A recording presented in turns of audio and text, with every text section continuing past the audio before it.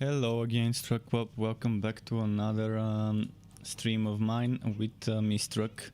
We're gonna be doing some more Torchlight 3, some more Bane Sharpshooter, grinding, farming, trying to get those level 60 items to complete my setup. Even if I don't get the level 60 items, most likely tomorrow I'm gonna end up making this as a build video. Because yeah, it's already Saturday and yeah, I wanted to make this build video ready by the end of this week so I can move on to something else, some other type of content next week and some other type of sub-quest combo. Also, I'd like to thank some people who followed me while I was offline. One of them is a bot, so I'm gonna ignore the bot, but Erosion59 doesn't seem like a bot name. Thanks for the follow.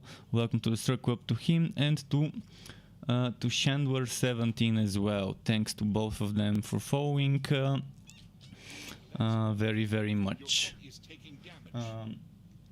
Where is Sky? I think Sky is somewhere on my bed, so I can't show you Sky, but me and Sky are back for some more Torchlight today. I'm gonna be doing more Endgame and hopefully get some good stuff. I'm hunting for specific pieces of equipment, musketeer hat and rope. Those are my two most important things I'm trying to get. I mean, ideally I would get a good North Mace or a good Glacier's Edge, not this forged one that I'm using, but it's not that high on the priority list. Let's see where I left off last night. I think I was doing the Netherwell. Or was it Angered Ancestors dungeon maps?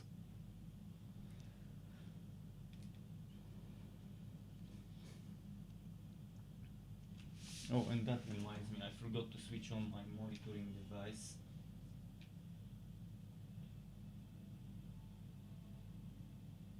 While it's loading, might as well switch it on.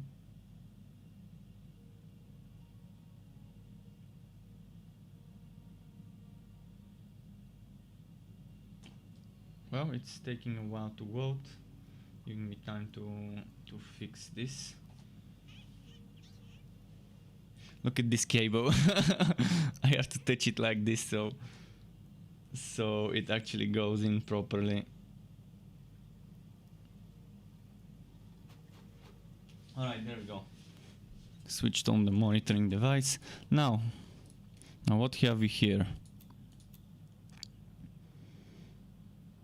16 scrolls of 5 bound. Soon I'm gonna have to go and sell. For now I think I need to send the pet for potions before I do anything else.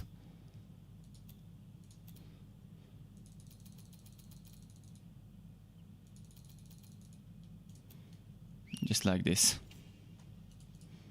And is the camera looking fine? Oh, the camera is not looking fine. Fuck.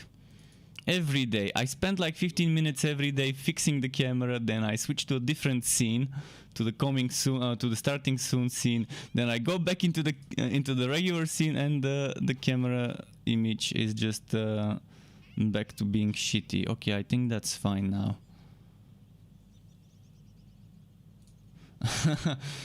Good thing I saw it on time. Okay, let's start some Fuzzier. I guess because the light changes, like 15 minutes ago maybe it wasn't as dark outside as it is now, although it's still not completely dark. It's like midday, it's 4:18 p.m. so it's not like it's not like there's no sunshine outside, but I guess there was more sunshine earlier. Angered Ancestors, yeah, let's not do Angered Ancestors unless something amazing shows up on the maps. Dividing goblins, I'm gonna consider doing the level 30 map. I'm just looking for a Gearwalkie one. Gearwalkie with goblins would be my ideal thing. I normally stick to doing the Stormbringer or Netherwell maps. They're pretty good to do.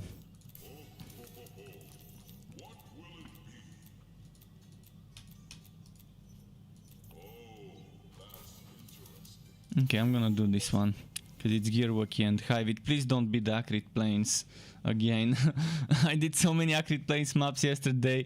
I'm kind of sick of doing Acrid Plains. I hope it's the the underground dungeon or the zombies cemetery kind of map. We'll see.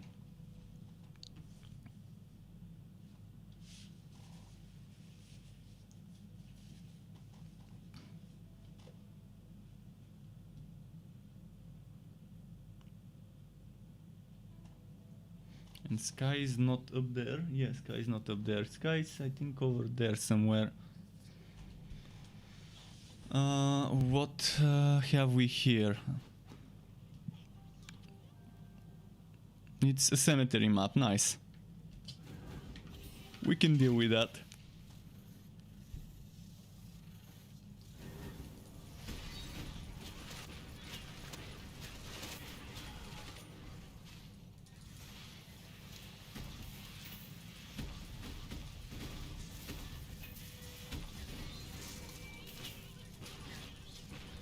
Okay.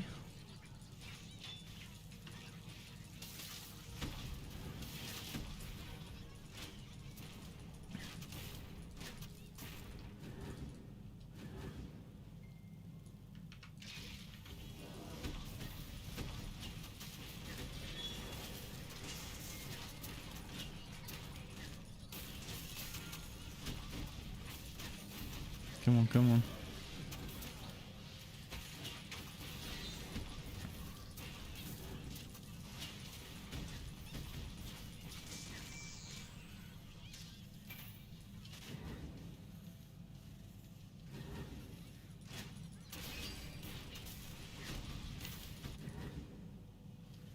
Okay. That was pretty shitty in regards to density for the first few fights. Hopefully it gets better. Oh, they're teleporting. Oh, and by the way, did you hear the news about the upcoming big content update, which will be a very quasi one? Quasi one meaning something quasi related would be happening most likely. Is it gonna be a quasi rework for the Sharpshooter? The thing that I've been waiting for a rework with the a rework of the adventure assistant? Is it gonna be rework of the subquest of the code heart? Is it gonna be a new subquest? Is it gonna be a new quest? Quasi update. Bean is famous for teasing some upcoming content with puns. And I'm sure something in that sentence that it's going to be a quasi update is supposed to tease. It's supposed to reveal some sort of a hidden hint about the upcoming patch and the upcoming big update that they've started working on. And since they just started working on it, I don't expect it to come within the next at least 3 weeks, maybe even 4 weeks from now. We'll see. But if it's gonna be a quasi update, the first thing that comes to mind is quasi. The second thing that comes to mind is if they're doing some sort of Valentine's update, and the quasi means that there's gonna be some costumes like transmogs that give us some formal wear, like tuxedos and party dresses and stuff like that for our heroes. That's another thing that comes to mind, but I think it's more likely that it's gonna be a quasi-related update, not a formal dress transmog kind of thing. But who knows? Who knows? It could be completely different. Those are my 2 guesses about what quasi-update is supposed to stand for, to tease. I haven't asked, so I have no idea if that's the case, but I'd rather not ask. I'd rather get surprised when the time comes, when it's time to see what the new update brings. But yeah, most likely it's gonna be 3 or 4 weeks if they've just started working on it. It could be more, it could be a lot more, but I'm assuming it's a good time frame to release an update around middle of next month, the first update for the year. And I'm talking about big update, not like a patch or hotfix.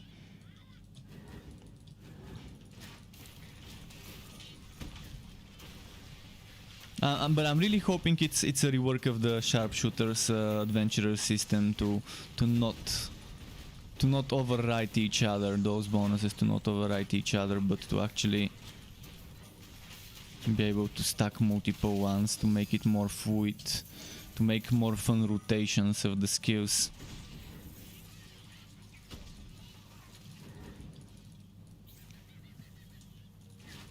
Also very much stoked and hoping that they would also rework the subclass, the Cold Heart subclass. Those are my two things I hope they would do when it comes to class related stuff. But for all we know, they might surprise us and actually give us a new class or a new subclass. So who knows? Definitely not me. But yeah, I did say what my guesses are. I'm probably gonna talk about the same thing later when some more people join, and maybe we can have a discussion about this. But I had to get it out of the way at the beginning of the stream as well.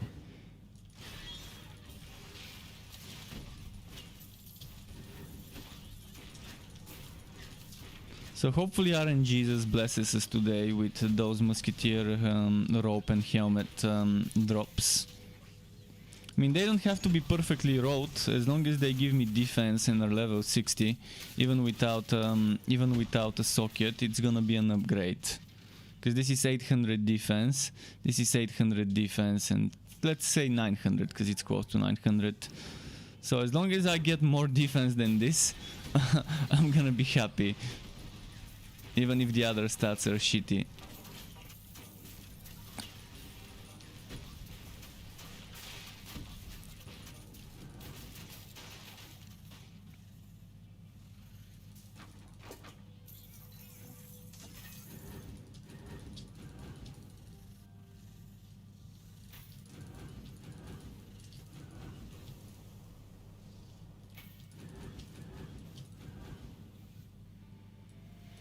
Let's see.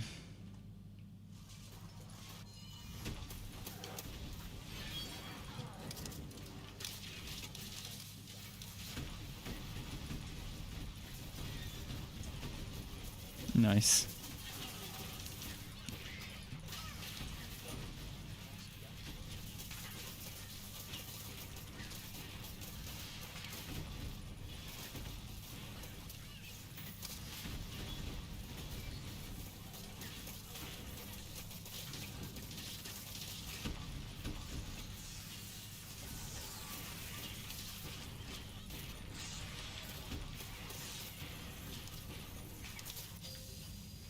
Okay, let's see.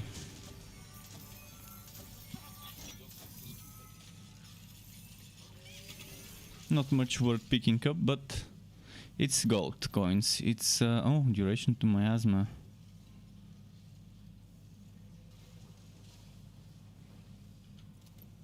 I'd rather keep this because I've got a socket and I can put the type of defense I want there. Okay, let's go to Travel Passage.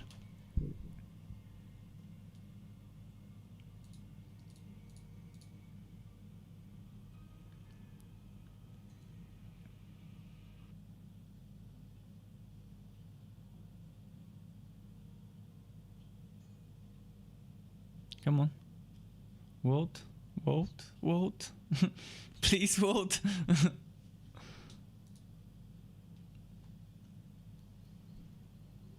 What if I were to lower the camera a bit like this? Is it? I'm thinking to lower it a bit, but see, it's catching my bed now. Maybe just the edges of the bed, just like this. Okay, that's covering enough. So with the mic, I'm gonna keep the mic over here. Maybe over here. Okay.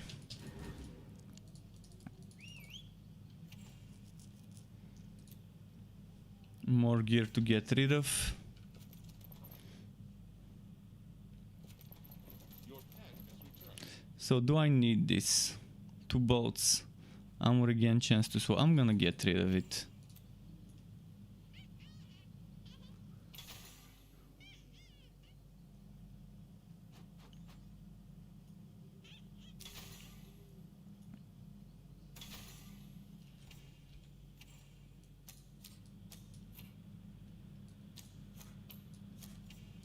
Okay. Next level. Oh, first the pet needs to sell. Next stage will be... Well, I'm not liking those options. But let's do it. Let's do this one. It's goblins at least.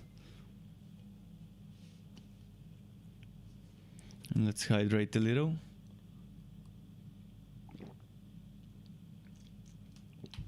But yeah, the game coming to Xbox Pass. Kind of did not expect this, and I'm pretty sure many people didn't. But I'm also sure that many people appreciate that they get the chance to test this game via the Xbox Game Pass or whatever it's called. My question is why the game is capped at 30 FPS on new Xbox consoles, and is there a way to remove the cap? Because someone mentioned yesterday that on Series S the game is running capped at 30 FPS, which kind of makes no sense, because the Series S is definitely better than my machine, should be able to handle better FPS.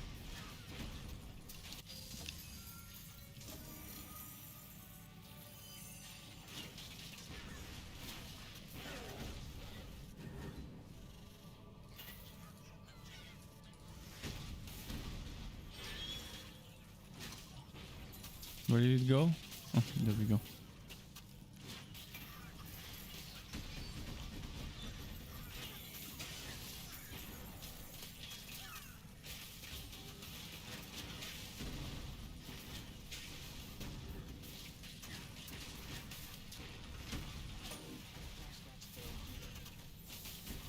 Okay.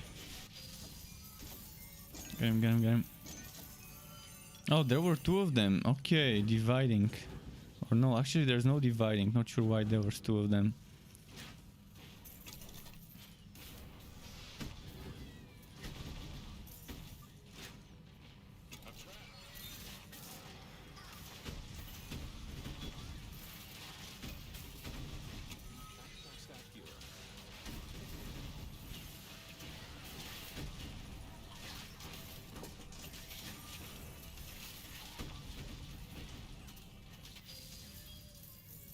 I'm so happy that I've got such a good range on Explosive Arrow. I can try and keep the spirit away from my goblins and spiders and skeletons, so they don't get wrecked. I can stay away, let my pets do the meat shielding.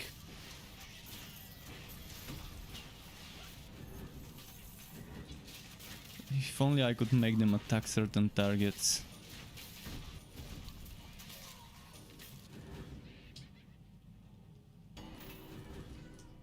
Let's attack there, let's attack here, let's attack there, and maybe let's attack there and there. I think I put everyone in the vicinity together.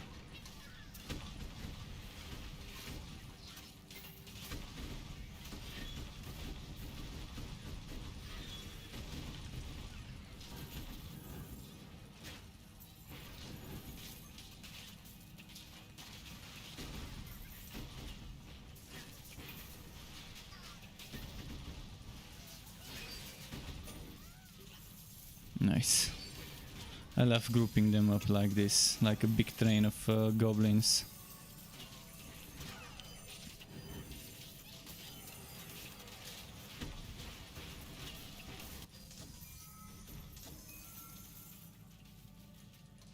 Are my goblins even taking damage from this guy? From the spirit? Is he damaging them? He doesn't seem to be damaging them, only me. Which is kind of weird, but okay.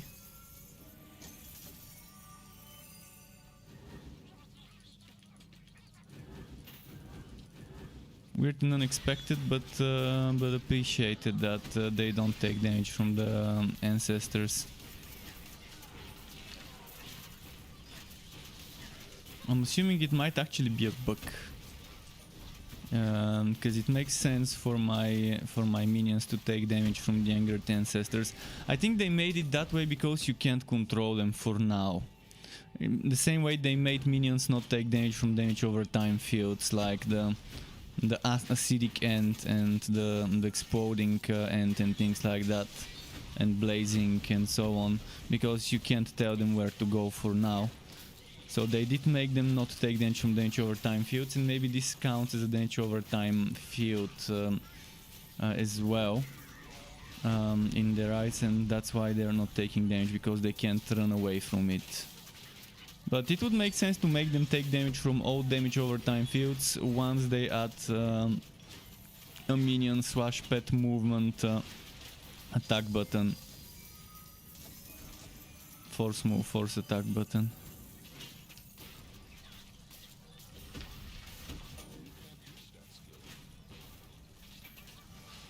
So won't be surprised if when such a mechanic, such a button is added in the game, for them to bring back the damage from AoE fields to our minions and pets.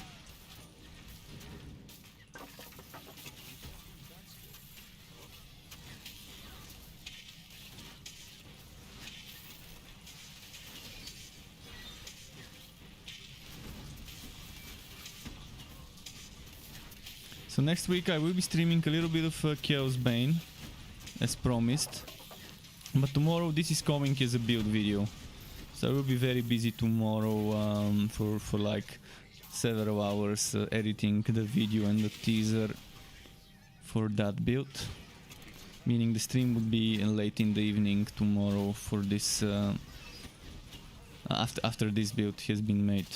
I even don't know what I'm gonna stream tomorrow evening. I could start a new hero. I could start a new hero on this game, or I could do some Chaos Bane. Oh shit. Yet again, entering a portal without a confirmation window. Aragon Show says stream Diablo Immortals. I don't have Diablo Immortals. I would stream it if I had it, but only a limited number of people from Australia had access to Diablo Immortals. I really want to test the game for myself to see if it's terrible, if it's not that bad, if it's good or not. I want to make my own opinion after testing the game, after seeing how bad the pay to win is, how hard it is to get the items that people can buy with real money by farming them, to know how pay to win it is. I would like to see for myself, but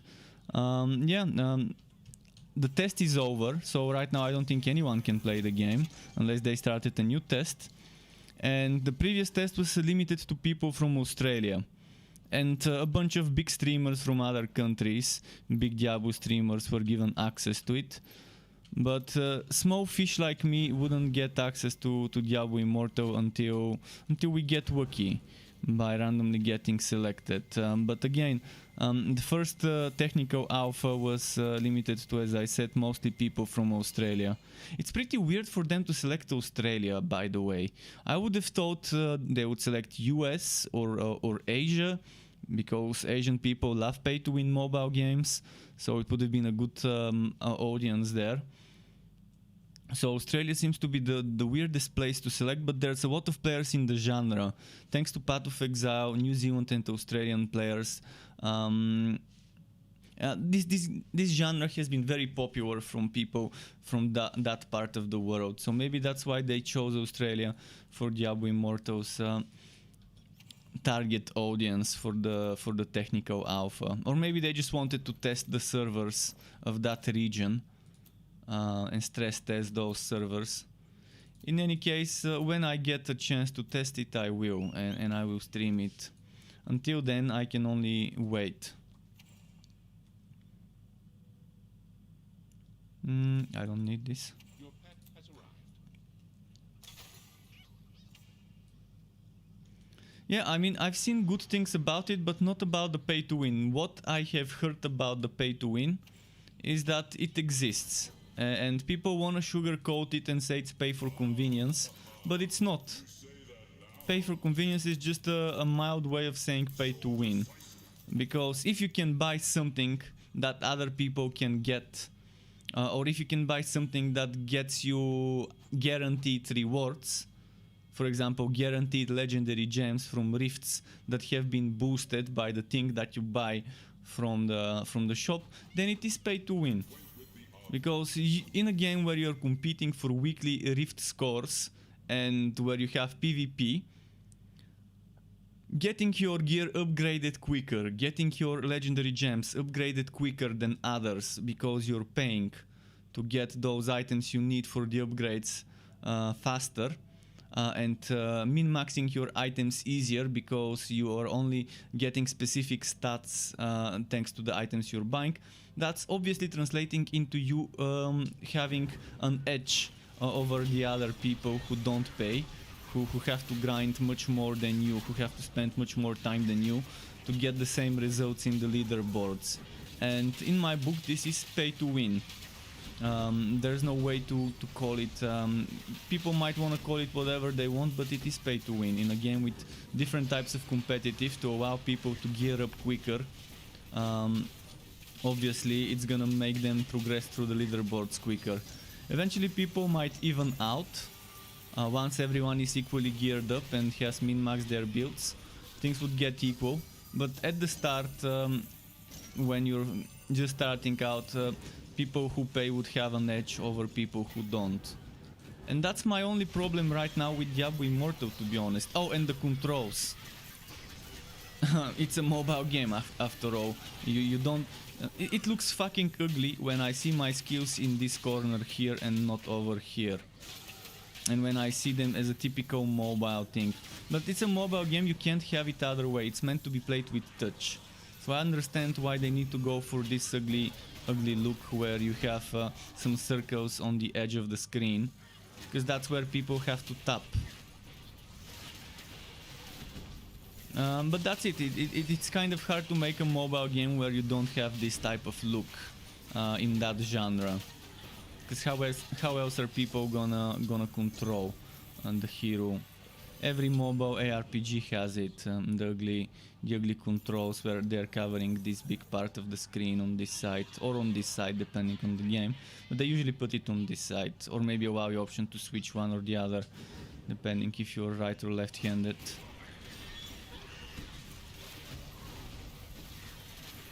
But yeah, apart from the pay to win and the visuals of the HUD, there's not much that I haven't liked from the things they've shown us. But until I play the game, I can't say much. Obviously, it's gonna be Diablo 3 mobile. That's what it's supposed to be. It's supposed to be a lighter, maybe more polished version of Diablo 3 for mobile platforms. Diablo 4 would be the real deal. That would be hopefully the real Diablo game that we can enjoy on PC and console. But Immortal will be a money maker for sure, because all the competitors for Diablo Immortal are pretty much terrible Asian grindy pay to win whale traps, maybe is the best way to call them. So there isn't something as polished and as nice in regards to itemization and stuff in the genre on mobile as Immortal for now. We don't know what Warhammer Odyssey will be like when it's ready. We don't know what Torchlight Infinite will be when it's ready. We don't know what the new Titan Quest will be until we can play it. We've seen trailers for all those games, but when all games are out and I've tested them all, I would be able to tell people, oh, if you want to play mobile, well, this one is the better out of the 4 games in the genre. Indra Meyer says, do you know the weapon damage percent that the spiders hit for at base? Which spiders? Because there's a lot of different spiders. I can check it in the calculator after this match. I can't pause in between the map because it's Angered Ancestors. But I can check it for the spider links. Okay. The mobile Jabu, we don't know when it's coming out, but my guess is 2-3 months from now there should be some sort of open beta where everyone could play, most likely. I'm assuming by the time summer comes this year, they would want it to be available for everyone to try as an open beta, most likely. It's still in alpha, so if that means anything to you, that it's still in technical alpha. By technical, I mean they're trying to figure out things related to connectivity, things related to the game in general, to the performance of the game, rather than fixing bugs and glitches and adding new content. Obviously new content is always on the agenda, but technical alphas are normally alphas focused more on the technical side of things, on the servers, on the connections. Maybe that's why they selected Australia as the first technical alpha region, so they can sort out the connectivity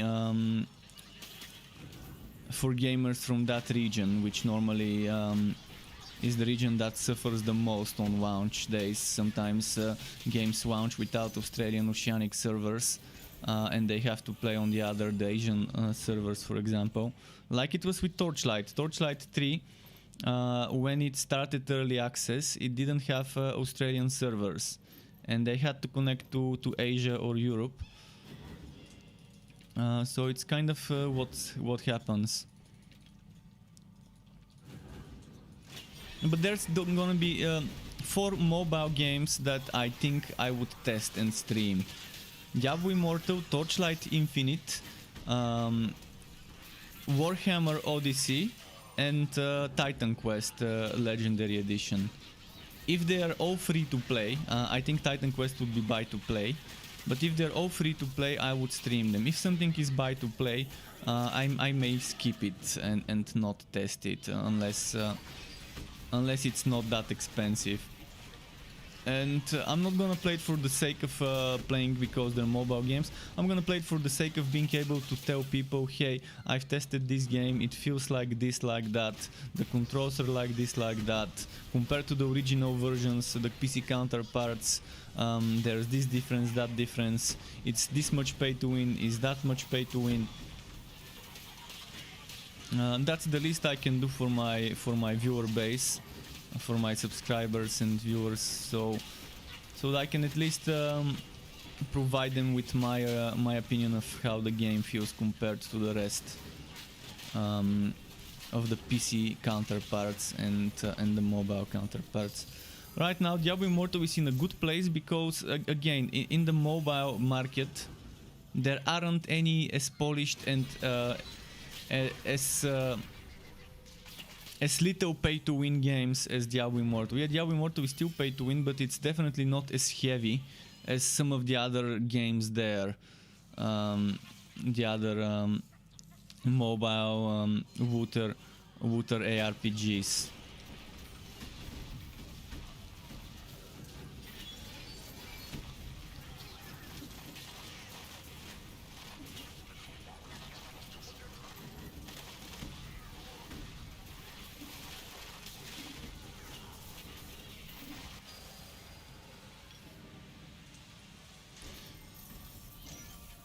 Diablo Immortal will be free to play.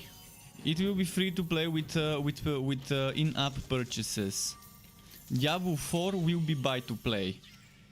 So obviously Diablo 4 would have no in-app purchases, maybe cosmetics, but can't confirm or deny in-app purchases in Diablo 4. But most likely they're not gonna have in-app purchases and just sell DLCs, which is the standard, the premium model. So Indra asked about the spiderlings, and Ganon Dude says, hey Struck, do you know the contract to use to get more character slots? I'm pretty sure I got one from there. There's 3 contracts, 3 basic contracts, each of them can give you 1 more character slot. So that's the Homesteader, the Adventurer, and the I'm gonna check the name. The three basic ones, the ones that are always there.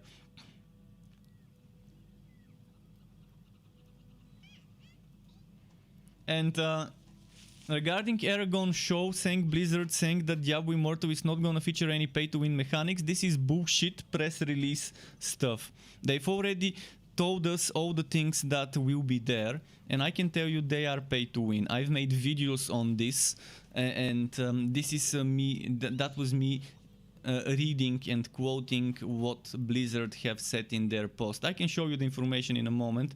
Let me quickly check what Indra was asking about the spiderlings. The spiderlings base damage. Let's go Bane. Just a moment. It doesn't say how much damage they do. It doesn't say how much damage they do. Let me check here if it says so. Yeah, it doesn't say. So I can't tell you the damage of this. It doesn't say it. So Ganondorf, the contracts for character slots are Adventurer, Craftsman, and Homesteader. Those three. Each one of those at level 35, 37, somewhere around that time, you get a character slot. So for this one is around 37. For this one is 35, and for the other one I think it was 35 or 37 again. 35. So two of them are 35, another one is 37. And about that pay-to-win stuff I mentioned, I can try and quickly share my screen with the information. Just a moment.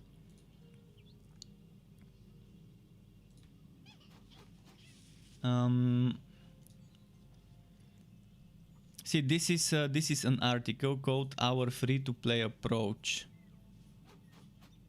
and this is the article that I made a video about. So what you can buy, there's few examples. One of them is crests.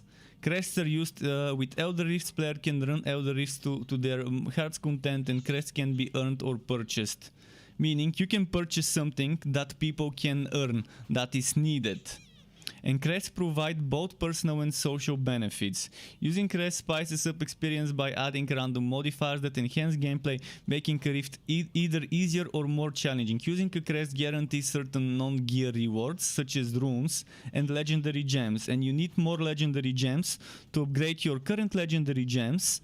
For example, 2 legendary gems of rank 1 make one of rank 2, and so on. Meaning, you have the ability to buy things instead of having to farm them, so you can earn legendary gems quicker, which means you can upgrade your legendary gems quicker and get an edge over other players who don't pay, who have to grind and do things much slower. On top of that, accumulated rift points can then be used, so crests will provide rift points when used by at least one member of the party. Accumulated rift points can then be used to acquire items such as legendary gems as well. So you get rift points with those, another edge. Then there's reforging. With reforging you can use reforged stones to reroll affixes, but if you use specialized reforged stones, which you can only buy, you can't earn them, maybe from dailies, but I don't think so. And you can focus on specific affixes, meaning you can min-max your gear much faster with the pay-to-win compared to the free-to-play players. And then there's the Battle Pass progression, which would have a free and paid version, and the free version obviously would have some of the more basic rewards like regular reforged stones. The paid version would be with specialized reforged stones and stuff like that. If this is not pay-to-win, what is? And then there's the market, where you can exchange currencies to other people. You can actually, in the market you can sell items. It's not a real money auction house, blah blah blah. It lets you sell certain materials, supplementary materials, and legendary gems. for currencies, and there's gold, platinum, and eternal orbs. Eternal orbs you can buy. Platinum you can earn with dailies, but you can also buy it with eternal orbs. Exchange it in the market. You can sell items in the market for platinum and stuff like that, and you use it to craft charms. So eternal orbs you can get from specialized reforged stones. You can purchase it for platinum, which is the dailies, which is how people would exchange it, and yeah, and you can get crests and other things like that. So it may not be as heavy pay to win as some of the other games out there. It's much milder than anything else out there on the market, but it's still pay to win in my book. And I've made a video about this already in detail. I mean, everything is subject to change. It's a technical alpha.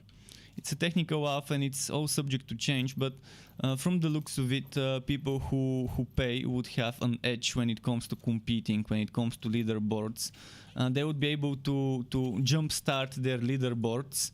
Eventually everything might even out. When someone has spent 2-3 months grinding, perfecting a specific build, and have min-maxed everything, they would be on equal footing as a person who has only spent 20-25% of that time because they spent a lot of money and were able to jumpstart their build. So eventually everything you would be able to earn by playing, but that's a big difference by paying or not in regards to earning certain things that others can't, and regarding min-maxing certain things. Now let me go back to some of the comments. Indra says, I hope they show the percent eventually. I also hope they show the percent eventually. I also hope they show us the weapon damage of the little spiderlings.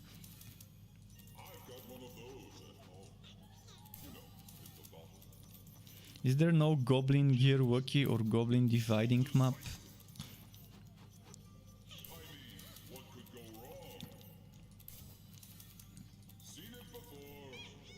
Okay, I'm gonna do this one.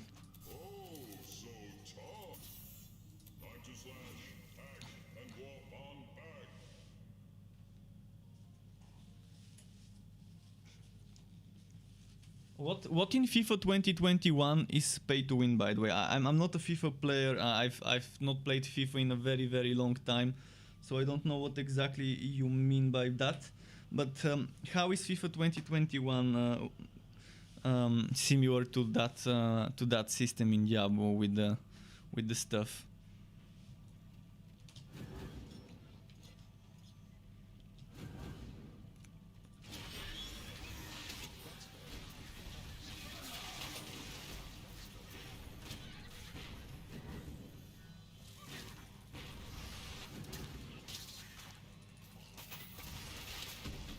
How did EA manage to put pay to win in FIFA out of all things, sports games with pay to win?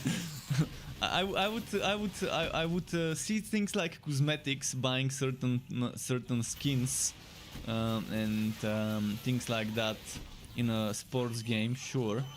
Especially if there's a story mode where you develop your character and stuff like that, and then you get some visuals for the character. Maybe some cosmetics, maybe for the apartment where the character is. Things like that. Okay, that makes sense. Cosmetics, sure. It's just visual bullshit.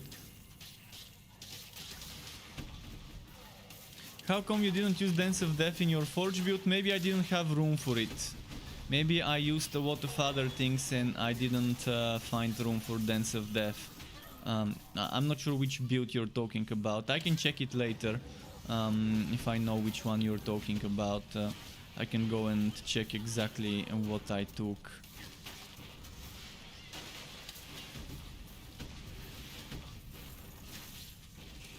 Dance of Death is not that great. Honestly, it's not great for every build. It's one of the more underwhelming ultimates. Good ultimates, in my opinion, are 1000 Volt Burst and Summoning Smash. And that's it. The other three are super underwhelming. Arachnid Assault, Cold Front, Dance of Death, pretty underwhelming compared to Summoning Smash and 1000 Volt Burst. And 1000 Volt Burst is not good because of the damage it does, but it's good because of the buff. The attack speed, casting speed buff. That's what actually makes 1000 Volt Burst good.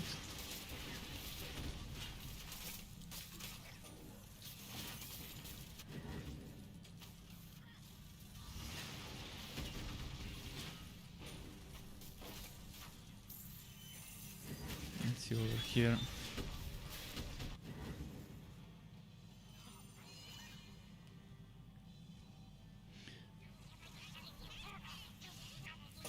Spinning, spin bot drain a watt. Okay, spin bot drain a watt. I'm gonna look into the skills in a moment after this map, so I can see exactly why I didn't take it. Because I just can't remember everything I did for that build right now. But most likely I just didn't have room for it, and I thought it's not gonna be that big of an increase to use Dance of Death.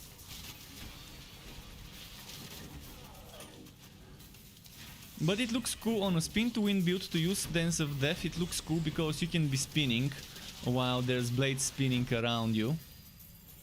So visually it actually is a very cool looking one, and the first version of the build, the Punch Bot Drain a Watt, which had a spin to win version as well, if you just rework the skills, it included Dance of Death. But if I want to use things like Imbue Relic, I need to make room on my skill bar for that. And I think that's why I didn't take it, so I can take Imbue Relic, which is a bigger DPS increase than that.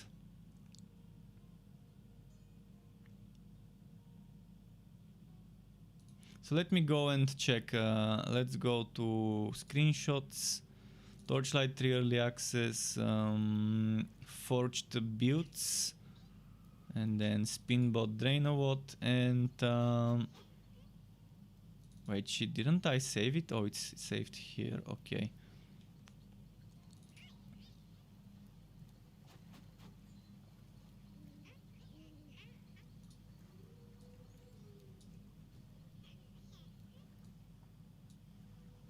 Just a moment. So this is it. Well, let's see, let's zoom in because I can't see from this far.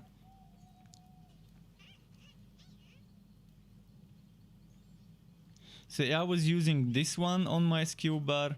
I was using this one on my skill bar. I mean, ideally you can remove those 3 points here and put them there. That's fine. I think I was using this and this, so that's 2.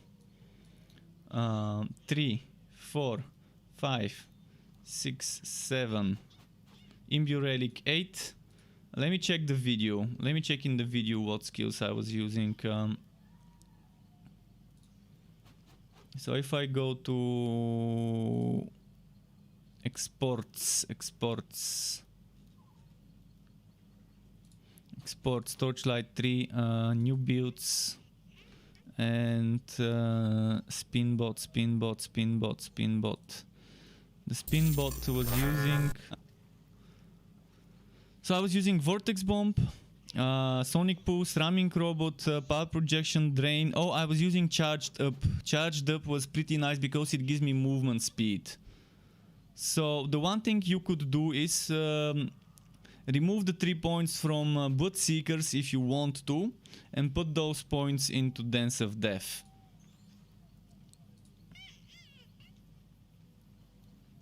So if I go back to that build, see, this is one version without those points and putting more points here. This is the regular version. So one version would be to just put these 0 points and put these 3 points and put this on the skill bar, and that's fine.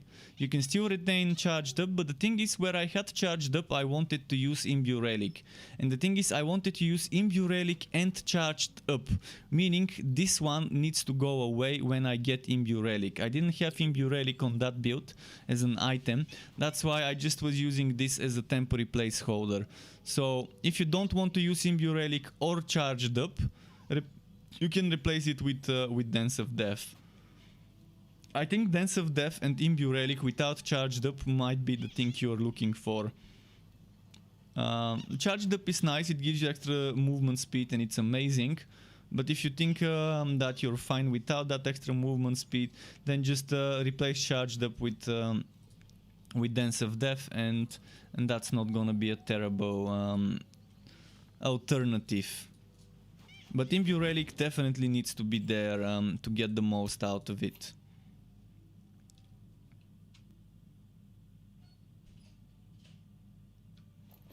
It dropped the helmet, but not the Musketeer helmet. If only I can get a level 60 Musketeer helmet.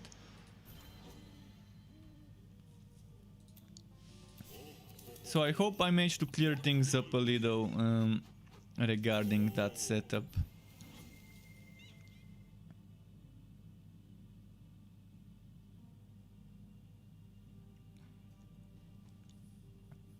The Imbue Relic is such a good skill. Right now, every single build I make right now has it. Not because it's the best out there.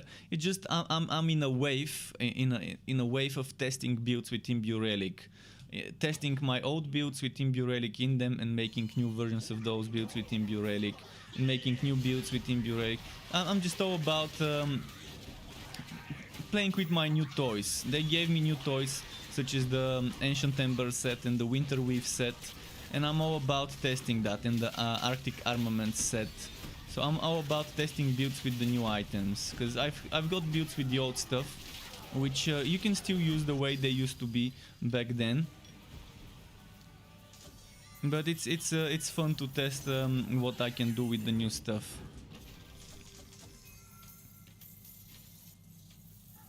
But as I mentioned, they have teased a quasi update.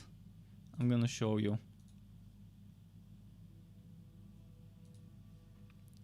Look at this message. We've just started planning work for the next big content patch, and while we don't have any additional info to share quite yet, I was assured it's going to be a quasi update. Keyword pun, quasi. Bean is known for teasing us with puns about upcoming stuff. So does that mean there's gonna be a new subquest or a new quest? Or does that mean there's gonna be some reworks for some quest related stuff? Quest related mechanics? Or is it gonna be something completely different? Go out with your imagination.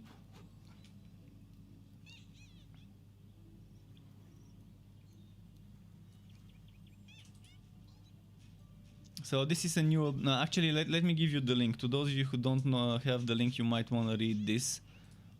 It's not, they haven't teased specifics, but at least they have mentioned a little bit of a teaser. But yeah, Bean is famous for teasing upcoming stuff with puns.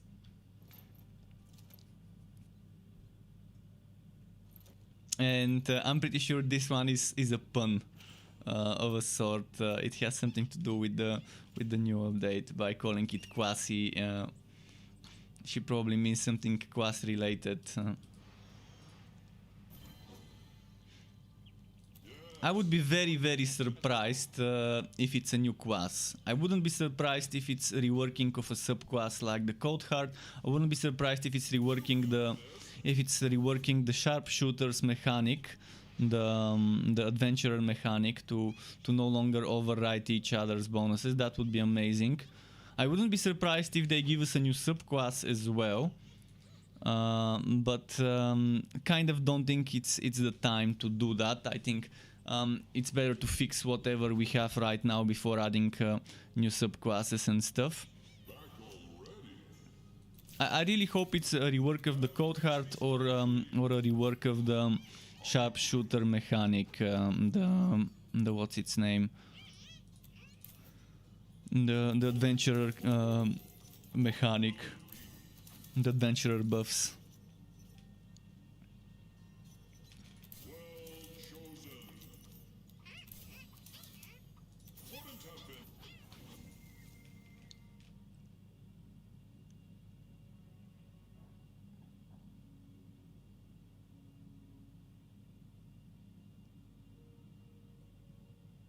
But yeah, obviously without points in Boot Seekers, and you can put points into Fracking Strike or Vortex Bomb, that's okay. Or you can put more points into the Spin to Win skill. It's not bad. If you want more points into the Spin to Win, that's fine. See, those 3 points, you can remove those 3 points. You can put 1 more point into the Spin to Win.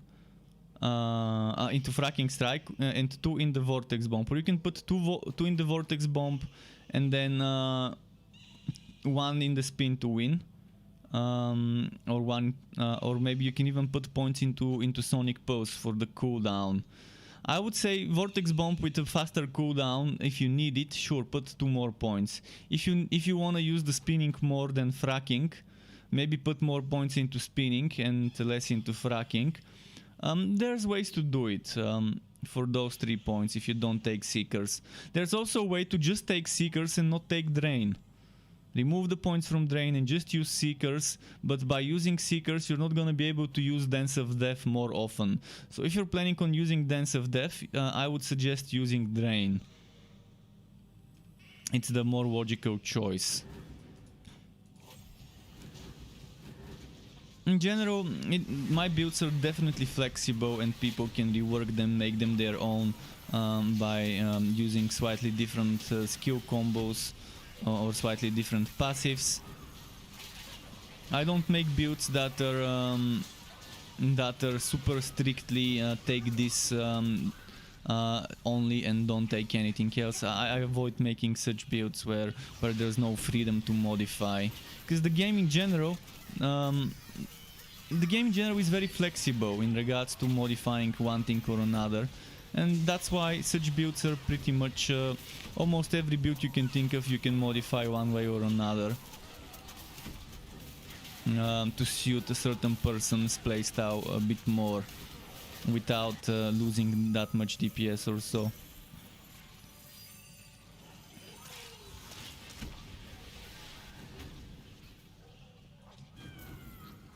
If you need more points, you can get extra levels from items. You can get extra levels from items, from helmet, from a weapon. You can get +3 levels to one skill, +3 levels to another skill. Especially the helmet is a very good place to get extra levels. That could get you a much better cooldown. If I collect some items with levels to Vortex Bomb, I can make a Vortex Bomb 0 cooldown build. With a sword with +3 levels to Vortex Bomb and a helmet with +3 levels to Vortex Bomb, and I get Vortex Bomb level 10, I can probably get that cooldown very low, close to 1 second. If I get a 1 second Vortex Bomb cooldown, it's gonna be amazing. I would do Vortex Bomb, spin, Vortex Bomb, spin, Vortex Bomb, spin without even doing Fracking Strike. I can just make the no steam spender setup where I'm using the Mountain King wheel to generate 50 heat back. And then I need to just generate 25 heat before the next Vortex Bomb, and within a second I should be able to do it without a problem. I played a similar build in the alpha, because in the alpha Fracking Strike was a heat builder, and you could do Fracking Strike to generate 25 heat, and I would do Vortex Bomb and then a few Fracking Strikes and then Vortex Bomb and then 2-3 Fracking Strikes. We didn't have Mountain King wheel, so I had to use 3 Fracking Strikes in between Vortex Bombs, but I could get Vortex Bomb because we had cooldown. I'm very happy with the forged rework. It made Forged so much more fun to play, so much more viable. The Steam spenders definitely do a ton of damage, and building around those is a great way to do it.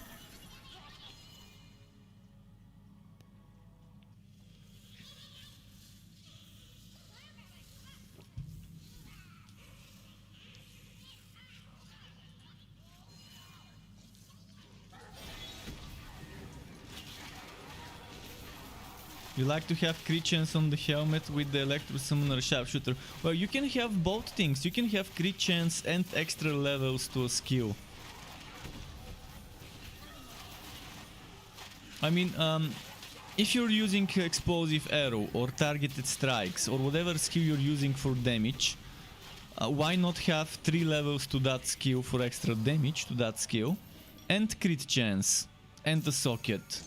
It's doable. Just like right now I've got crit chance and defense and gearwork. I could get rid of the gearwork or the defense and then put extra skill points. It would be a lucky drop, but but it's a drop that's possible to happen. If they make reworking, if they make rerolling items a thing in the game, which they should. I won't stop asking for this until we get it. If we never get it, I'm never gonna stop asking for this. To get a Diablo 3 style rerolling system. Because we really need it in a game like this with so much RNG. We need some way of negating the bad RNG. Just a moment, I need to fix some cables under the desk.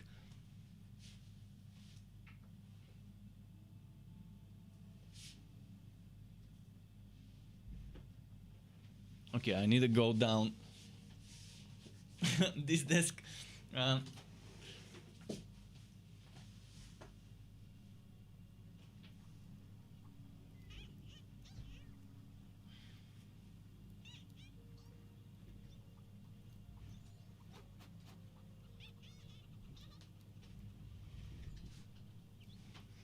I have a extension cord stuck to the inner side of my desk, and it's stuck with something like Velcro. One side, you know, one side is like it's kind of like Velcro, like this, kind of like this thing, but both sides are plastic. And yeah, one side is stuck to the wall, the other thing is stuck to the extension cord, and this one started falling.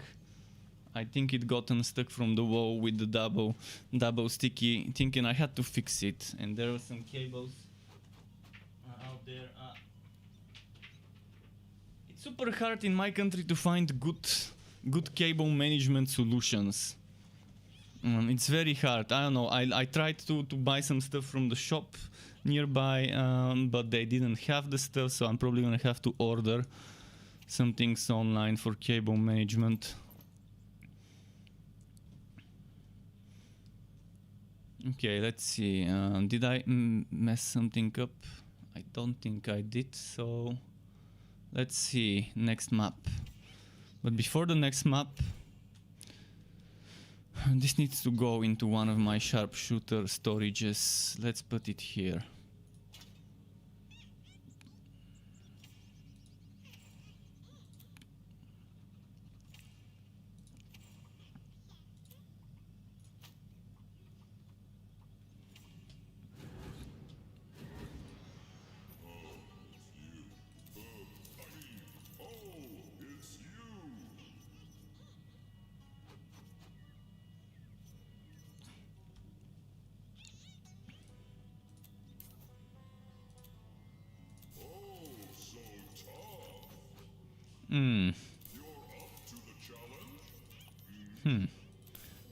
Not getting any good maps.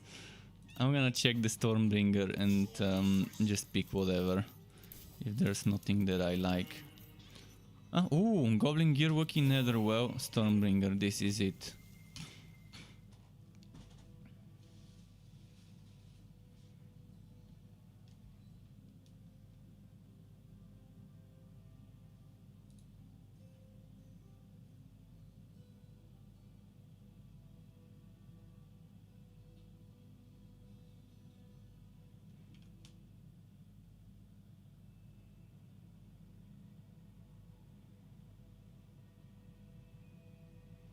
Come on.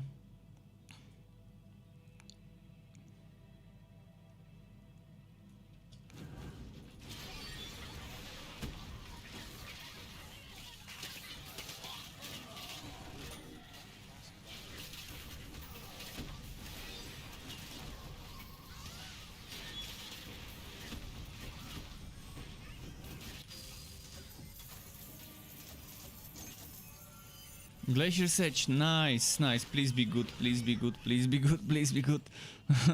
No, it's not good. It's not good. Come on, game. Why? Why the levels too easy? Why the attack speed? It could have had something like extra flat damage and a socket there.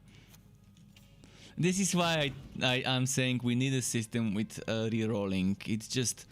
It's so grindy to get a legendary drop with the stats you want. I mean, you get that item you need, and then you get shitty rolls, and it's just so discouraging. I'm pretty sure many people would rage quit due to the lack of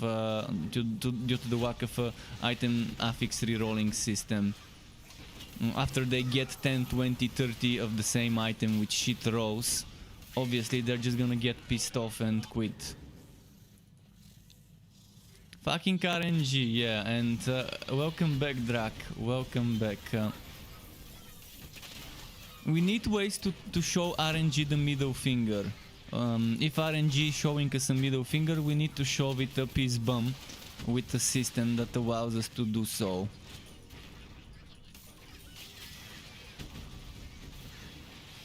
Also, we need a system to add sockets to items that are not socketed, because, yeah, it's definitely gonna help.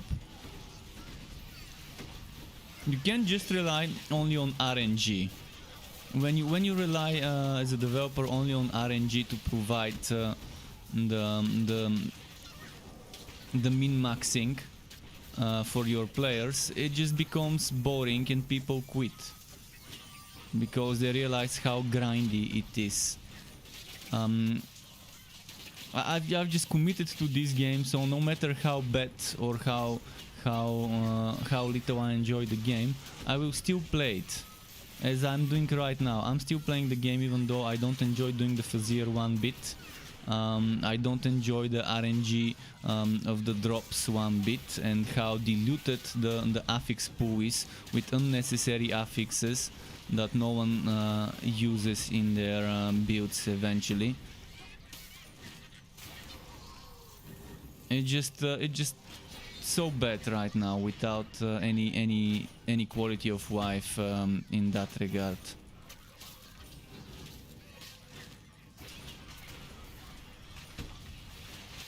We need sinks for essences.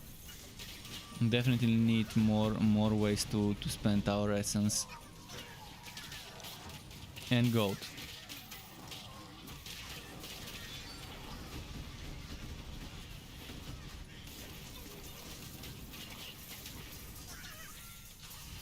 I think many developers think that the more grindy the game is, the more time players would spend playing the game.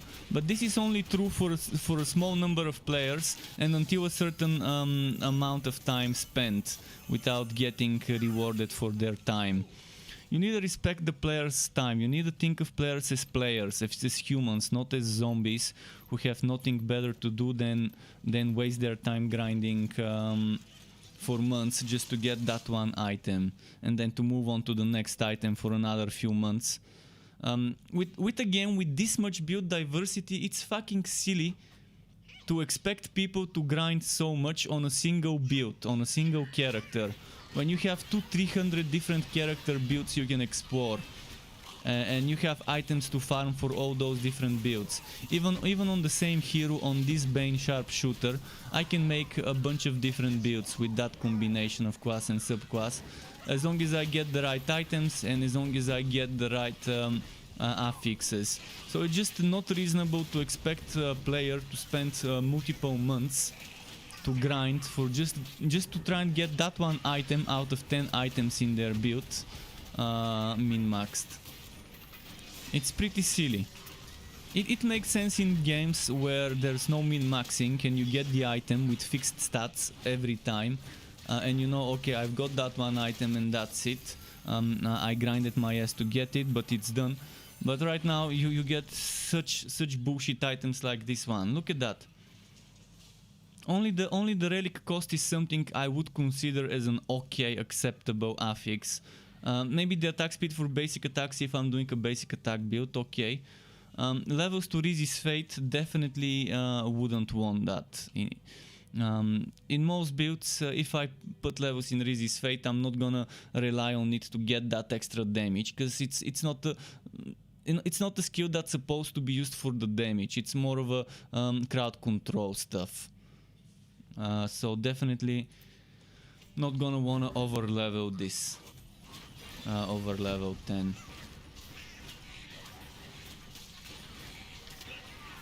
Yeah, it can allow me to, in certain builds, to spend the points I take from it elsewhere. So it's not that terrible, but still, damage is much more useful. Crit chance, crit damage, much more useful.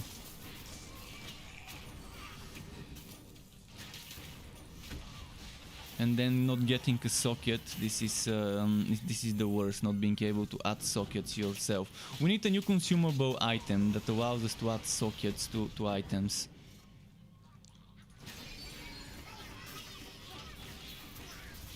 In terms of quality of life, the game really needs some improvements for the items, for the itemization, for the min-maxing kind of things.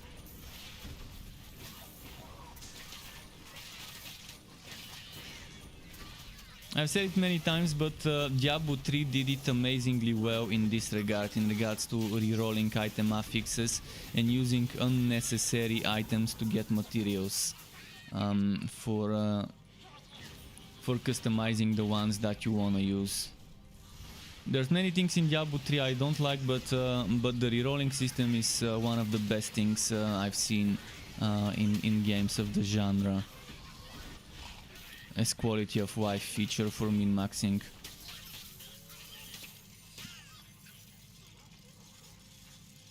Chronicon is probably the game with the most quality of life in regards to min-maxing and customizing your items after dropping them.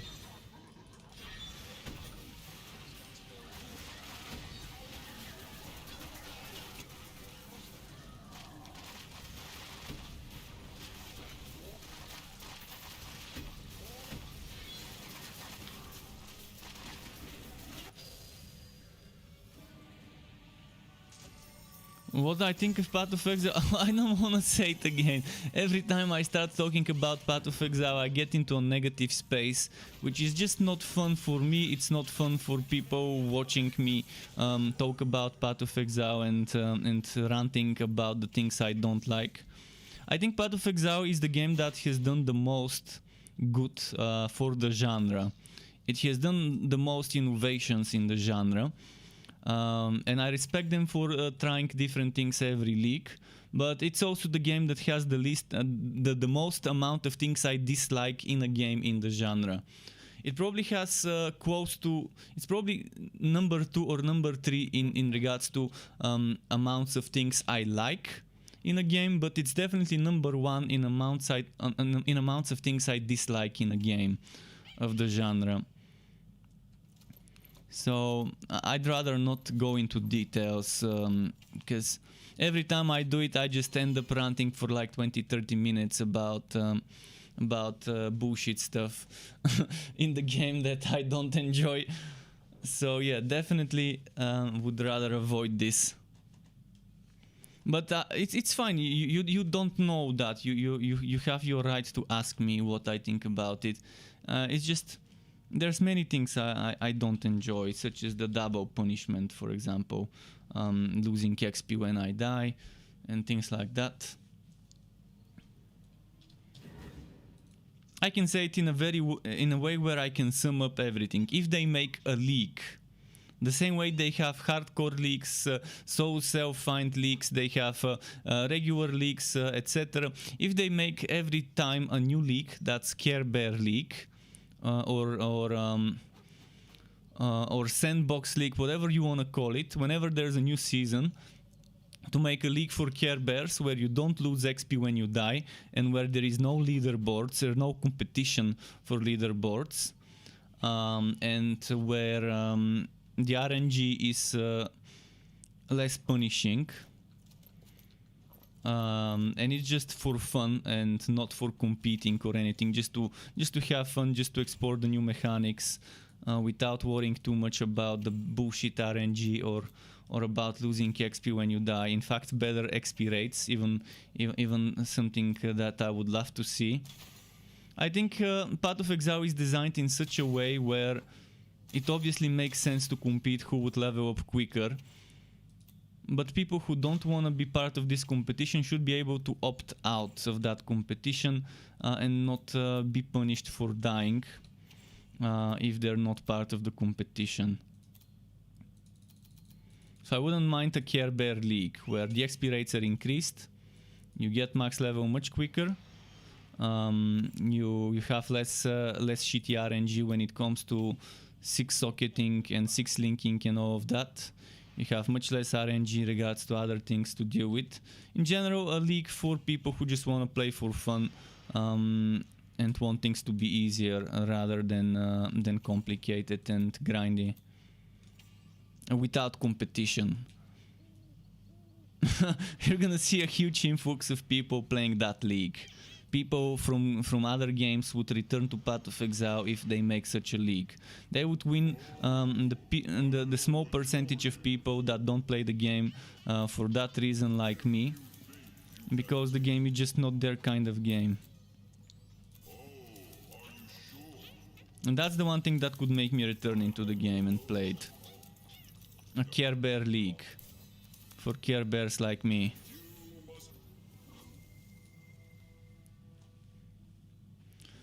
Because it's not casual friendly. That's its biggest problem. It's not casual friendly. It's very grindy, very time consuming, and in general there's so many things that can piss you off in that game. Every time I play it, I rage quit within a week and a half, 2 weeks of starting the league. But I've learned my lesson. I'm just not returning.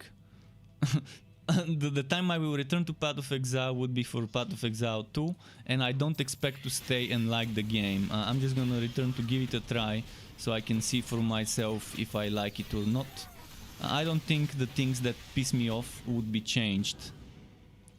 Some of them will be though. With Path of Exile they will be fixing the super grindy and RNG based 6 rolling, 6 linking.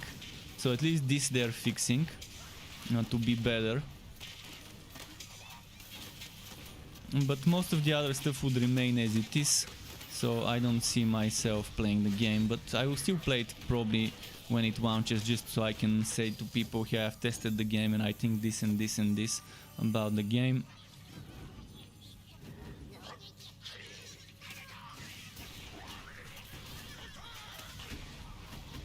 I definitely don't like starting over every season. That's another thing I hate in games, having to start over and do the boring story every time, and having to farm my items every time. It's like the game tells me, I don't value your time, fuck you, start over, your old items, you can't use them in the new league. You spent 100, 200, 500 hours on this on this account, well, fuck you have to start over and get new items again, get the same items again. For why should things be like that in games? Why should I start over every few months in a game and my progress pretty much be made worthless for the new content, and then I have to wait 2-3 months for this season to end before that content makes its way to the regular server if I wanna play it. It's just unnecessarily forcing people into things that are not fun.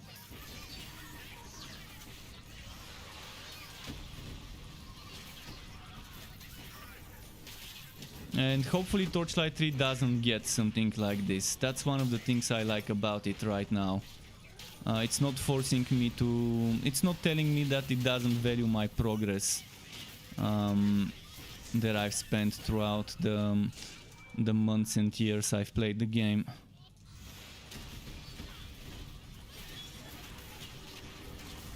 And I like the same, that's the same way is with Grim Dawn. With Grim Dawn I can access a 5-6 years old hero and just play that hero with the new content, with the new gear that the game has added, so with the new bosses that the game has added, and test my old hero by slightly reworking it to match the new content, and that's fine for me. I enjoy it that way. I don't have to start over every few months in Grim Dawn, for example.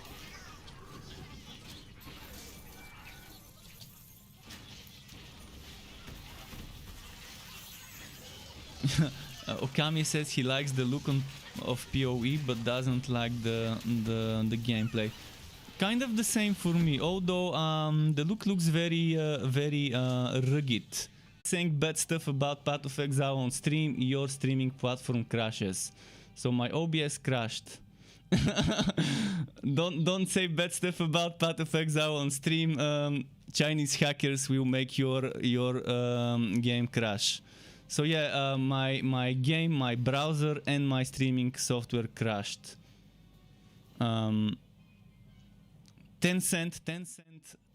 does not like people talking shit about their docs.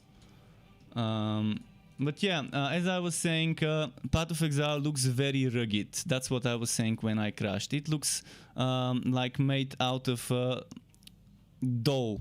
You know, the kid dough. Where you can model, we call it plastilin in my country. I think it's called toy dough or something like that.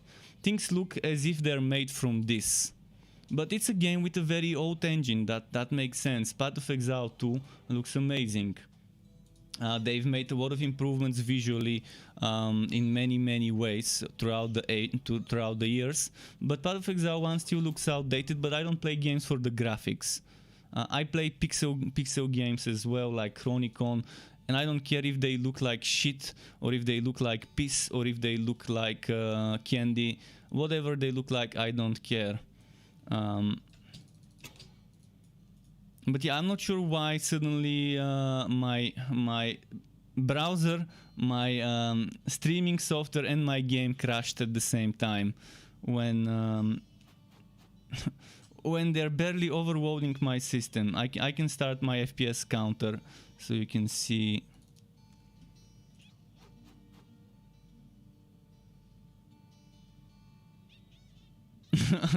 Tencent. I was joking though. I was joking about Tencent hackers from China crashing me, because who cares about the little guy talking shit about a game they don't like. What was the hotkey? Control Alt O? Control Alt P? Control Alt P, okay. Okay.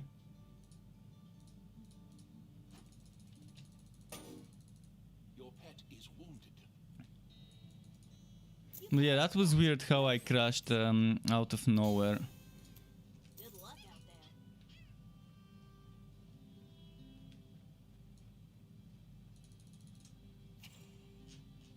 there. Let's go back to my fort. Yeah, I definitely like the style, and I also love the style in Wosen. Let's not say the style, the atmosphere. The atmosphere is amazing in Path of Exile and in Wosen, and it really reminds me like Diablo 2. The same I can say about Grim Dawn. It's pretty nice. To have that grim and dark style, but I also enjoy games like this one where it's more bright, more cheerful, as a contrast to the other games. So I'm not saying I like one or the other, they're just different. It's like comparing coffee and Coca-Cola or coffee and Pepsi.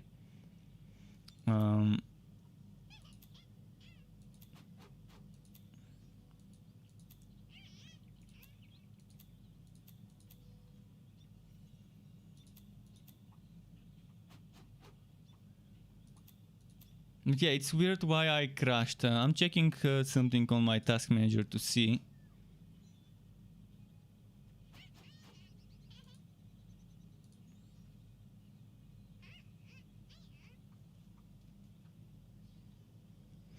Well, it's not like my CPU or GPU are overloaded, and nor is my memory, so I can't say what might have happened there.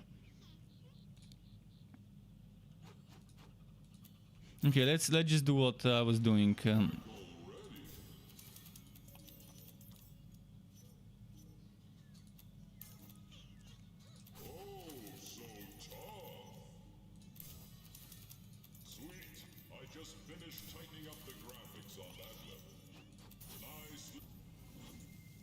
This map. Oh, Last Epoch definitely is also another game with a good atmosphere. The whole world is pretty nice in Last Epoch. It still looks kind of like a toy doll. It still has that toy doll look. But again, I don't care if it looks like toy doll or not, as long as the gameplay is good, as long as the classes feel nice, and as long as the itemization is nice and there's enough build variety, I wouldn't care what it looks like.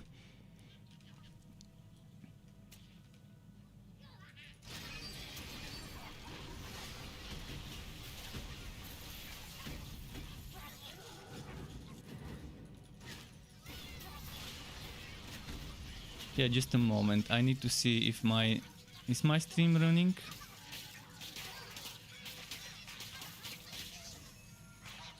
Wait, why is it on starting soon? Shit. It was on the starting soon scene for a while. I just realized it was standing stuck in the starting soon scene, which it shouldn't have been. When I started the software, it was in that scene with the game.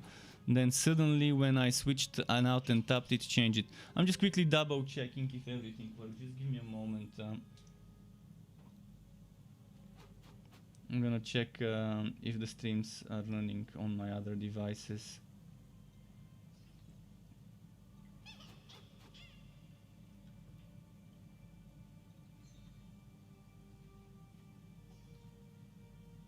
Okay, it seems to be running here. Let me check here. What's the link for this video? That's the link. Okay.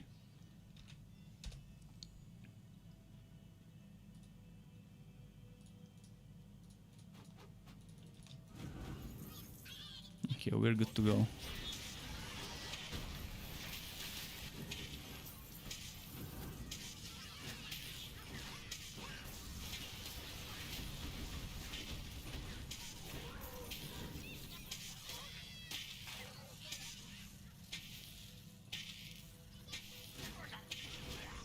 You don't see my... Wait, is that a note message about not seeing my screen? Because you should be seeing everything now.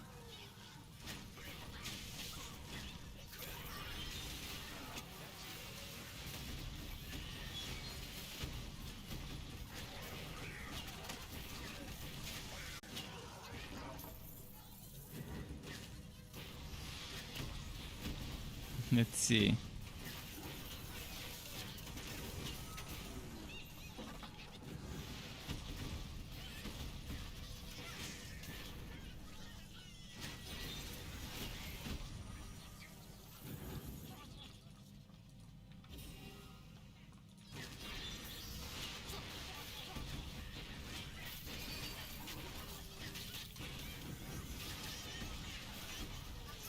So many uniques. I'm a big fan of Infamous unique maps.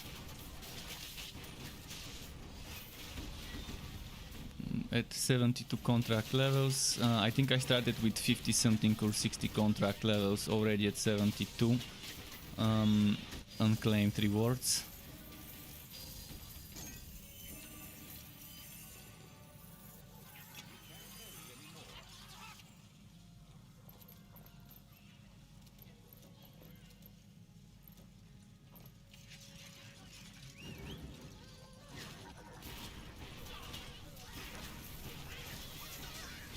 Let's see.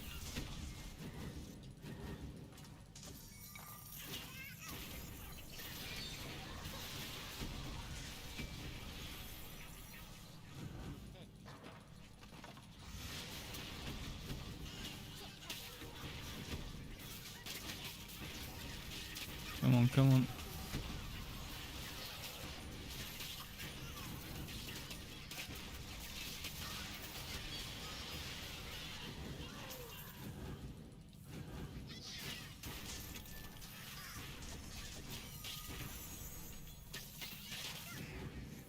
I'm gonna go this way to the dead end first. There should be a dead end here.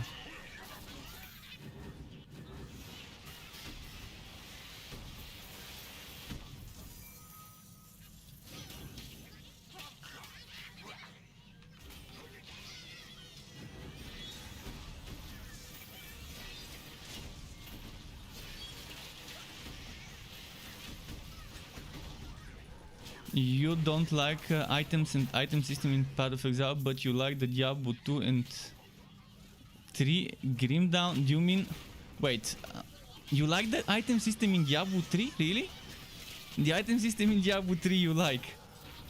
With the boring, no choice, no freedom of choice set items, where you kind of need to get that set to get this build, and that pretty much limits the build diversity, because it limits you to just using those full sets. I definitely, that's one of the worst itemization systems in my opinion, the Diablo 3 item system. Diablo 2 is amazing and it was pretty fun. Sets had their purpose there, and you could mix and match some set items with some unique items and things like that. But in Diablo 3 it's pretty much one of the most boring systems. I can say exactly the same for Chaos Bane, which is pretty much a copy-paste of Diablo's system. And I like how Diablo 4 is going a very, very different route without set items at all.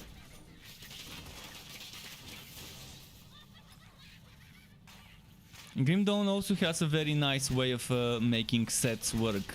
You don't necessarily always need the full sets, and there are just so many different sets and things, so much diversity. I mean, some sets are obviously super nice for some builds in Grim Dawn, but you don't need them always. You can make builds with monster infrequent affixes, you can make builds with some other legendaries that are non-set items, and mix and match them with some blue items as well. But yeah, Diablo 3 has one of the most boring things in regards to the sets and how strong those sets make some skills.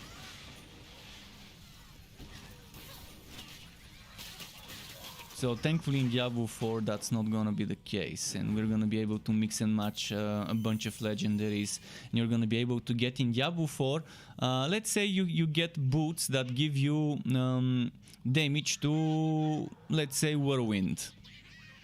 And then you get the same affix on a helmet. Then you can unequip the boots, because most likely you won't be able to stack the same legendary affix. That means you can equip other boots that maybe give you something else, like chance to get movement speed when you hit an enemy or when you kill an enemy, things like that. I mean, that's just some examples. Those are probably non-existent affixes, but that's just an example.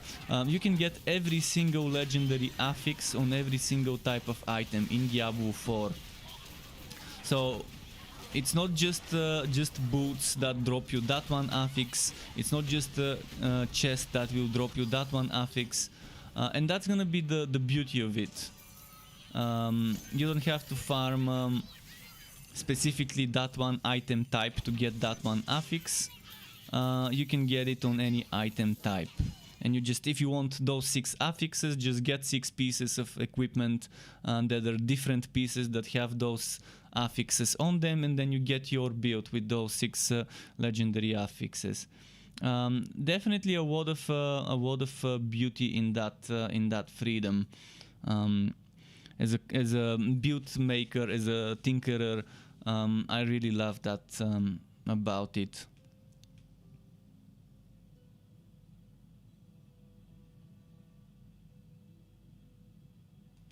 But as I said, the thing I like the most about Diablo 3 is the item affix re-rolling.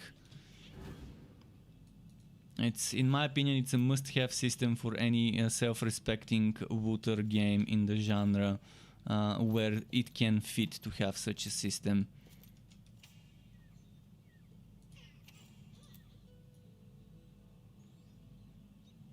to have a system that allows their players to reroll the affixes on an item. Shifting shackles, no thank you. I don't do shifting shackles. It's boring.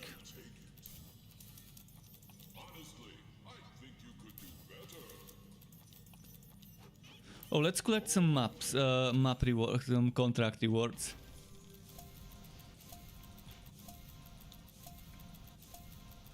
Legendaries aren't dropping for you, well, it's a grind. Try some gear bundles. If you can't get them from drops, maybe try your luck with some gear bundles, as I'm doing myself. I'm also not getting many legendaries, and when I do get legendaries, they're pretty much terrible. But every now and then there is an upgrade, like this one yesterday.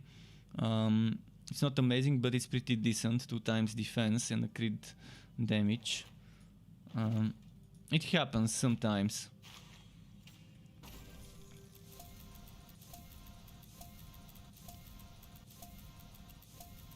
On normal and while leveling up, you get much more legendaries.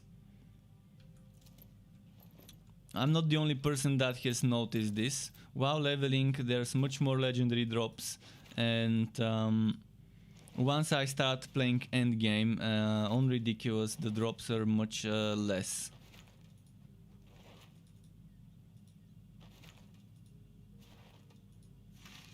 Although on paper they're saying that they increase the drop rates on Ridiculous and on Painful. So Ridiculous and Painful should be seeing increased drop rates of legendaries while doing Fuzzier. Yet I'm not noticing this. I'm not noticing this. And when you don't have a min-maxing rerolling system, you need good drop rates. Bad drop rates make sense in games where you can reroll the affixes, where you don't need to get 100 or 200 or 300 drops of the same item before you can get the perfect stats on it. Because right now, even if I get 100 North Maces, those 100 North Maces, maybe not a single one would be with the stats I want on it. I can guarantee that out of 100 there will be one that is actually with the stats I want. Even out of 300 I can't guarantee, due to the damn RNG, that I would be able to get one. And knowing that you have to get a certain item so many times, hundreds of times, to get lucky of that item to drop with those rolls, and how difficult it is to get that one specific item in the first place in this game. It just, I'm baffled how they launched the game without an affix rerolling system. With this amount of bad drop rates. It should be raining legendaries if you don't have an item rerolling system. If you have an item rerolling system, then you can afford to make the drop rates super bad to balance things out.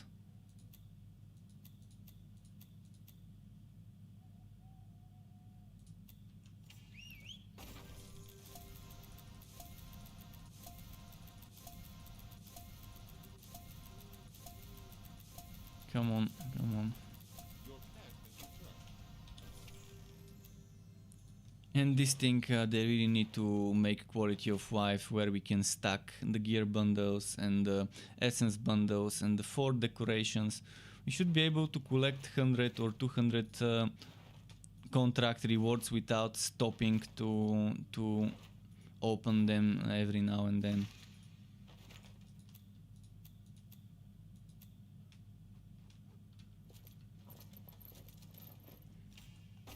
Feels like playing a clicker game where I'm spending my time clicking in the menus instead of fighting enemies.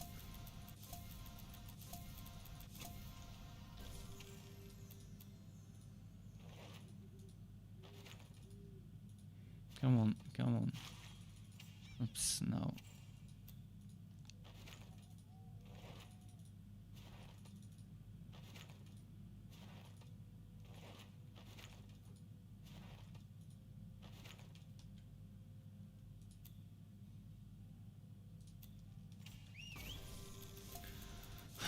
bit more left. I want to open them all.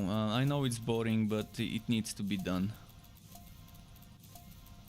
The more I postpone it, the longer this would end up being later when I start opening stuff.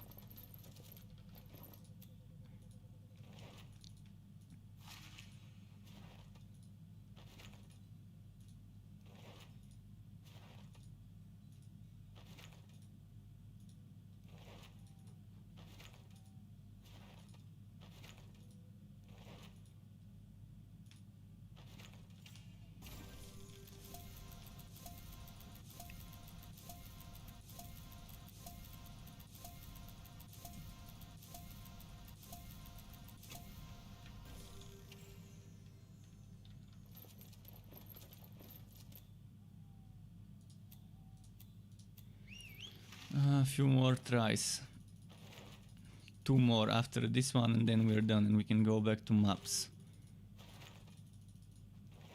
Your pet has arrived.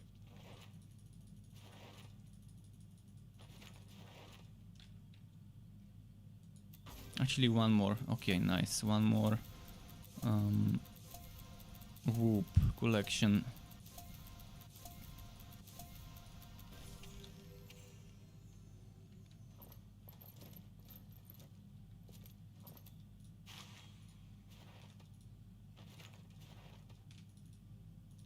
Come on, come on, come on. Drop something nice. Come on. I know you wanna. Let's leave the blue bundle for dessert. Stormblade. Okay. At least it's legendary. At least it's a legendary essence. That's what I'm talking about. I mean, come on.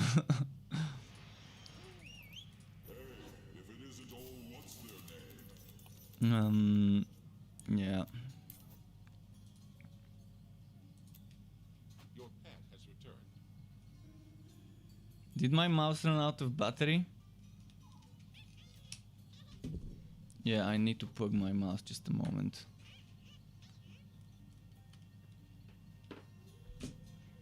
Okay.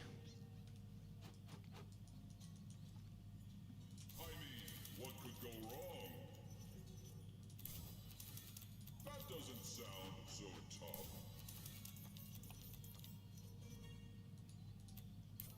If you think you can take it. Sweet. I just finished Come on. cleaning up the graphics on that level. Seriously, not a single good map? No, I don't want to play better. You're up to the challenge?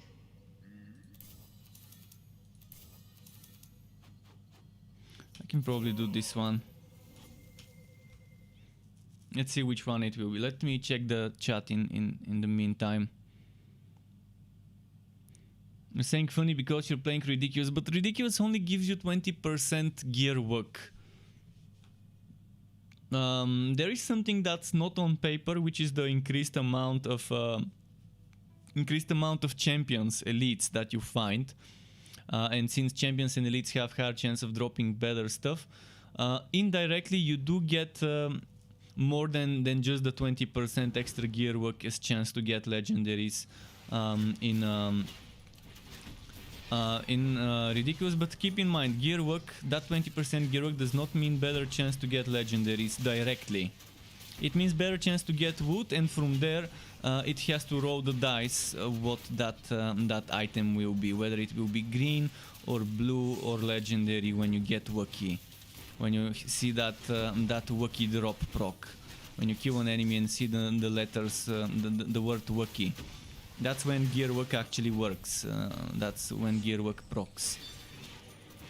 But it could give you a green Wookie item, it could give you a blue Wookie item. It's not always a legendary. And yeah, 20% is not a bad number when you know the limit is 100. And you do get more champions.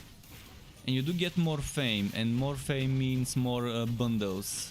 But again, you see, I'm opening bundles, and then from 70 bundles, 79 bundles, not bundles, 79 levels worth the bundles, I would get one legendary, and that would be a fucking Stormblade. Because yeah, RNG. RNG. I mean, I've played MMOs less grindy than this in regards to getting certain items.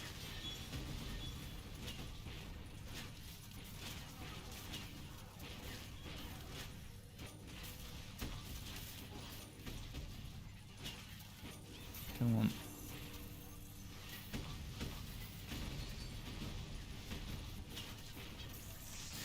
I would have laughed if Torchlight had the same drop rates as Chaos Bane.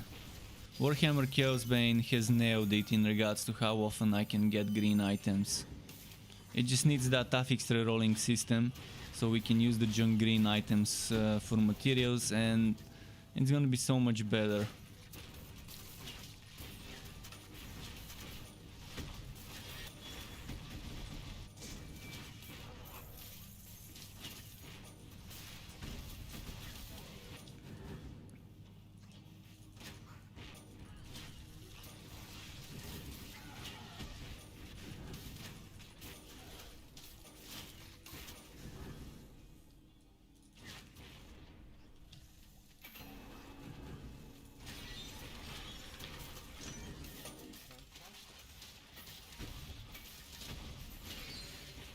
There we go, boom, boom, boom.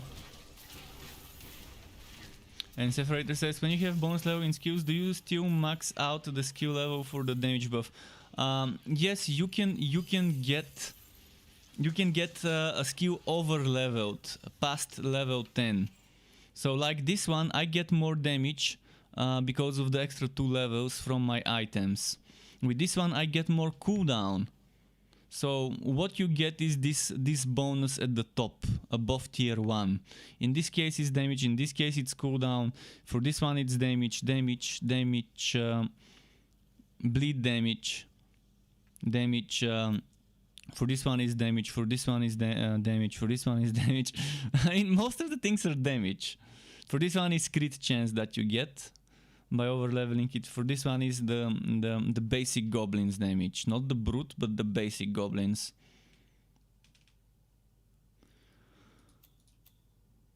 And for things like this you would get more damage. For this one it's also damage, for this one it's also damage. So most things is damage that you get by over leveling past level 10 a certain skill.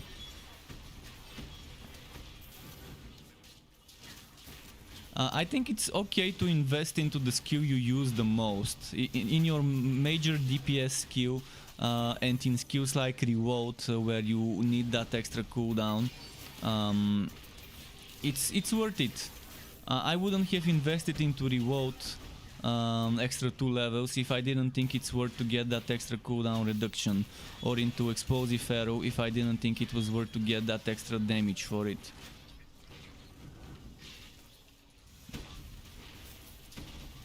Kilner says, dude, how is the game now? I've been away for a long time. Welcome back. Well, the game is much better than it used to be when it launched, but it's still not in an amazing shape. It's in a good shape, but not amazing. Don't expect it to be like the best game out there or anything like that. It still needs a lot of improvements, a lot of quality of life changes, a lot of reworks and rebalances. So it's an okay game for what it can offer, especially now that it's recently been added to Xbox Game Pass, so people who use that could benefit from it. But you can't play the PC Xbox Game Pass version. You can only play the console. They're saying console and Android, but this game doesn't have an Android version, so I'm not sure what that means for Xbox Game Pass. Maybe it's like a cloud gaming thing. I don't know. Is it?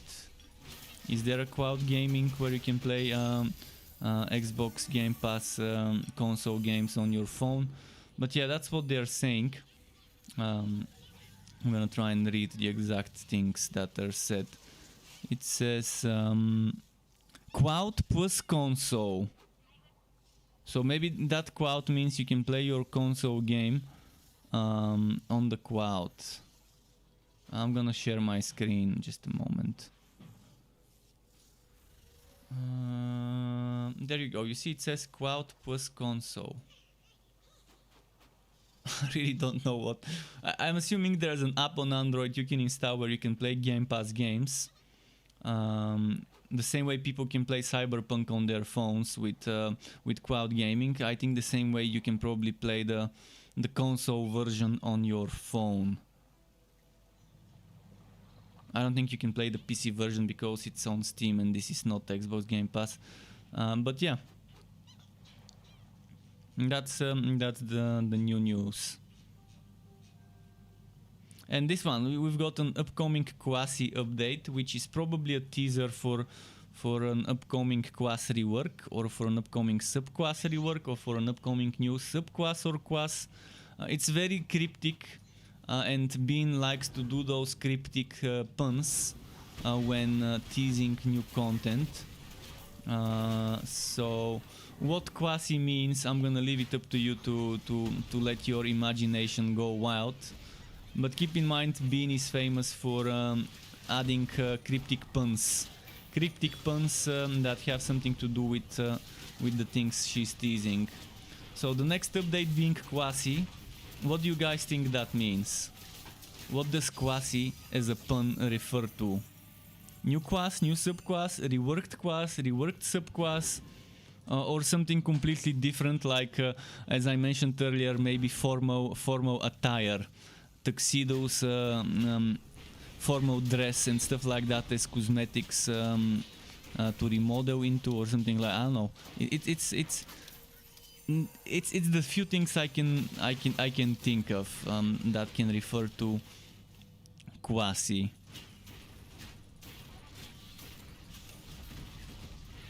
My guess is it's not gonna be a new quas. I think it's too early for a new quas, and I think the same for a new subquas. I would expect a new subquas around summer maybe, but not now. But who knows, we might end up getting surprised, for all we know.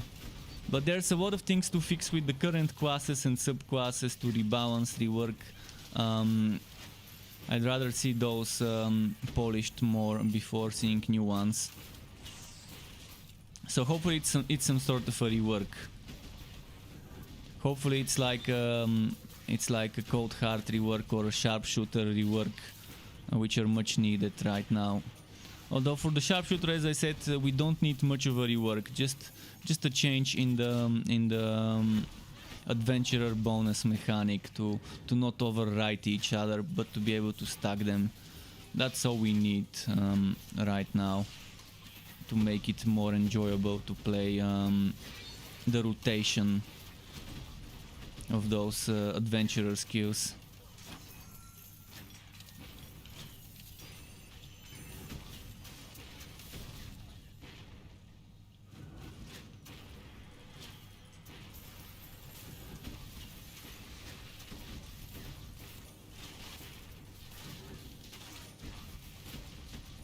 Let's see.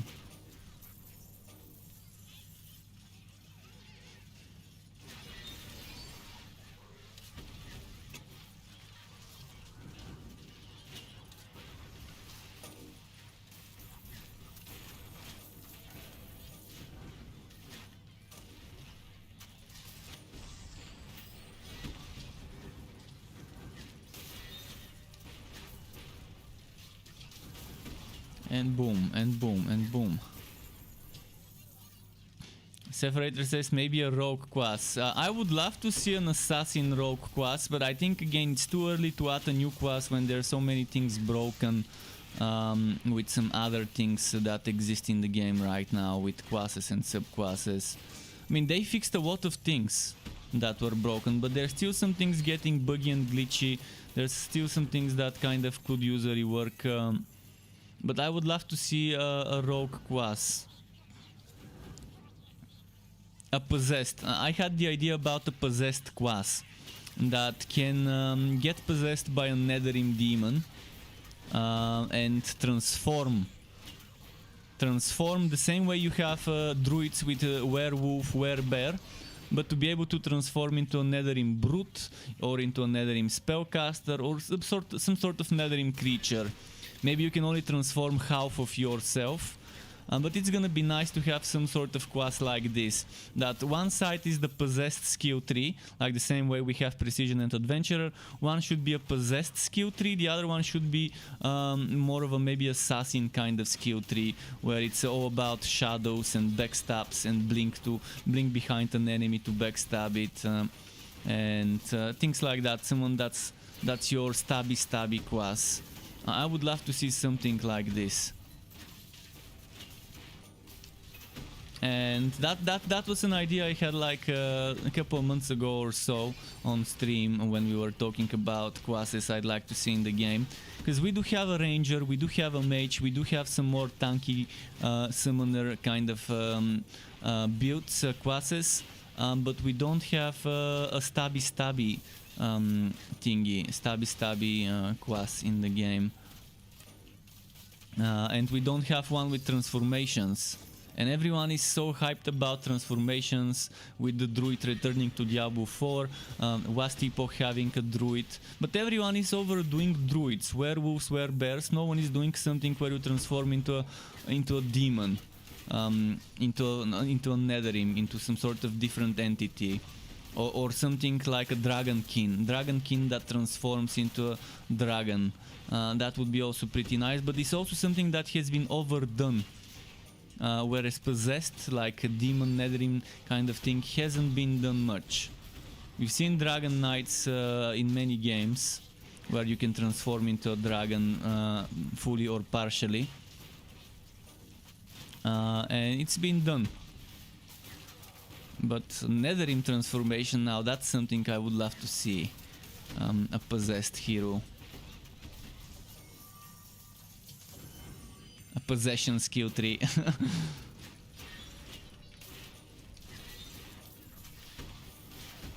Unholy pact, or whatever you wanna call it.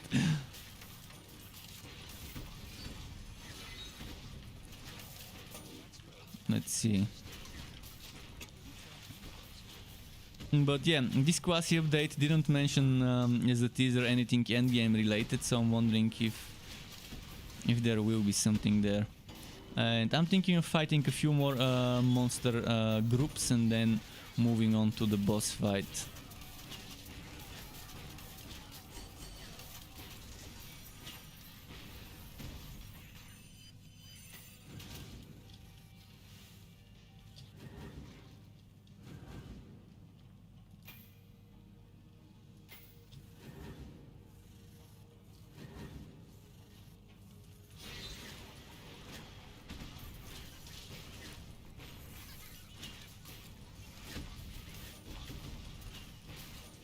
Let's see.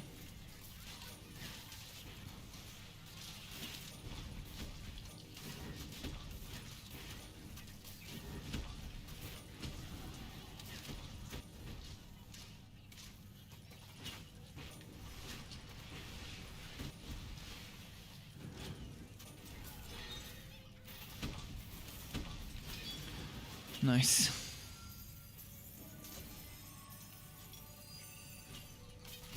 Why is this one stuck there?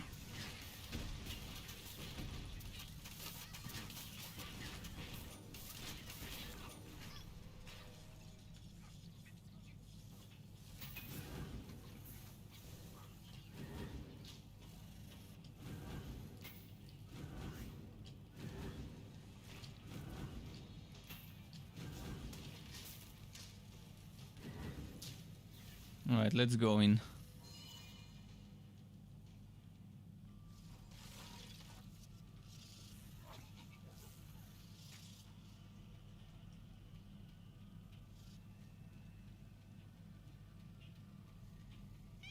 But I would be very, very surprised if they actually give us a new class this early after the game launched.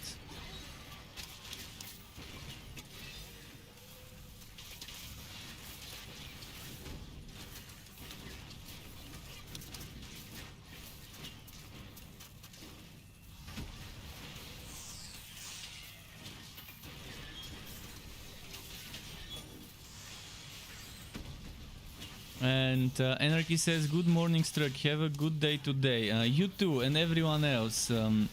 enjoy the day, however much of it is left where you live from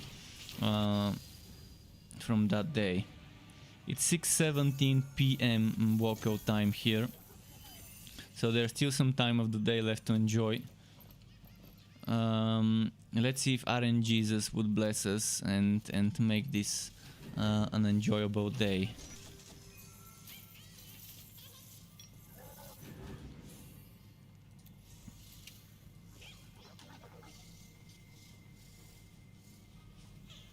Okay, there we go.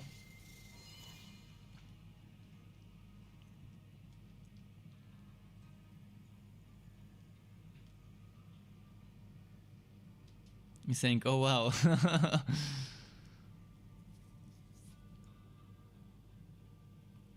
Wow indeed, wow indeed.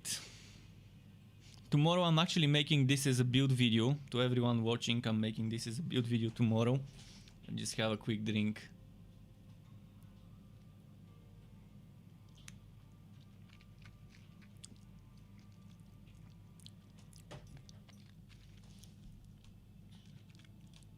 Get the blood flowing with this hot sauce.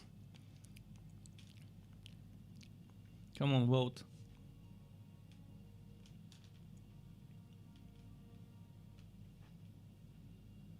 What's happening? Oh, there we go.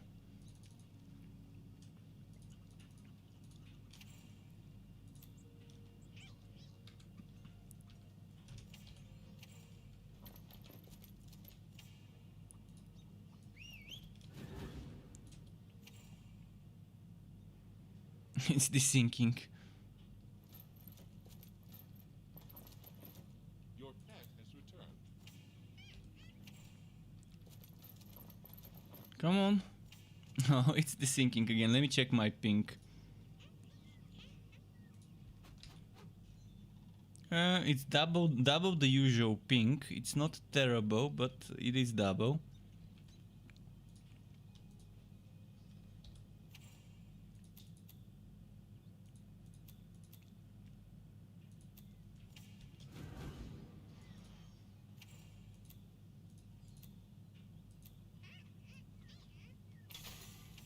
Let's do some more maps. What map should I try and find? I'm trying to find something with good drops.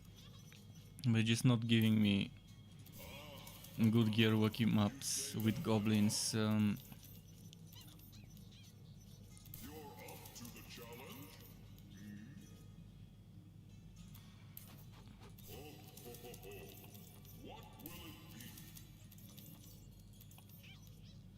be? This one for now, 25. You say Yeah, let's do that map. nicely. It's 10 a.m. where you are. 10 a.m. Is that Pacific time? Actually, it shouldn't be. Pacific time should be like 9 or 8 there. Actually, it should be 8 Pacific, so...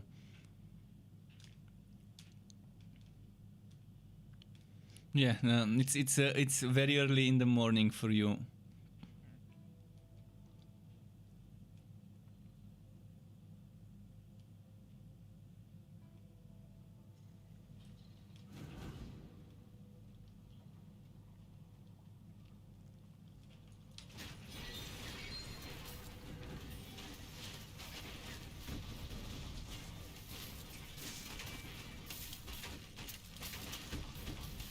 You're central, yeah. I know that Pacific is 10 hours behind my time, so it's kind of easier to say so, but Central is 8 hours behind my time. Good to know. In Missouri, Saint-Louis in Missouri, nice.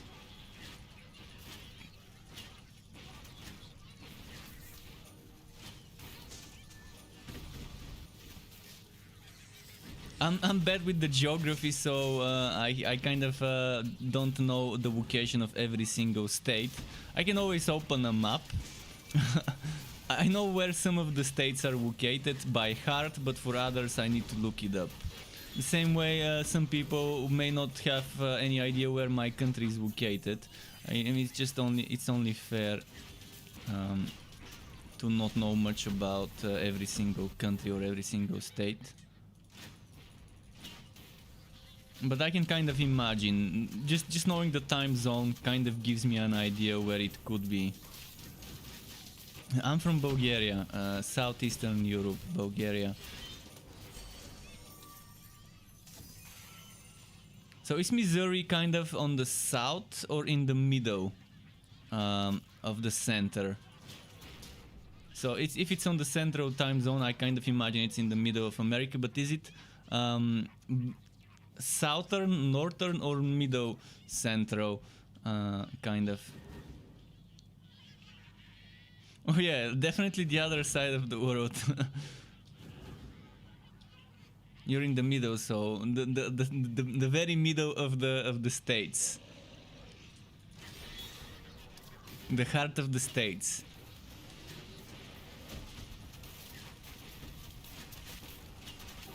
Although I find it kind of weird, this expression, the heart of, for something that's in the middle of something, because on humans the heart is not in the middle, it's on the left. By the way, my camera is flipped, so you might not see my left side on that left side, but this is my left side, this is my right side. So on the screen you're gonna see the right on the right side and the left on the left side. I kind of flip it. It's not like a mirror image. It's not a mirror image, as if watching the as if looking at the mirror, I guess. Or maybe it is. Actually, it is like a mirror, but it's not like the camera. What the camera would be normally. You know, normally a camera would kind of flip it, and it's just much easier for me to do it that way. With the flipped image, it feels better to me when I have it that way.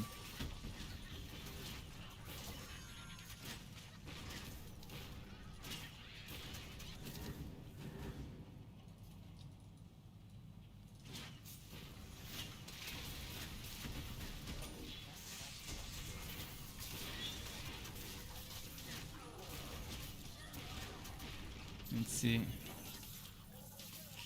Is fire charge? What is fire charge? You mean ramming robot with the extra burning? I don't take it. I've used it a few times with the burning fields, but I don't think it's gonna be something that makes or breaks a build. I mean, if you have the spare points and want to experiment with it, sure. Play around with it, see if you like it. You're not gonna waste too many points, you can always respec out of it eventually. If that's what you're talking about. I don't know anything else that could be referring, that you could be referring to with fire charge. That's the only thing that comes to mind for me. Ramming robot with the burning hotspots.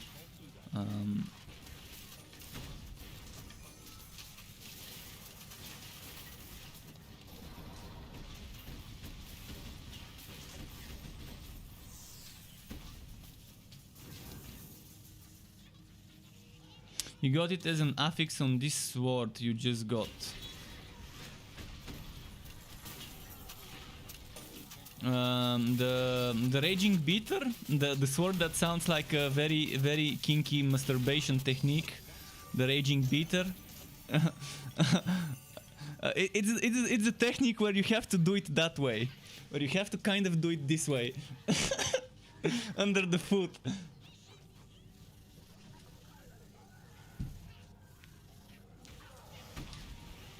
That's what this name sounds to me, the raging beater.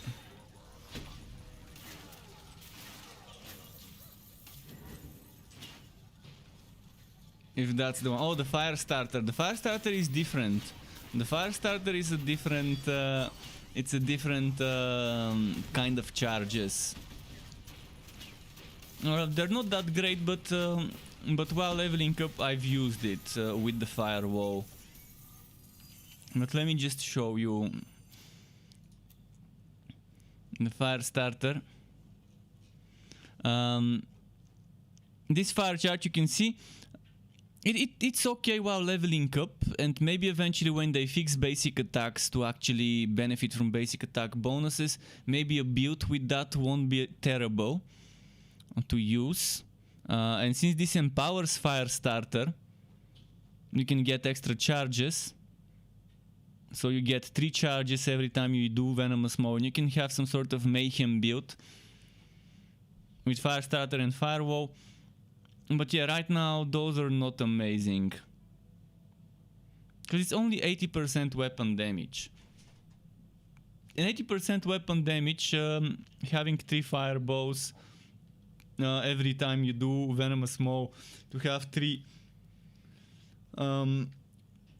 see, you still have to use 1 basic attack to spend 1 fire charge. If you could use basic attack to spend all fire charges at once, that would have been a little bit different, a little bit maybe better.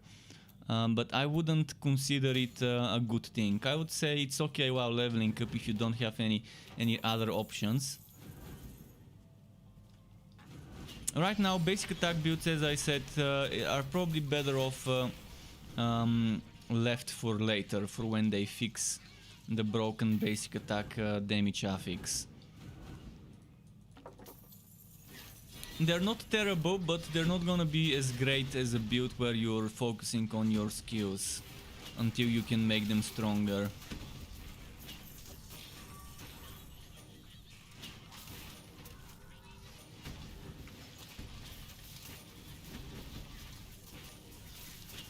In theory, when they fix the basic attack affixes, you would be able to get something like 300-400 weapon damage per hit, depending on the weapon you're using. For example, on a mace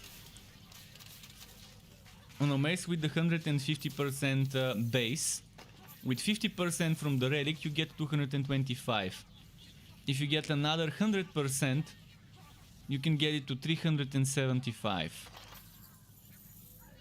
And that's pretty solid. Per hit, because the mace hits very quickly.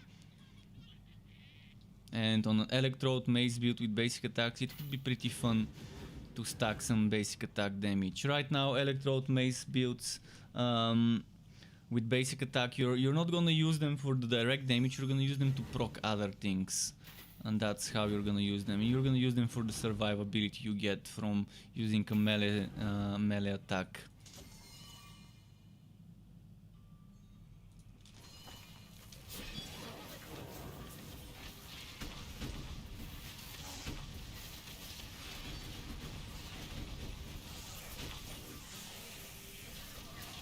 Do you see the boss HP yo-yo? This happens with summoner builds, the boss HP yo-yo. This is how we are breaking the game. The HP of the boss keeps going down and up and down and up.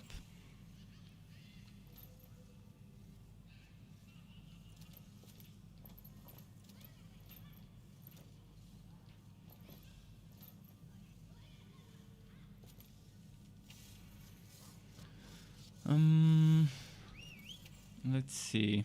I think I've looted all the good stuff. Just some whites left.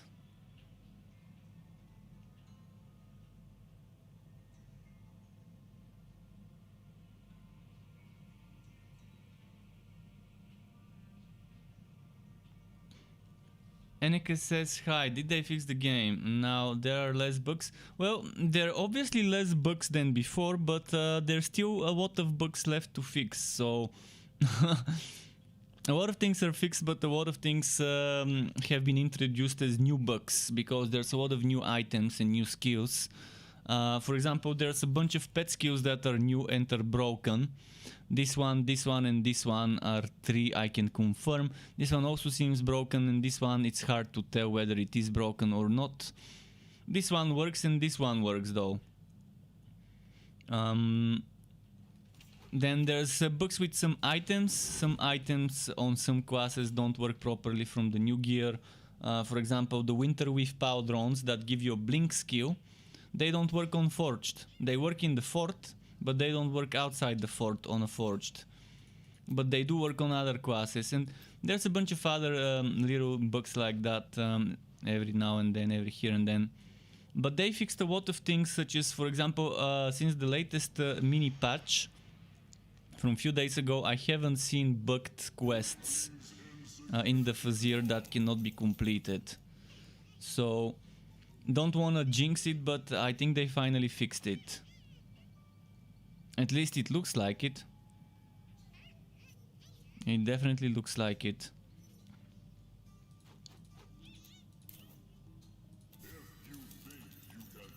But yeah, it's not like there aren't any bugs left.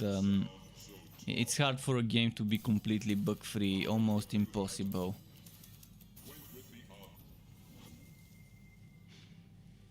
But definitely improvements have been made to many things. And there have been many new additions with the last couple of big updates. The Gear and Goblins and Snow and Steam updates. There have been a lot of new additions, new items, new things, which in turn introduce new bugs. The Realm Master working good. Well, what do you consider working good? There's a lot of things on the Realm Master that work well, but there's also some things that might be bugged, might not be. For example, the active. Someone mentioned, I haven't checked it myself, but someone said that the active skill of Flamethrower card does not benefit from minion damage. In my opinion, it should, unless this is intended for balancing purposes. Then it might be a bug if it's not intended. So that's, for example, one thing that might not be considered working well.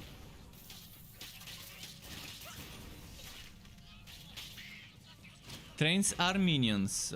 Trains are minions.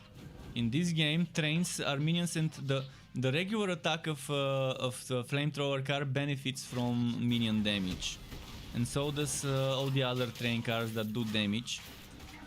Just probably the active skill is either bugged or is balanced to not benefit from minion damage for balancing purposes. I can't tell you because I don't know what's the intended behavior there, but trains are considered minions. In general, anything that fights for you and it's not you or your pet is considered a minion. So trains, goblins, spiders, netherim, automaton bots, skeletons, Shasta, those are considered minions. Spirit Bros, the Spirit Bros on the Realm Master also considered. The Enchanted Railhammer also considered. The game just crashed. The game just crashed. But my streaming software didn't. Okay, I'm gonna have to task manager this. What's been happening with the game today? And task, boom.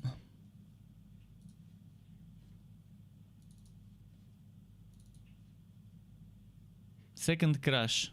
The first time it crashed a lot of things. It crashed my game, my browser, and my streaming software. This time it was just the game.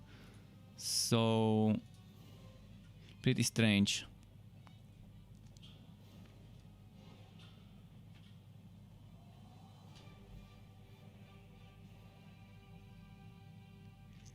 Oh, on the tooltip you won't see increase. On the tooltip from minion damage bonuses you shouldn't be seeing an increase. The way I think it works is it's not gonna get that benefit.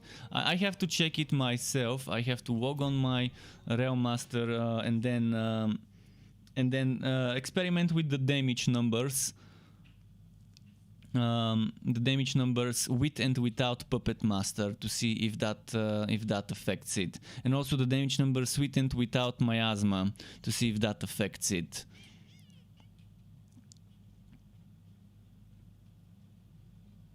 It increases the tooltip of Shotgun Car. Well, that's nice.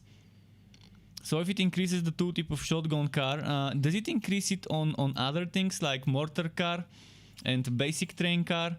if it increases mortar and the basic train car, then it definitely should increase flamethrower. It increases the tooltip from burn damage. Okay, so it definitely is a bug, and it should be increasing the damage on the tooltip as well then.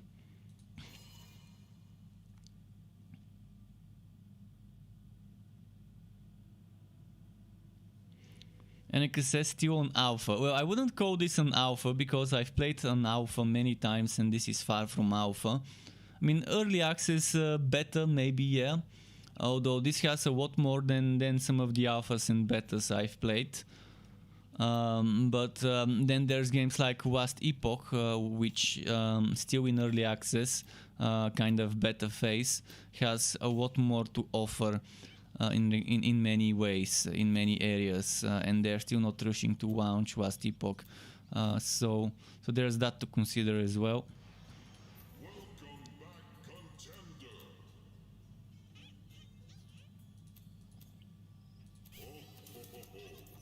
What will it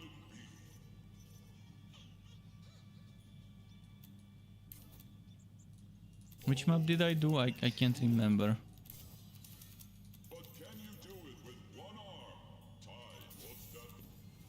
I'm gonna do this one.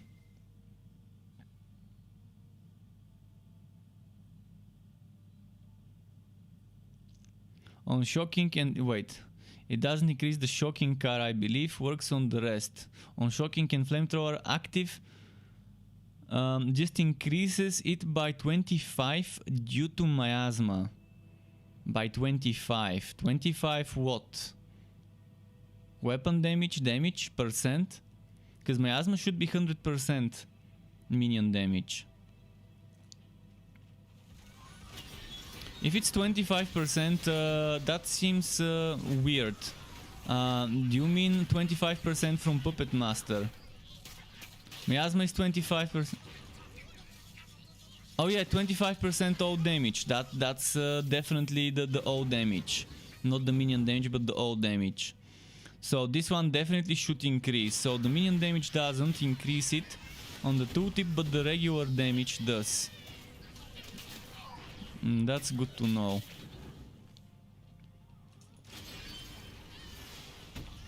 You only get the party buff, not the self buff, just the party buff and the ally buff.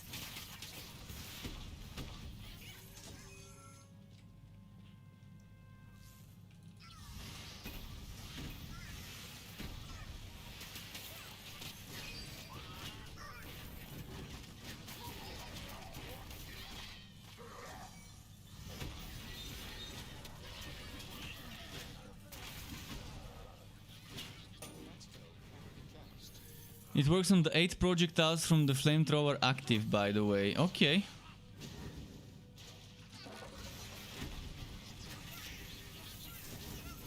Yeah, there's definitely some things that need to be looked into. Is there a ticket in Note about this? Did someone report this on Note?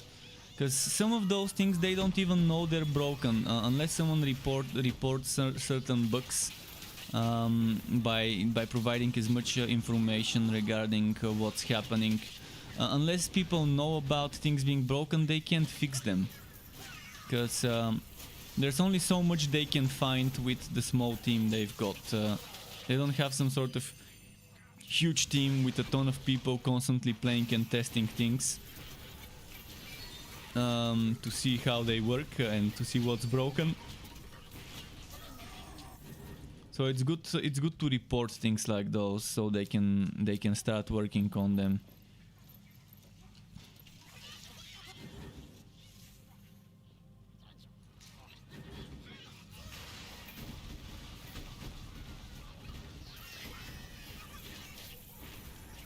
Like for example, when I revolt and use Goblin Legion, I get an extra brute. I don't think I should be able to get an extra brute, but I do get an extra brute.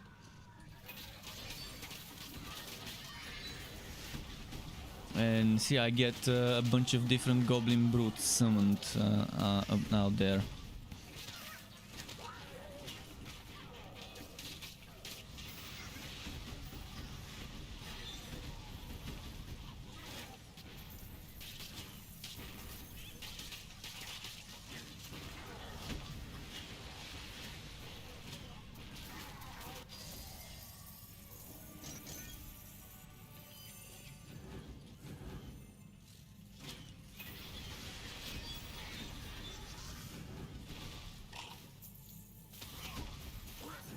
Okay, there we go.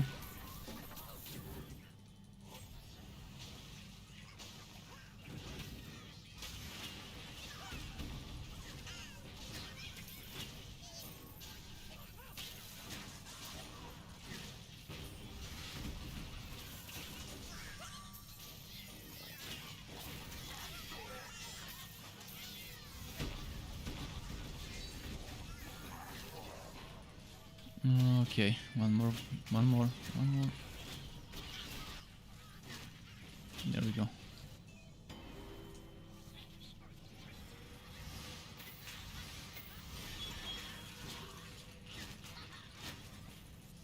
See how the HP is yo-yoing. The HP of the enemy is yo-yoing as if it's getting healed. This only happens when you play minion builds, from what I've seen. It's some heavy desyncing.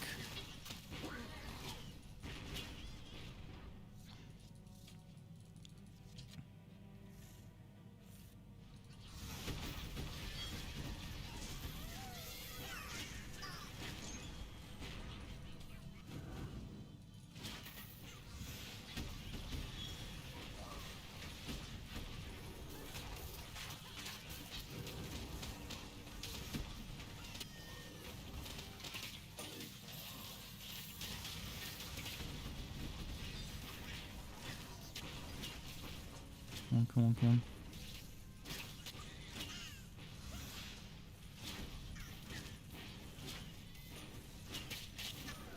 Those spiders are so stupid. They're staying next to me, not attacking at all. Just chilling next to me, cause fuck logic. There's enemies I'm fighting, but yet my spiders are just chilling next to me.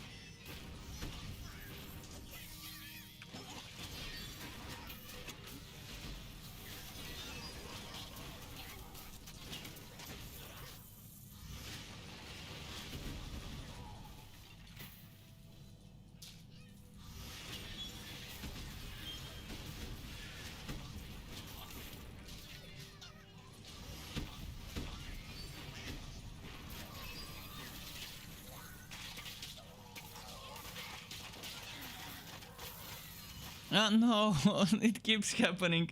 Come on, please add a yes/no button when we enter portals. If someone doesn't want a yes/no button, they can disable it from the options. But we need a confirmation window whenever we enter any type of portal.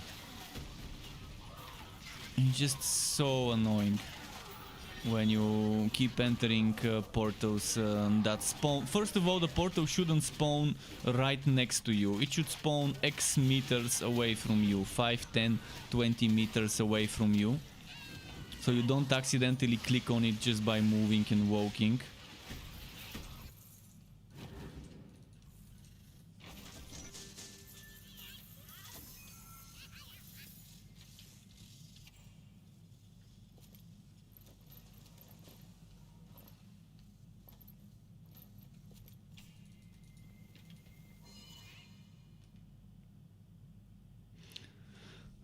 Separator says, considering dropping Fracking Strike for Steam Powered Uppercut looks to be a better skill for boss fights.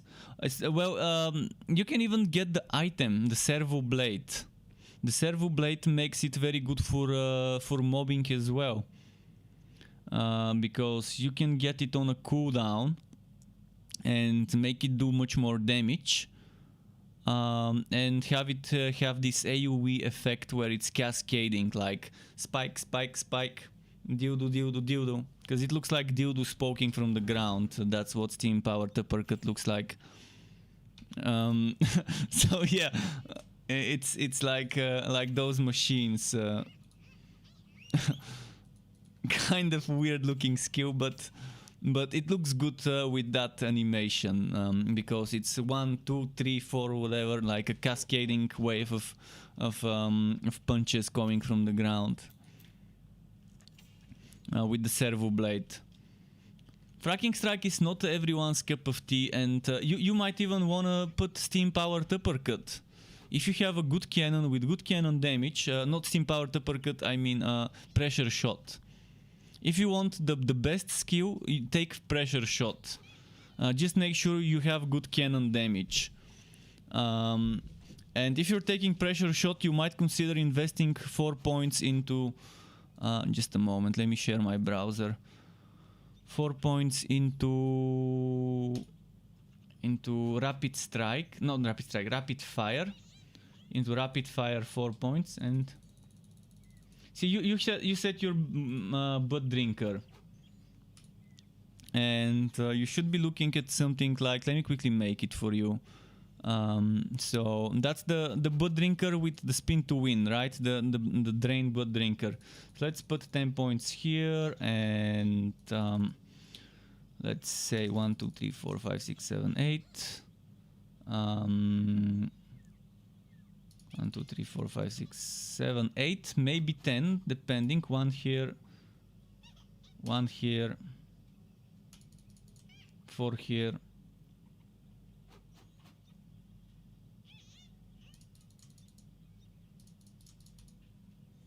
How many more points? Oh yeah, 8 points here. Although you can put more points for the cooldown. So then maybe 4 points here.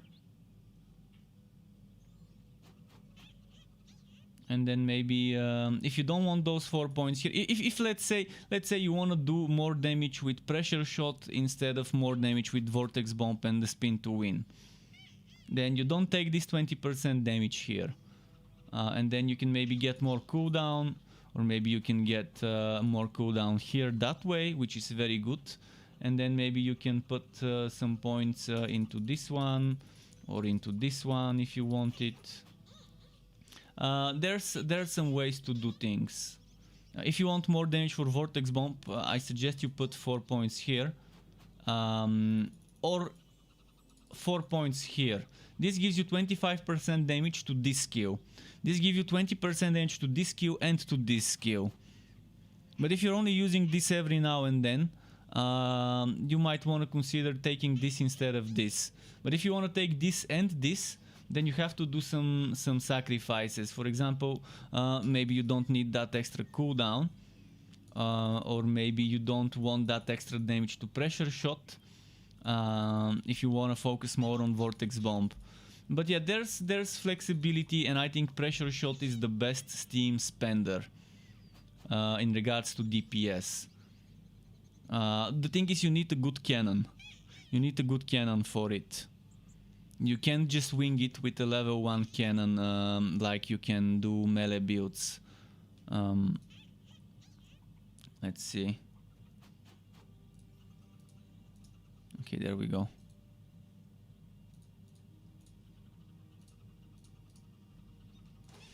Nechuvek is back. Welcome back, Nechuvek. Nice to see you again. There's this lightning bower, which I don't need, because it's not much bower with those shit stats. We're not gonna be doing much balling with an item this badly rolled.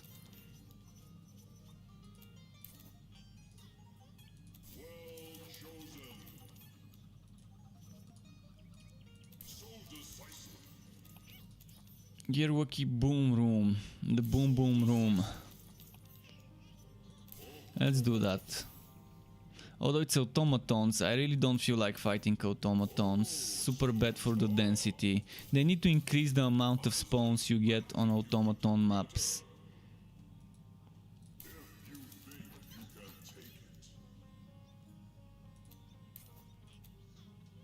Man, it's forcing me to go back to blazing with all the shit maps that we're getting.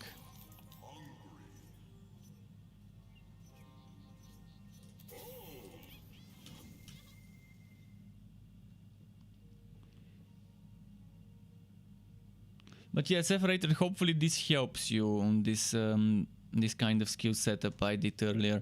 To kind of consider some reworks. And let's remove this.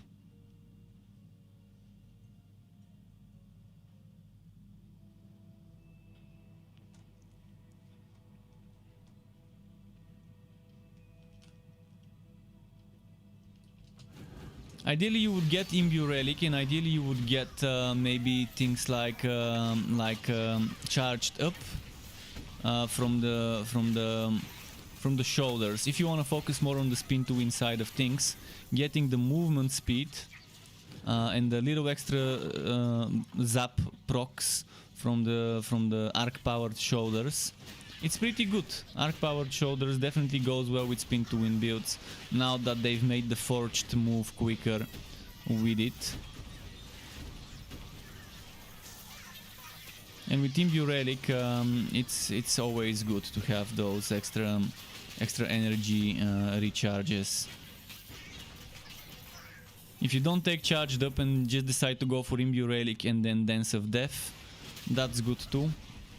But I still think Pressure Shot is the best DPS overall. Maybe not the best damage per hit, but the best damage per second based on how quickly you can do it. And if you have Liu General for casting speed, even better. Liu General gives you damage, it gives you casting speed, and it gives you damage reduction. And you can trigger Liu General every time you use Imbue Relic, meaning every 30 seconds you get 8 seconds of damage reduction and casting speed buff, which makes you shoot Pressure Shot quicker.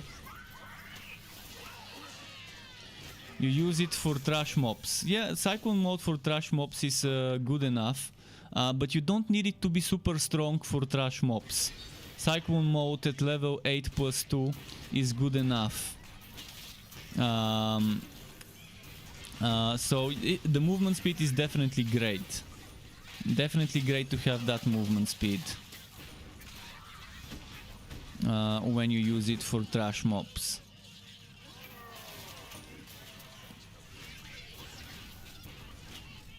And a little bit of extra zaps can trigger extra procs, I think, because it's considered a skill and not a proc.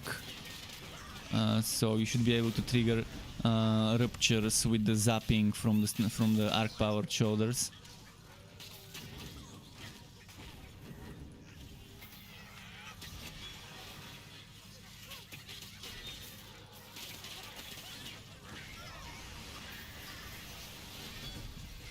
What the hell happened? Due to desync, I managed to cast 2 Scout's Bones one after the other without reloading. Without reloading, just pressing that button, I was able to cast it twice. See, again, I cast it twice. I cast it twice without reloading. I'm gonna try and do it again. Okay, now it didn't. I wish I could see my ping somewhere in the game, because this is not from the game. My FPS and GPU usage and stuff, this is from MSI Afterburner. So that's not it doesn't show me my ping in the game. I wish it did. I wish. Oh, need a stretch. Sitting for a long time in front of the monitor on the chair takes its toll.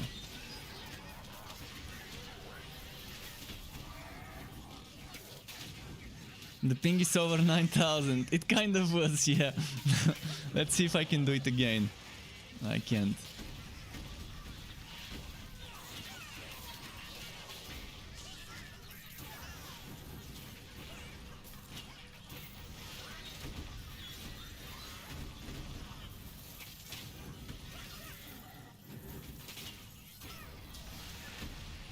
Again. Before the skill goes in cooldown, I'm able to recast it. That's what's happening. The skill doesn't go immediately into cooldown due to whack, but the game reacts to me pressing the skill button rapidly. Whether the other casted skill does damage remains to be seen. Maybe just visual, not actually doing the damage and stuff.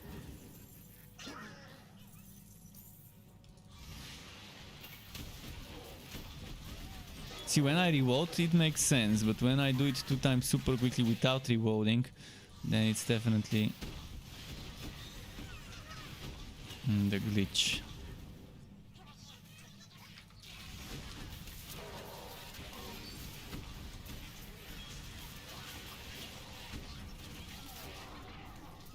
Let's see.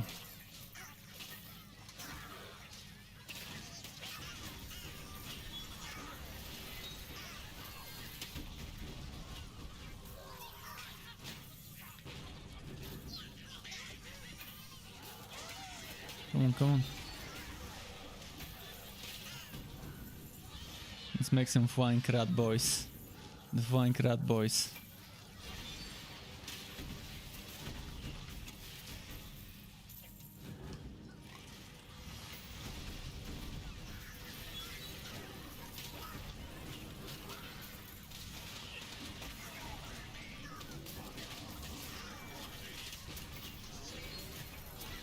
Sky is sleeping so cute now on the bed. Today Sky doesn't show himself much on stream. He's camera shy today and he's been just lying on the bed a lot.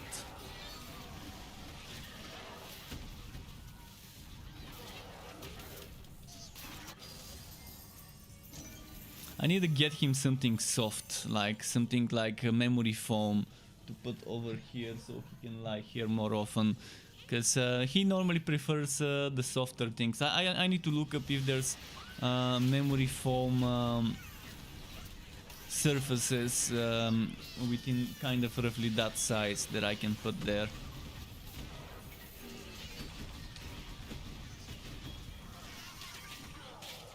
You're having your cup of tea. I need to have a cup of tea myself. Maybe soon. Maybe soon I can go to the kitchen to make one.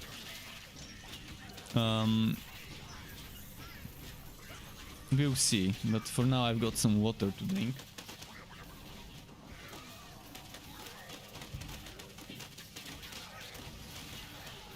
If there's anyone new to the game watching, don't be afraid to ask questions if something's not clear regarding certain mechanics or certain stats or certain formulas. If I know the answer, I'm gonna do my best to explain it regarding whatever it could be. Because things change, things constantly change, they constantly change some mechanics regarding how certain things are calculated, whether they're additive or multiplicative. For example, damage reduction used to be additive, it's now multiplicative, so works a little different now.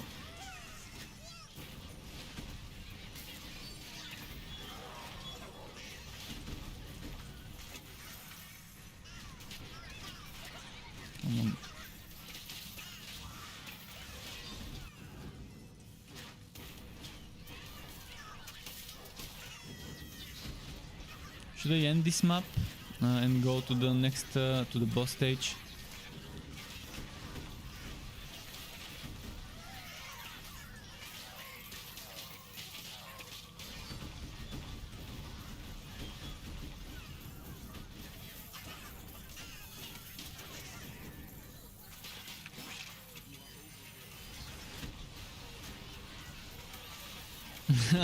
Dividing mimics, that was fun. 3 for 1. I love the 3 for 1 mechanic of dividing maps. You kill an enemy, then 2 more pop out, just like a Hydra.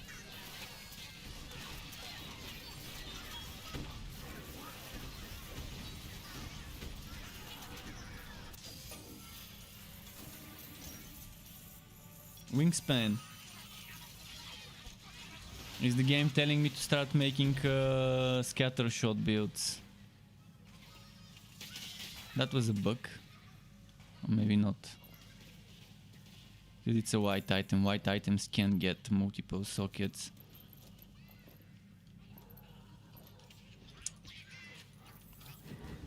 Blue and legendary shouldn't get more than 1 socket, but white items should be able to get 2. And I think green items also can get 2.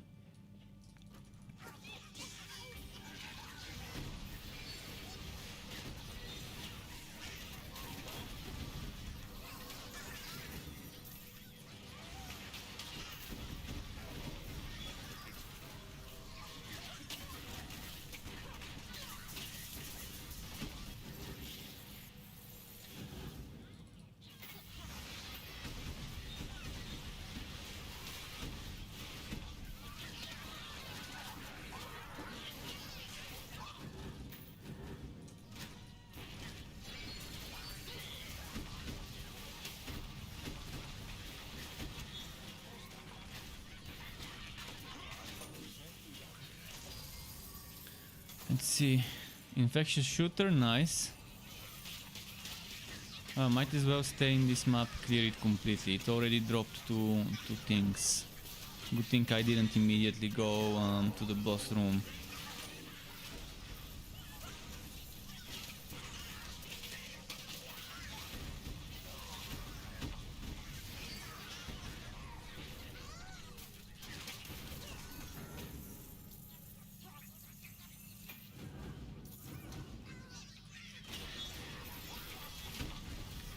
I'm wondering what my next hero to level up would be. I was thinking of Electro Trail Master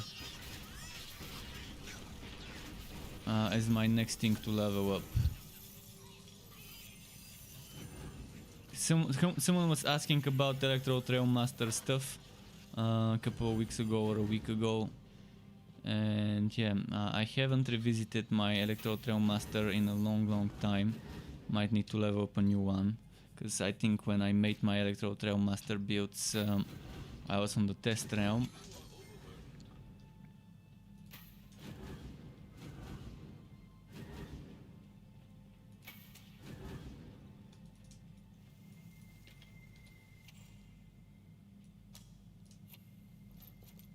Pretty bad drops.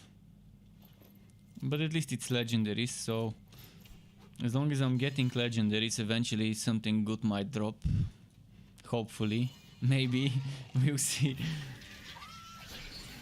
That RNG can be very fickle.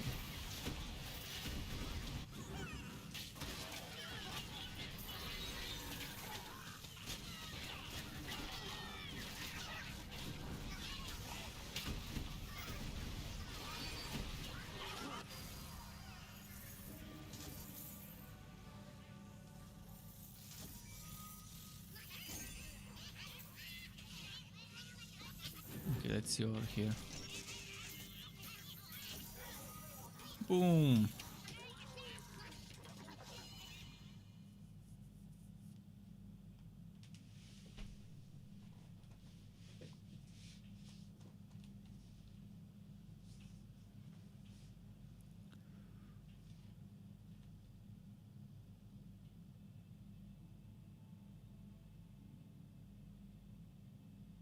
Come on. Load up. Doesn't want to load up.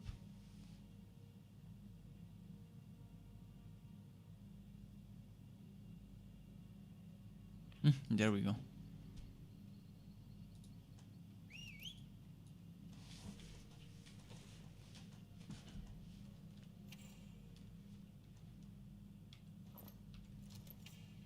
Your pet has returned.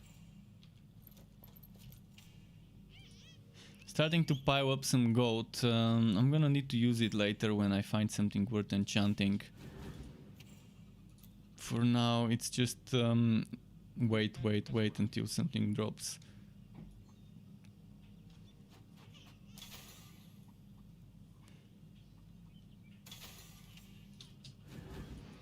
Step right up, contestant. I don't want to do automatons. Well chosen.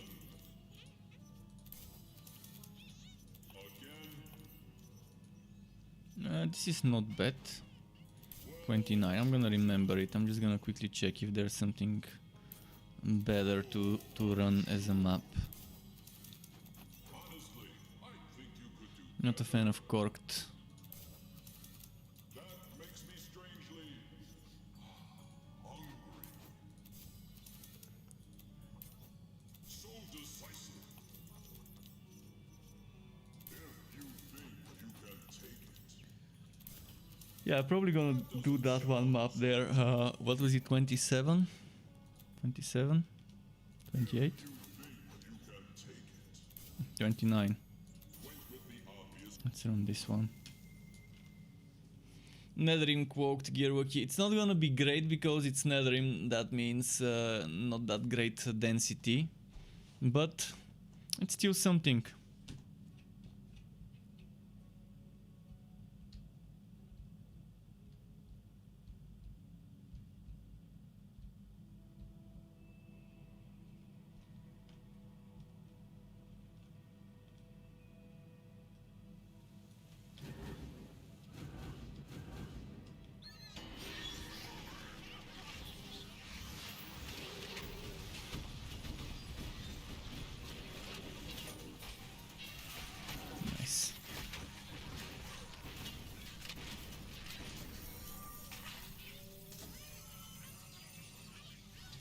Okay. Ah, I forgot that they're becoming invisible. They're still there, so it's not like they disappeared. They just became invisible. The ones I was attacking.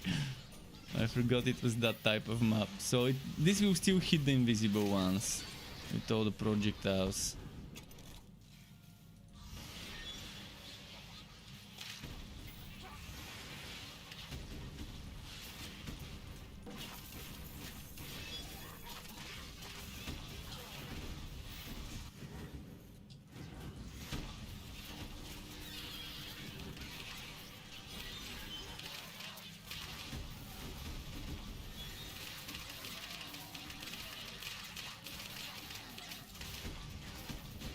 Keep getting stuck with this cooldown glitch.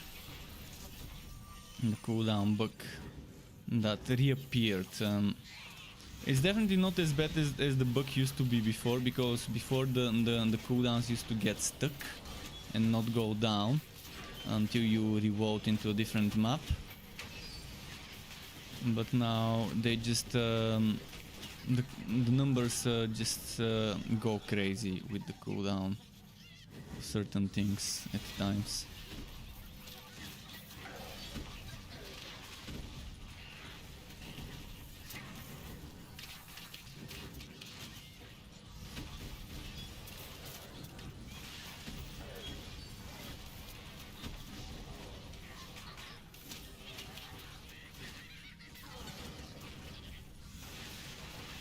What's my defense? 56% with miasma. Okay, that's not bad. And that's with level 38 chest and 45 helmet. If I get level 60 chest and level 60 helmet, things might look much better than now.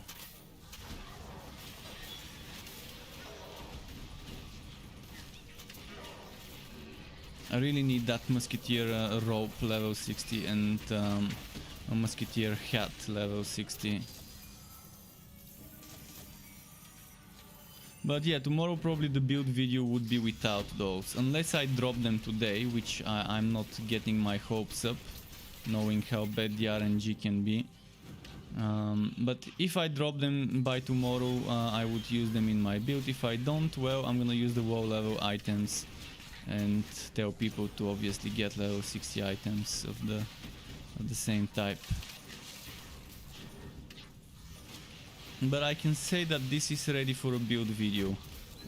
Apart from those some missing items that are not level 60, and some optionally better items instead of my blue gear that I'm wearing.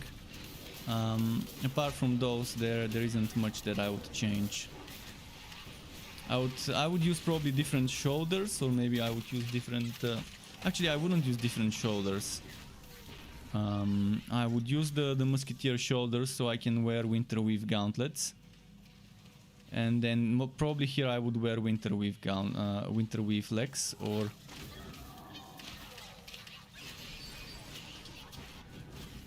yeah, actually winter weave legs, winter weave pants is a good choice there. Arc power doesn't work well for this build, unless I have chance to shock. Ancient Ember doesn't work well because it's just for a different skill. It's for the big spider, which I'm not using, the spectral spider.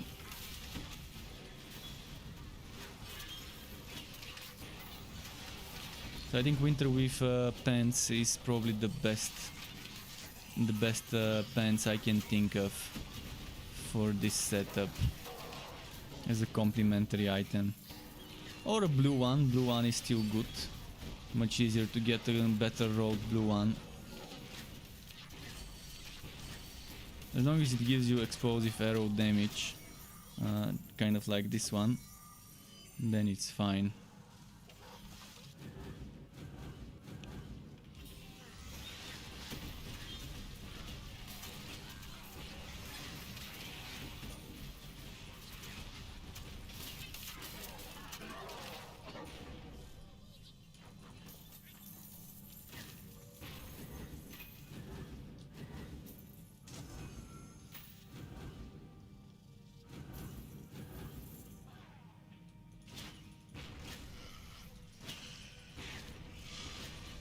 Why is it not reaching?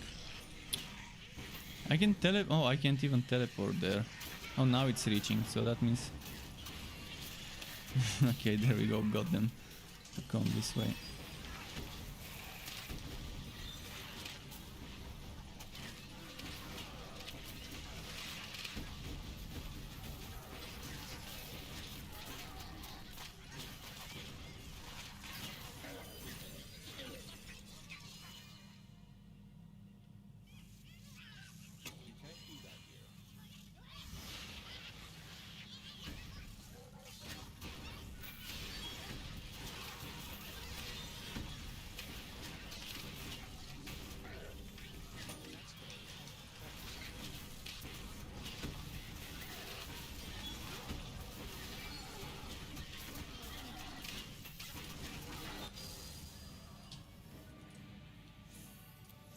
Not much.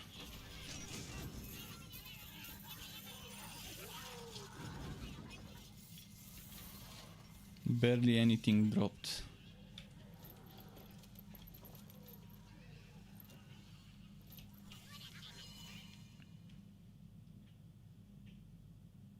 Wondering if I should start just doing boss maps. Boss maps for quick chests. Maybe I can do that for the next few maps, just run some bosses.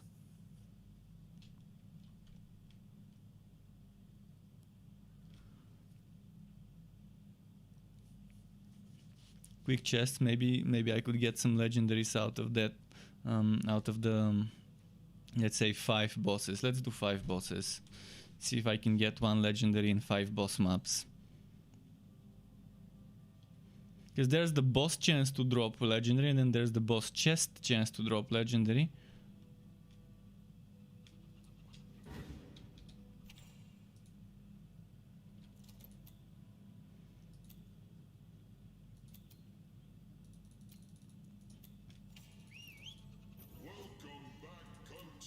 Let's take the Netherwell bosses and do 5 of them in a row.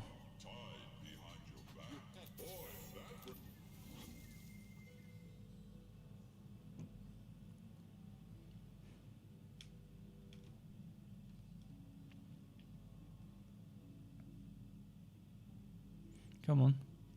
Voting. Nio13 says shout out. Yeah, you can see me, Nio13. Shout out to Nio. Welcome back. Nice to see you again. And yeah, you can definitely see me now. Let's see now.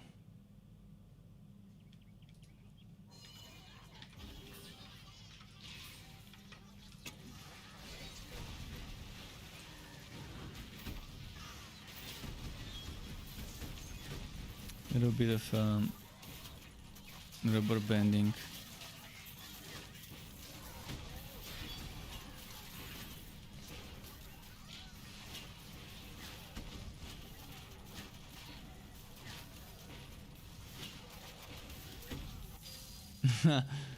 You were missing me. You have been missed as well, I guess. Maybe we can say that everyone here is always welcome, and it's always missed. Let's see, my Liu generals kind of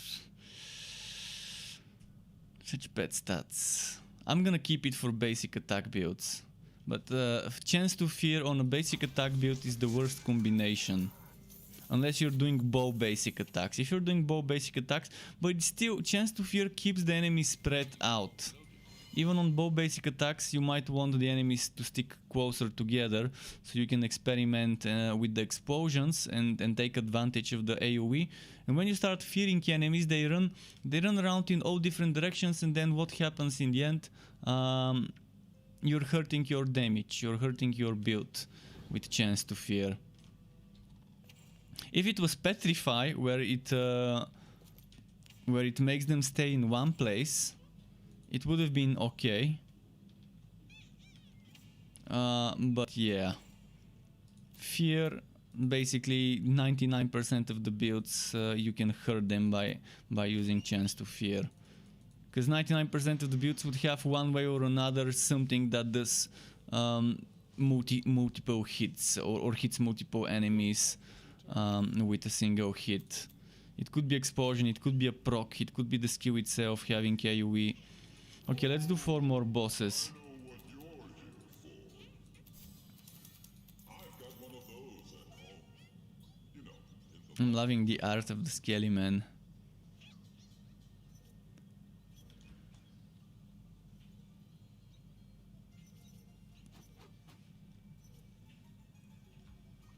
Which one should I do?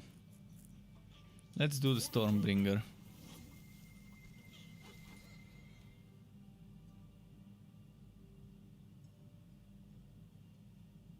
Stormbringer, come on.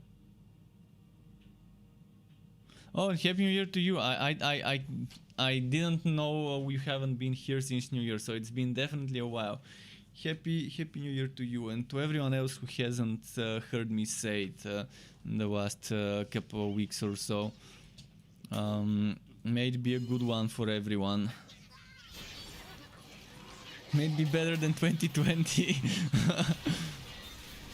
See, the cooldown instead of 30 seconds was 33 seconds of that skill when I activated it, and it should have been 30. But when I activated Imbue Relic, the cooldown at the bottom was saying 33. This desyncing is getting out of hand recently.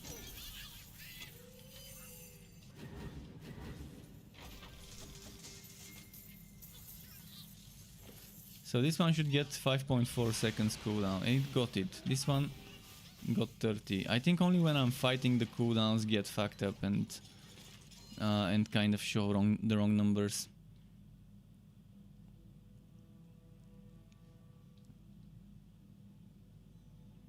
Come on.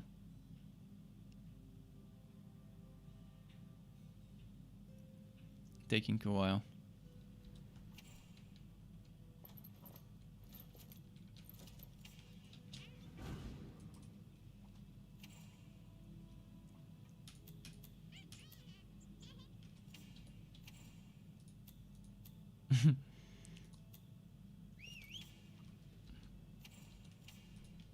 Is it still gonna show? Is it okay? It doesn't show the wrong thing now.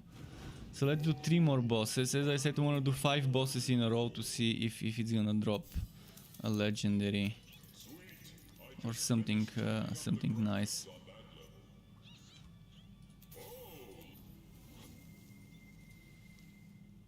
Chief Wagnut.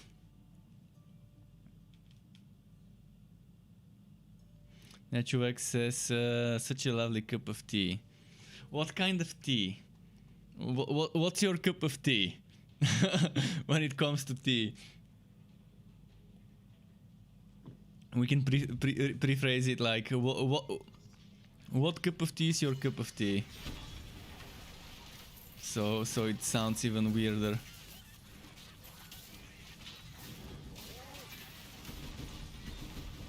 I really like black tea, like Earl Grey, Ceylon, etc.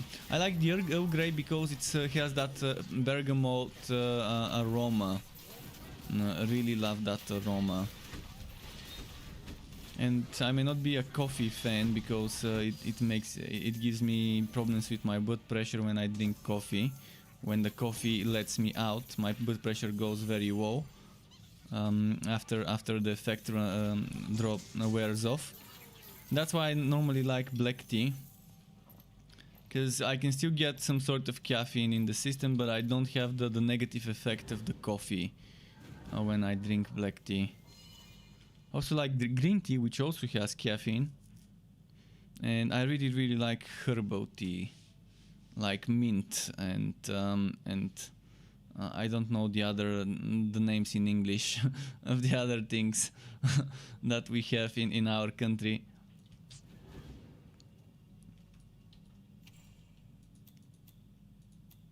You're drinking green tea.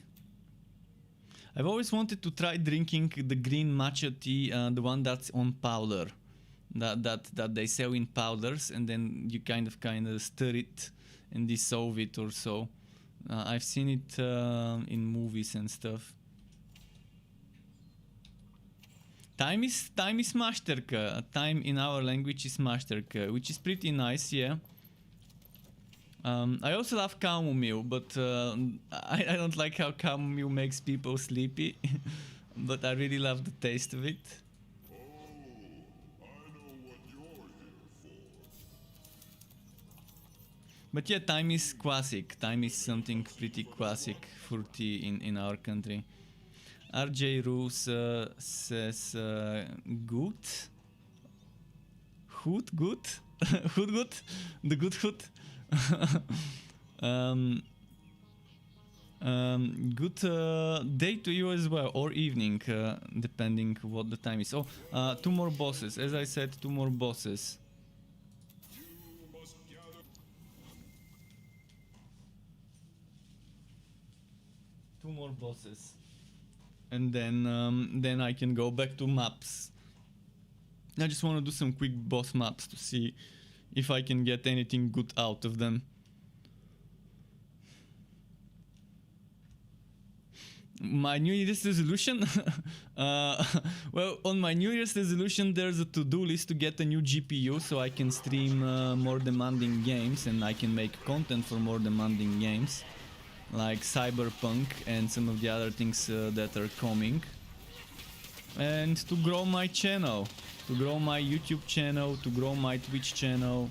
That's on my New Year's resolution. I don't need to lose weight, in fact I need to gain weight. Because since I quit my job I've been losing weight. I'm probably like 10% less than I used to weight, so I probably lost 10% of my weight. I haven't measured myself, but most likely I did lose some weight for the past 2 years or so, ever since I quit my job. So, but that's not something that I really care much about. I'm still okay with my weight, so that's fine. Your New Year's resolution is 1920 to 1080. My resolution's always been 1080p. My monitor doesn't support. My monitor supports up to 2500 by 1080. This one. This one is the one I support, the ultra wide 1080. Although I don't play on ultra wide, so I can fit the chat. I have my monitor here, in the middle. I've got the screen, and then on the side I've got the chats and the notifications and all those things for those extra 30% pixels. But yeah, on my New Year's resolution is to keep saving money for a new GPU, and eventually, at the end of spring, maybe let's say May or April, I should have enough saved up for something nice that can last me several years, 5, 6, 7 years or so, before I need an upgrade.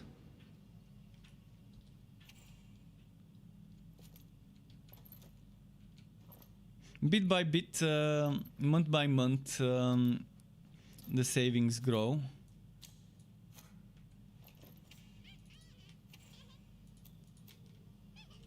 Let's send the pet. Okay, one more boss and then I'm moving to regular maps.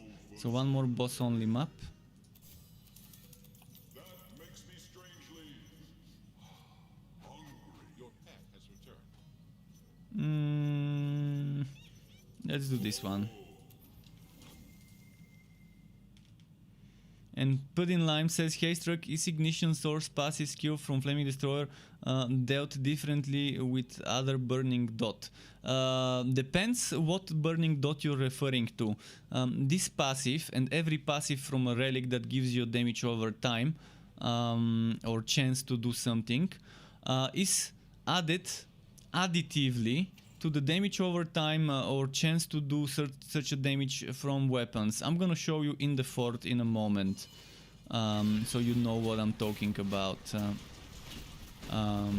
Basically, if you have a weapon with chance to burn, this is gonna stack.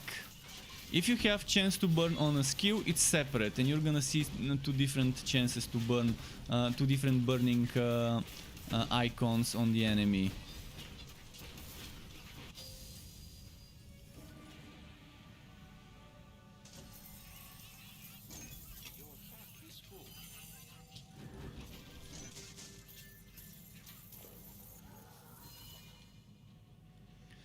So yeah, it's additive with chance to burn for X. I'm gonna just show you the specific affix that I'm talking about.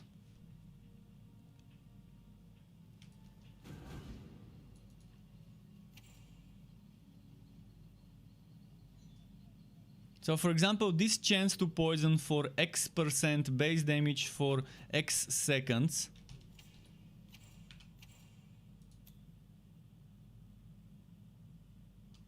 This one on this shield is additive, and if you take the fire version of this, so that would be in Elemental, it says the third one, X% chance to burn for X% base damage per second for X seconds.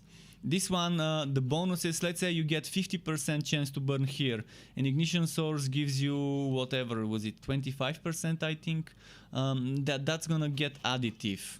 Of 50 plus 25. The duration, let's say the duration is a 1 plus 3, it's gonna be 4. I'm just giving random numbers, I don't know the exact numbers there. I can actually open it and look into it. Ignition source is Flaming Destroyer. Ignition source is 25% chance to burn for 50% weapon damage for 3 seconds. So it's only additive when it's from a weapon or an offhand, when it's that affix from items. You don't stack it with some of the other things. You don't stack it with burning from skills. Just trying to find an example of something that I can give you a good example. See this one, this is 45.8% chance to burn. At 25% from ignition source and you get the number you're gonna get with this item. Then it's for 50% weapon damage from ignition source for 3 seconds, which means it's gonna be 51.8 plus 50, 101.8% base damage, and then 0.9 seconds would become 3.9 seconds when you have ignition source with this one here, for example. So hopefully this kind of explains it in a way where you can understand, but it will not change anything in regards to skills that give you burn. Only the item granted chance to burn affixes. What about this map now? That makes me strangely hungry. So doing boss maps wasn't really great for us. So back to regular maps for farming. But it's nice that this damage is additive. It's nice that it's additive and not multiplicative.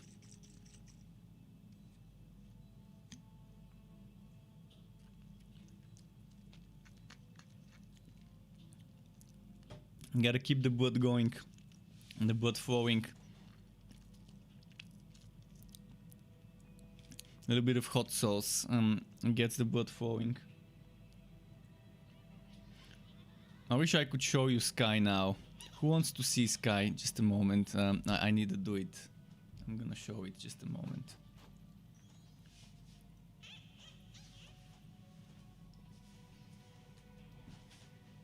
Let's be sneaky so he doesn't wake up.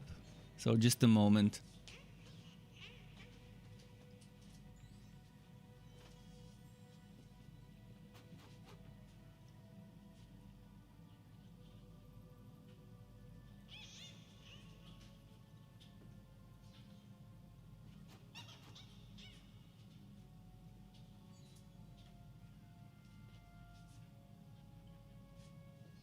I think we woke him up, but you probably saw him. I'm not sure what the camera is seeing because it's far from the screen, but yeah, Sky was kind of sleeping in a very nice pose. Like, the camera cable is not long enough to show you, but it's just...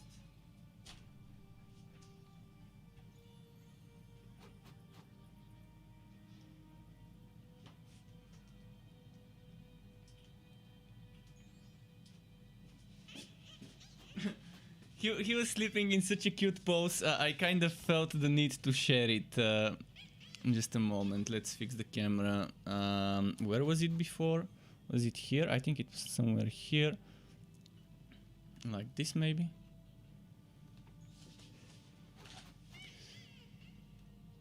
Maybe a little lower. No, maybe like this. Could you see him? Could you see Sky in the pose he was sleeping? He was like something like this. And Pudding Lime says, struck my ignition source does more damage than the blazing pure skill.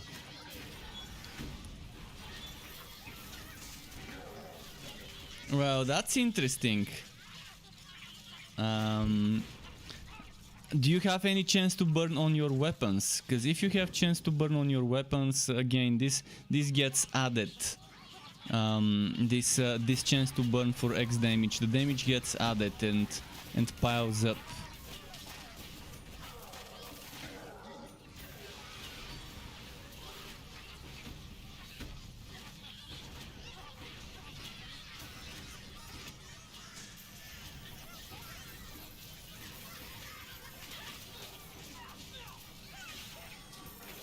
And earlier Nayo says beautiful girls or GPU.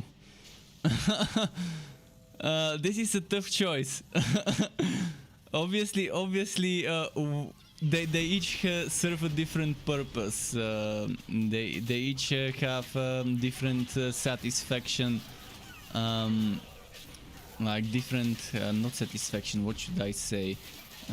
You can't compare them. I mean, I can't compare one and the other. It's like it's like comparing.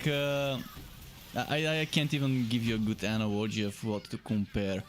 This is just you can't compare them. But yeah, for now I'm more focused on my channel, my content. I'm not focused on my personal life. Relationships and stuff like that. I just don't have time for this right now. I'm focusing all my attention on my channel, on growing that channel, making the content people wanna see and I wanna make. There's time for everything. Eventually I'm gonna find time for other stuff when I've grown my channel to a self-sustainable number. Maybe it's the self-sustainable degree is maybe the way to put it.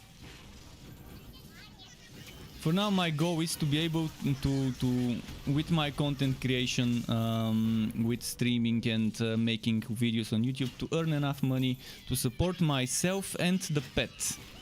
I'm not asking for more for starters. So right now I have people helping me until I get on my feet with stuff. But yeah, eventually the plan would be to have that as a New Year's resolution. And it's just not a New Year's resolution, it's been the plan from the start. I wouldn't mind a part-time job if I can find a part-time job, it's probably almost impossible to find a work-from-home part-time job in our country, because all those good jobs have been taken, and normally those jobs are saved for people that know the PRs and the managers in those companies. But I wouldn't mind a job that I can work a little bit with in my own flexible time, whenever I have time,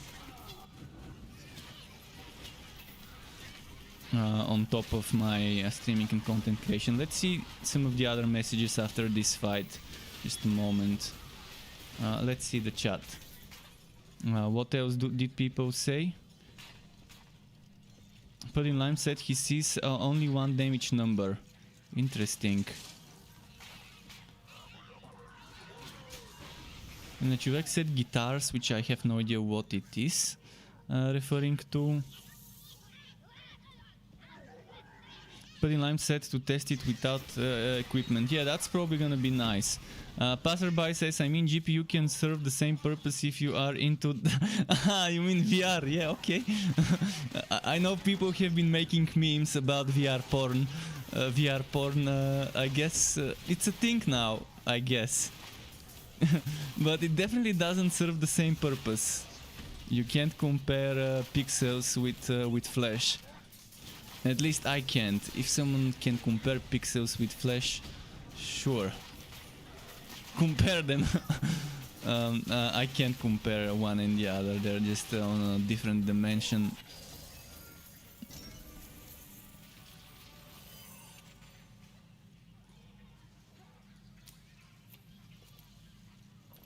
But yeah, new GPU is definitely something that's important for me because it's gonna make it's gonna open up a lot of possibilities with some of the upcoming games that I'm definitely not gonna be able to run. Just like how when I was streaming Cyberpunk 2077, I had to cap it to 30 FPS to get stable FPS without the stream stuttering or anything.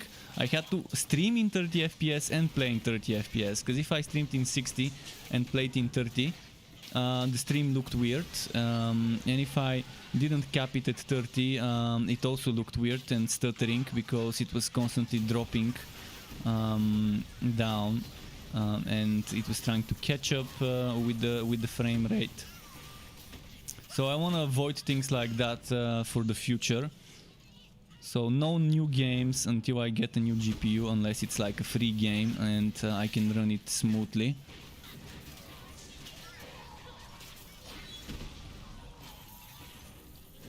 Outriders, I definitely will try the Outriders demo. On the 25th of February there is an Outriders demo. So if you wanna try Square Enix's new game as a publisher, developed by People Can Fly, you might want to check out Riders the demo on the 25th of February next month.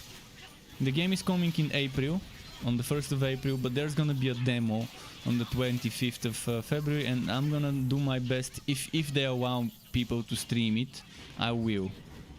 And I think they should, because cat's out of the bag.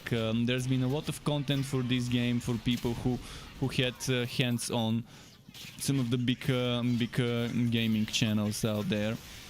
So I think there shouldn't be an NDA on the demo, unless they put one. If they put one, I'm not gonna stream it, but I'm definitely gonna play it and probably share my thoughts without showing footage of the demo. But that's something I'm looking forward to, and they released requirements. They released 6 system specs for Outriders for PC. And the weirdest thing about those specs is they're not actually sure themselves about everything. This is it. So this is what I'm targeting, and this is my GPU exactly. But Cyberpunk was showing my GPU as recommended as well. And Godfall was showing my GPU is minimum, but yeah, this is what I will be targeting. I've definitely got better CPU here. I've got twice the RAM, so that's not a problem. I just hope I can run this 1080p 60 FPS with this 1066 gigabytes. This is to be determined. For Ultra, but it's a game. I've got my eyes on this game for a long time, and I'm happy to hear that they're gonna do a demo version. Hopefully, the demo shows us enough to consider whether it's worth getting or not. It's probably gonna be like the Division demo. Like the Division beta kind of test, where you could test some of the first few missions, first few hours of the game.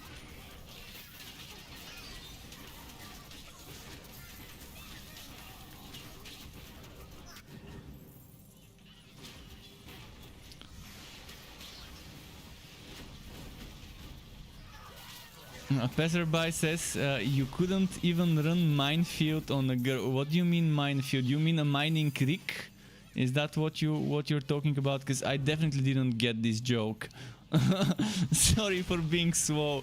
I don't understand all the jokes out there. I'm bad with memes. I'm kind of one of those few streamers who doesn't follow the meme trends, and yeah. I don't go to 9gag and Meme Central and all those other websites anymore. I used to. I don't have time. I definitely don't have time for memes and to keep up with the trends. If I'm not playing or recording footage or editing footage, I'm most likely just watching some sort of a film or anime, or doing something else like photoshopping stuff, or messing around in After Effects, experimenting with new things to improve my channel. Most of my attention goes to that right now.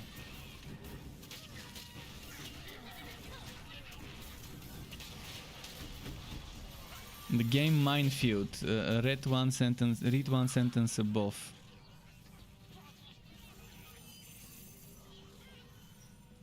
Game minefield.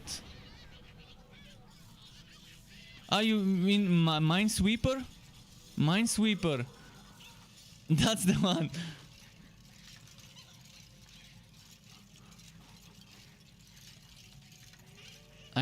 Yeah, Minesweeper is a classic, man. Minesweeper is the amount of Minesweeper I've played on Windows 95 and 98. Oh boy.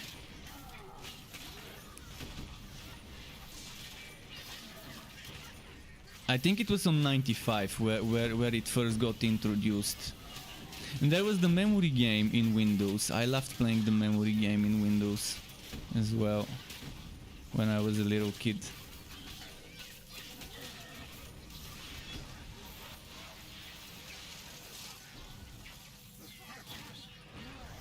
For a while we didn't have a PC at home, and I used to go after school to my mom's workplace, and I could just play Minesweeper and some other games like that over there in the office.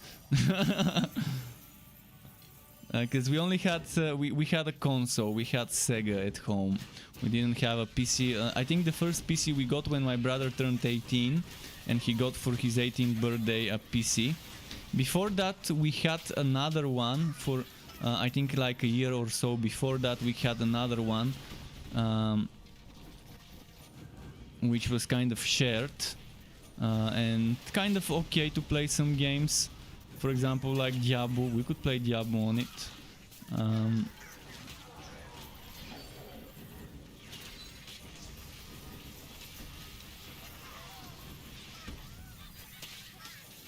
Yeah, we were mostly, while growing up, we were mostly console players with our Sega. We had a regular Sega with Sega Mega Drive 2 with the attachment, the disc attachment, CD attachment, and then after that we were given, we were gifted. Actually, both were gifts. A Sega Saturn. Which was amazing. There were so many good games on the Saturn Sega console. So many good games out there that a lot of good times. But yeah, games were different there. It was different. You didn't have the internet to look up solutions to certain quests and things. Now everything is just spoon-fed to us as gamers. You don't know what, how to finish, how to beat something in a game. You can always just Google it, and there's gonna be a bunch of results that tell you how to do this, how to do that. Everything is spoon-fed to us now. But there were some times where you had to either ask your friend who has beaten this game or who is playing this game at the same time, or you had to just keep experimenting until you figure it out yourself. Fun times back in the day. especially with some of the puzzle games where you really had to make your brain work harder than necessary to figure out some solutions.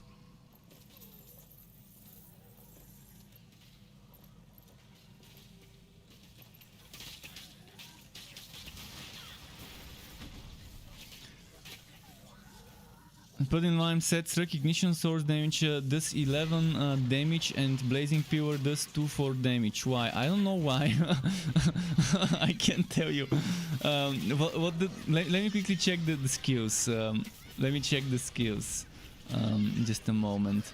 And put in line says I tested without any equipment bonuses, but still ignition source does more damage than blazing pure.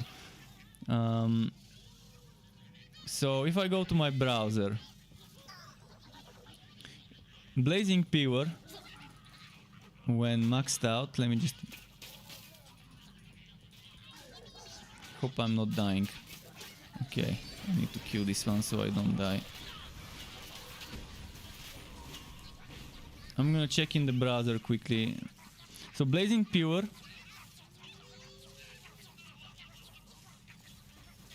should do 254% weapon damage per second. Ignition source should give you 50% weapon damage per second.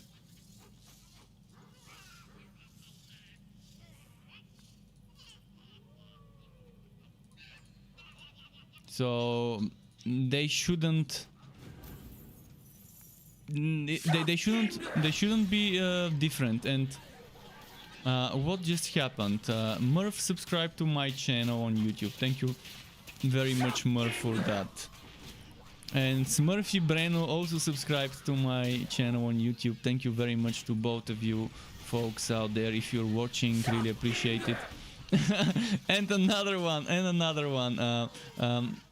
Kavason Gamer just subbed to my YouTube channel. Thank you for the sub if you're watching as well.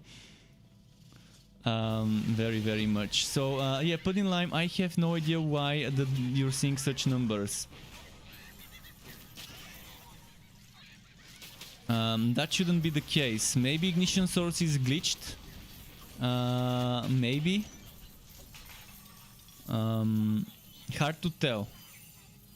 I need to test it myself to see it, but yeah, I'm gonna trust your numbers for now and just guess that it's a bug, and either blazing pure is doing less than it needs to, or ignition source is doing more than it needs to.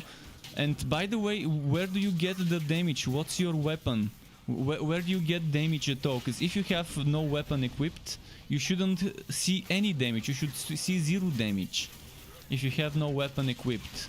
So what weapon do you have equipped right now to even see numbers? Because you said you removed your equipment. And also, what level is your blazing pure, and what level is ignition source? That's also something to keep in mind. Ignition source at level 1 is 50% weapon damage still, at the same way it is at 5. But blazing pure, if I go to level 1 blazing pure, that's 176% weapon damage, which is still more than ignition source. So even if it's whether it's 1 or 10 or anything in between, it should still do more damage. But blazing pure shouldn't do damage over time as a burn. Blazing pure does not apply a burn, it just does damage to the enemies that are near you. So if you're seeing a debuff as a burning, when doing blazing pure, that is blazing pure proccing ignition source, most likely. Because it's just different mechanic how the burning on blazing pure works. You're using a rusty sword with 3.6 damage, okay. And no bonuses. And both skills maxed out.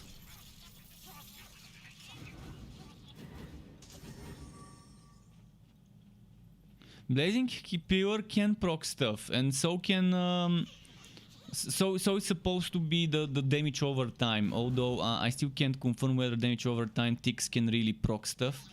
It's hard to tell on the dummies, because the dummies have some weird behavior that's slightly different at times.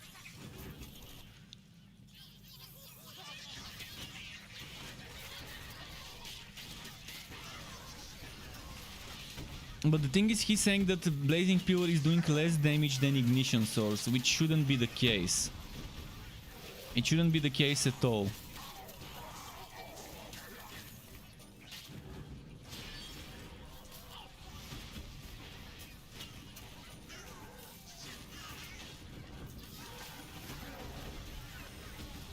Most likely it's just Blazing Pure doesn't do the damage it needs to do. But if it's doing... wait. He said he has a 3.6 damage weapon. And Ignition Source does 11. So Ignition Source is doing much more than it needs to do. I think Blazing Pure does exactly the damage it needs to do. 7 damage. 7 damage is kind of 200%. And maxed out Blazing Pure needs to do 254. So he needs to do 254% the damage he's seeing there. Obviously there's crit chance maybe to consider and things like that, but if he has 0 crit chance, then that's a different story. But yeah, he should do 2.5 times the damage of the weapon as Blazing Pure. And he should do half the damage of the weapon with ignition source. So ignition source seems to be doing much more damage than it needs to, with the damage over time.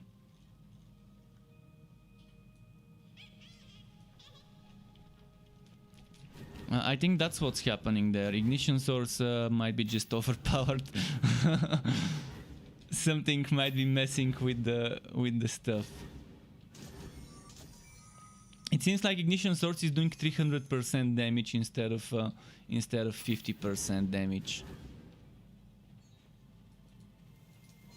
With the numbers he's telling me, 11 damage. That's what it looks like to me, at least, from the numbers he's giving us.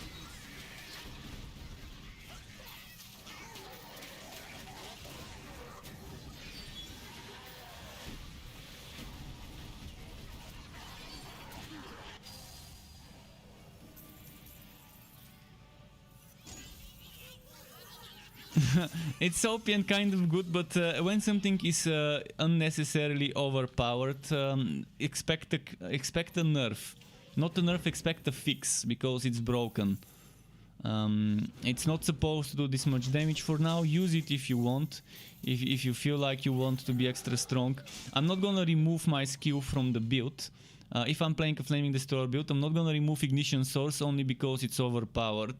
I'm still gonna use it, and I'm just not gonna rely on the damage from it as much, because I'm gonna know eventually it's gonna get fixed to the actual numbers it needs to do.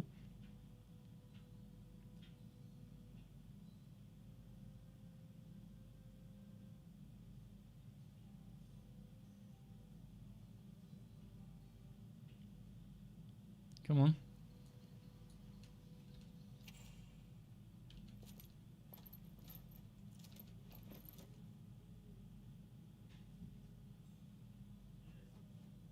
Let's see. Why? Oh, my pet is full, that's why I can't. And Laylee Mouse is back. How are you, Laylee Mouse? I'm good, thanks for asking, by the way. Nice to see you again, Laylee Mouse. Let's see.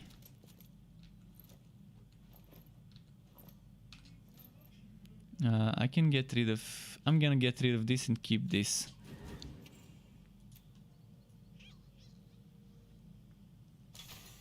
This guy's still sleeping, as always.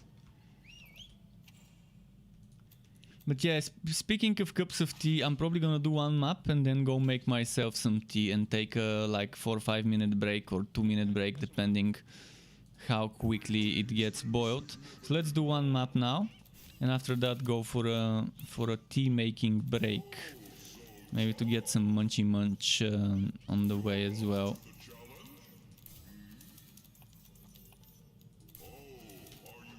Dividing Infamous, let's do it. The Vizier is trolling, it's a fine time to die. When isn't it a fine time to die? Wait, is my heater switched off?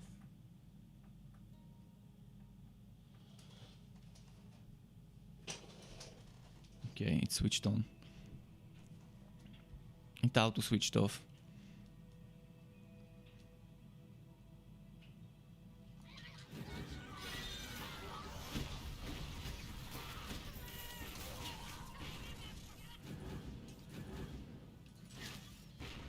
Wait, isn't that the same map? It should have reset the maps though, it should have changed the maps. Maybe it's just similar but not exactly the same.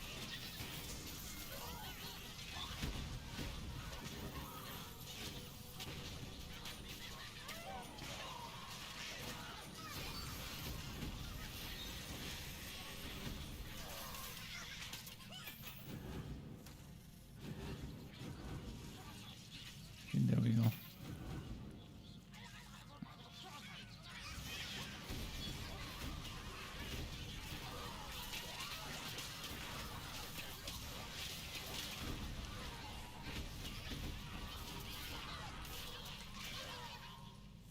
Okay.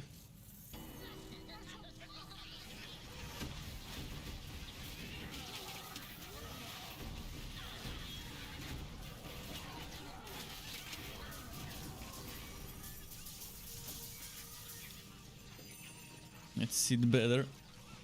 Gotta keep about my. I gotta keep thinking about my posture when I'm sitting, and I keep finding myself sitting in very weird positions that are bad for my spine.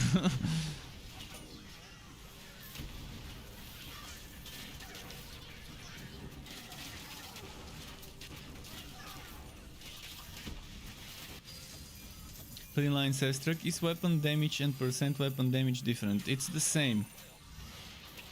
Percent weapon damage scales off of your weapon damage. I'm not sure what you're calling weapon damage though.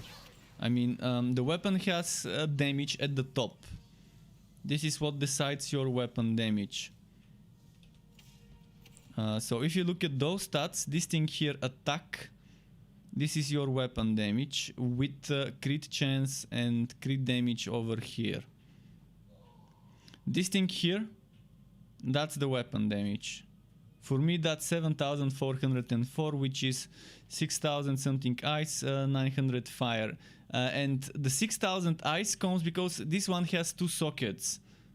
But since they removed the extra sockets, they didn't remove the stats from the extra sockets.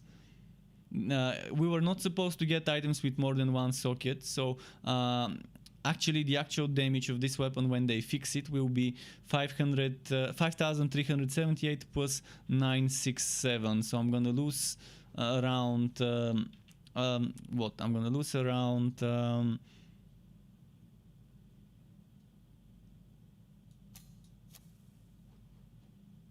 1000, around 900 ice. That's what I'm gonna lose. This gives me ice damage, so it's kind of changing the numbers there a bit. So yeah, that's your weapon damage, and that's what scales of percent weapon damage. What percent weapon damage uses as a modifier, as a multiplier, whatever you want to call it, as a base.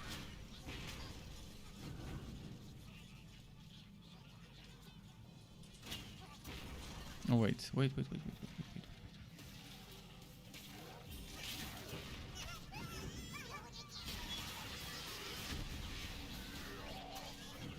You mean the key weapon damage word from the skills? Yeah, the weapon damage word from the skills is exactly the same. It scales off of your weapon's weapon damage. On Forged you have chest gun damage, which scales off the damage of your cannon. So on Forged with barrage skills, some of them have chest gun damage, and for that you really need a good cannon with good chest gun damage. But skills and things like that, and procs, everything that says weapon damage is referring to the exact same thing, to the damage of your equipped weapon. It could be one-handed, it could be two-handed. The only exception, as I mentioned, is chest gun damage, which scales from your cannon on a forged class.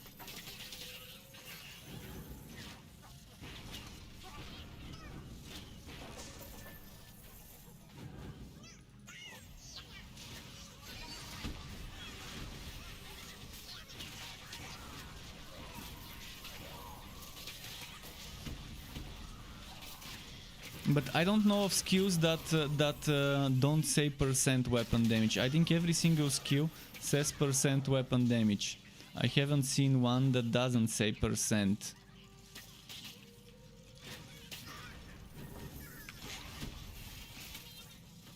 If there is one that doesn't say percent weapon damage and says X weapon damage, then it's probably a typo where the percent is missing, but I don't think there is one like that. Unless there is something new that I've missed.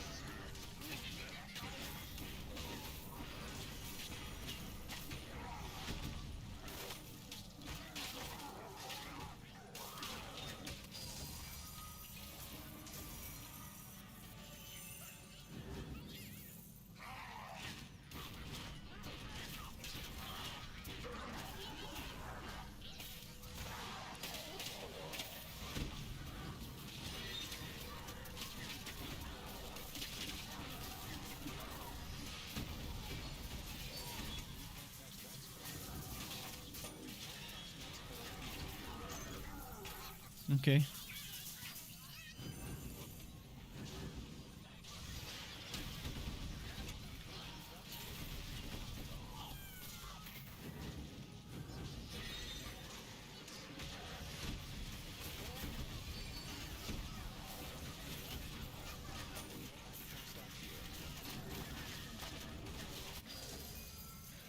You're saying please make Flame Destroyer. I have a Flaming Destroyer Sharpshooter. In fact, it was one of the last builds I uploaded should have been the Flaming Destroyer Sharpshooter build.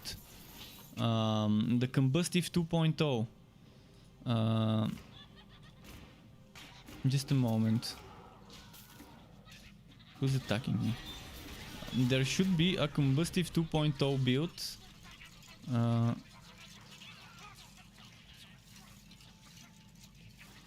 I think that's the very last build I uploaded, if I'm not mistaken. I'm gonna quickly check on my website. Yeah, that should be it. So the most recent build, I'm gonna give you the link, is the Combustive 2.0, and it's a Flaming Destroyer Sharpshooter setup. Oh! Sorry, wrong copy paste. Wrong copy paste. Just a moment. Ignore this. This is debug info. This is debug information. That's not what I wanted to paste. This is the right one. I can delete the debug information so it's not confusing people. Just need to go on Twitch. How do I delete? I can't delete my own messages. This is one of the things that keeps bugging me in Twitch. Why can't I delete my own messages? Like, how? How am I supposed to delete a message that I've posted myself? On YouTube I can delete it if I'm not mistaken. And just take it and delete it. See, easy. But on Twitch, $1 billion company, not a single option to delete my own message, cause fuck logic.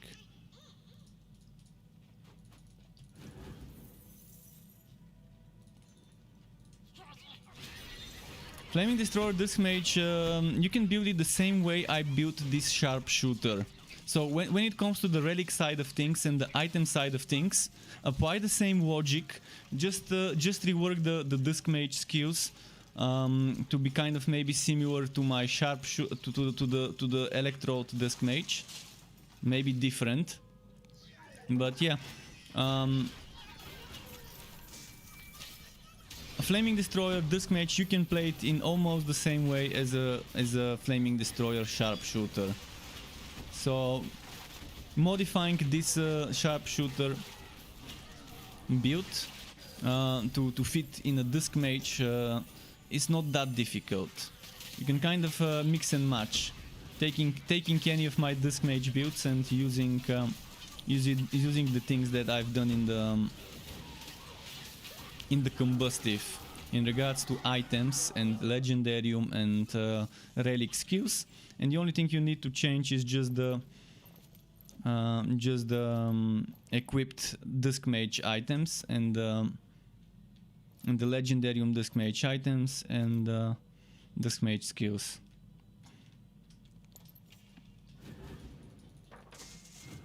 But you can go 10 levels Blazing Pillar, 3 or more levels Summoning Smash. Then you can get Magma Burst, Ignition Source and Firestorm or whatever it was called. And then you can take maybe Absolver or Entropy or Holy Bolt or Radiant Blast, whatever light skill and dark skills you want. I would probably go for Absolver and Entropy, which is the more meta kind of setup. Absolver light skill main, Entropy dark skill main with Dark Spears as a support. And then tier 2 Holy Bolt, tier 2 Unholy Bolt, and tier 2 Energy Spike, tier 2 Light Spear for the Harmonic Form duration. And tier 2 for the mana regen, Shadow Step. I do have some Disc Mage Flaming Destroyer builds that are kind of recent, but still don't have some of the latest items in them. But it's gonna look something like this. If I were to do a new Disc Mage Flaming Destroyer with the new items, with the new Imbue Relic kind of Winter Weave combos and the Frost Woe setup, it's probably gonna be, let's say, Entropy setup. I'm gonna put 8 points here, 4 points here, 4 points here, 4 points here, 4 points here, 4 points here, 4 points here.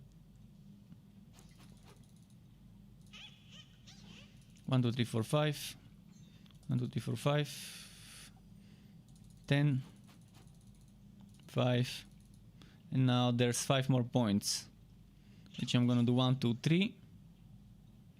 And now we've got 2 more points, which I'm probably gonna do this for extra damage to Absolver.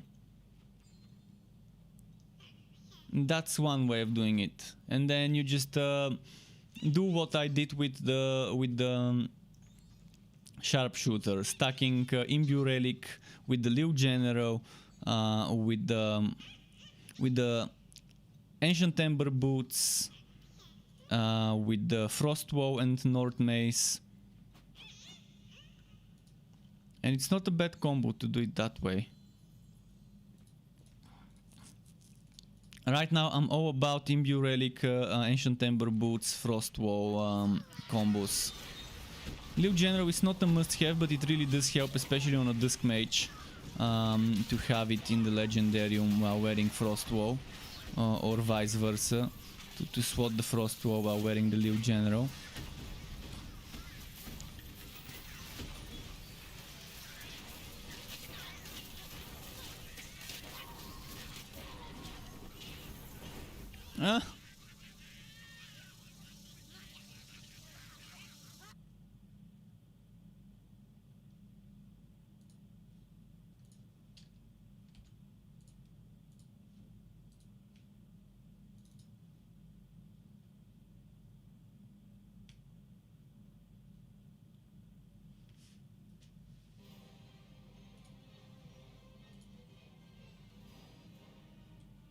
I think my game crashed. Yeah, my game crashed.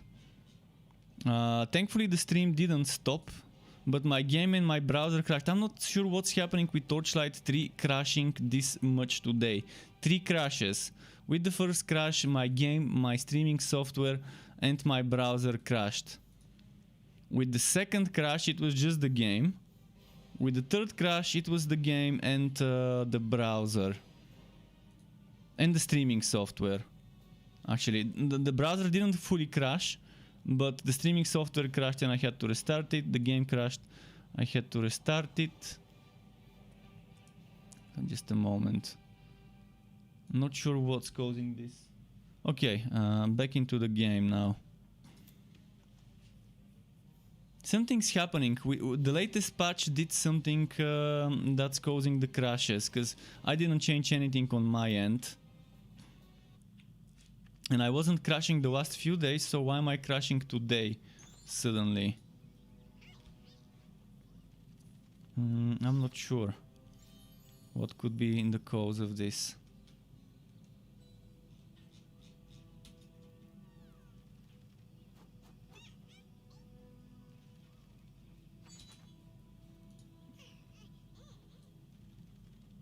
Okay, back to that.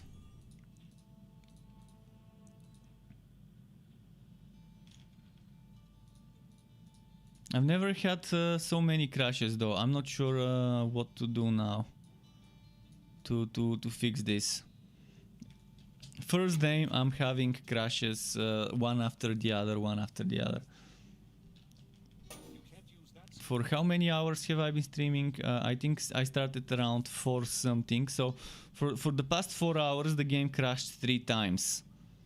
Pretty good ratio of crashing, almost a crash an hour. It's like suddenly the game starts using too many resources that makes my my streaming software and my browser crash because the game is using up everything that the other software needs to use as well. And that's definitely not the case. Right now the game is using 15% of my CPU when my streaming software is using 30%. And the game is using I can't even tell you how much of the GPU, but the GPU is you can see 92%, 95% in use. So I'm assuming it's something to do with the GPU usage, that the game kind of spikes it so hard that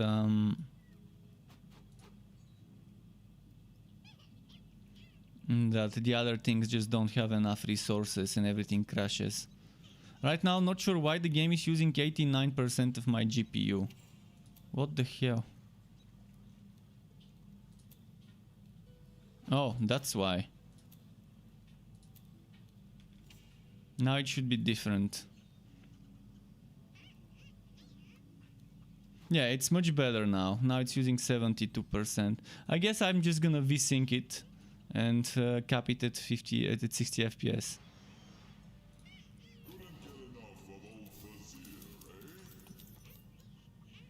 I don't benefit from more than 60 FPS with this monitor anyways.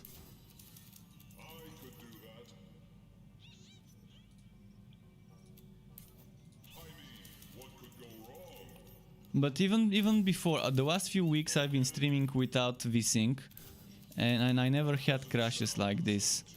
So why now out of a sudden did it start crashing? But I won't be able to see ignition source doing more damage. I can invite you, but I'm not gonna be able to see it. I don't see your damage numbers. I only see my own damage numbers as far as I can remember, unless something changed and I can see other people's damage numbers.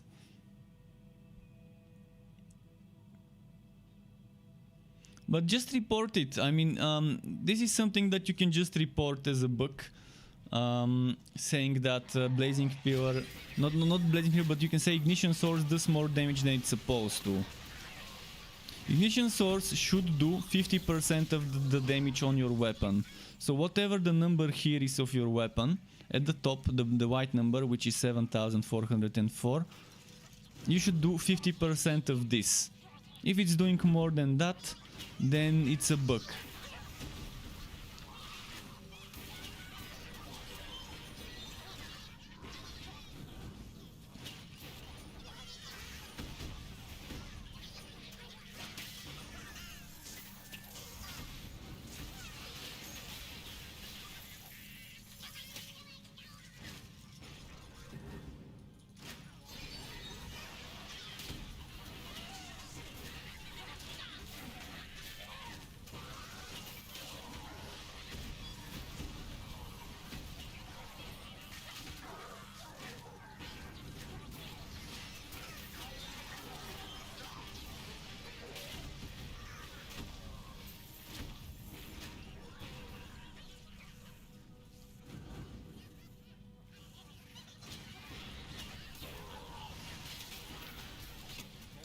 Come on, come on.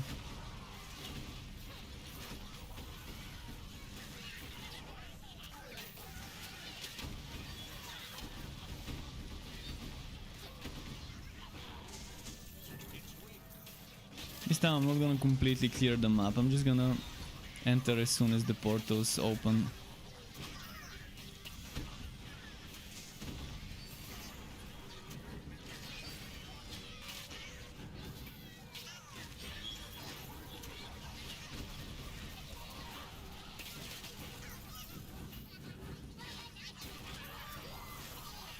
Okay, I'm gonna group them up a bit.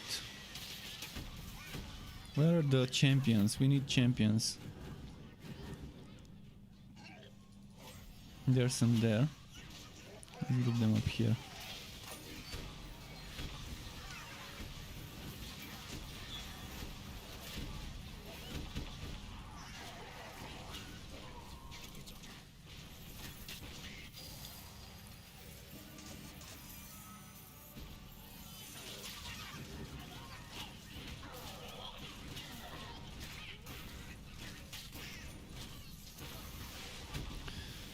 Okay.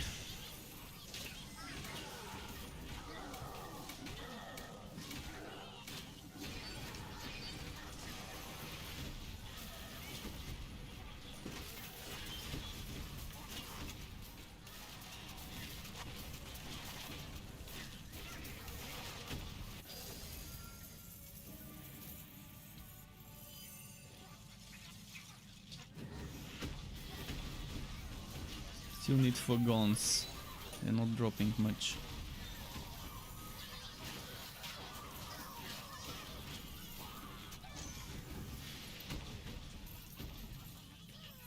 Some champions spawned here. They weren't there earlier when I was coming from there.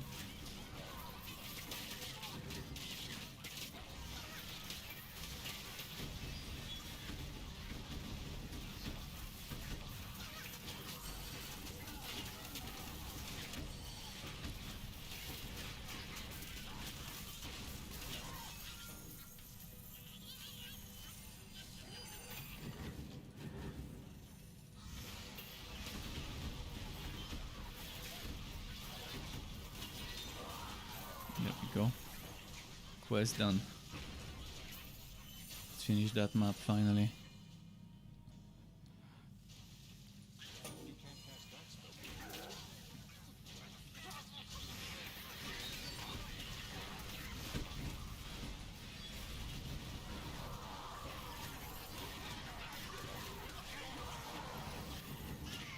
The boss HP yo-yo, all the syncing.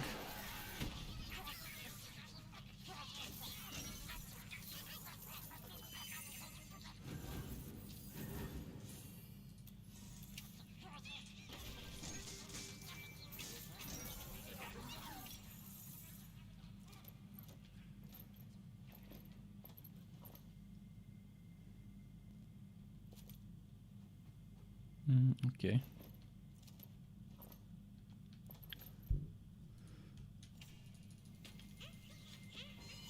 No work today, come on.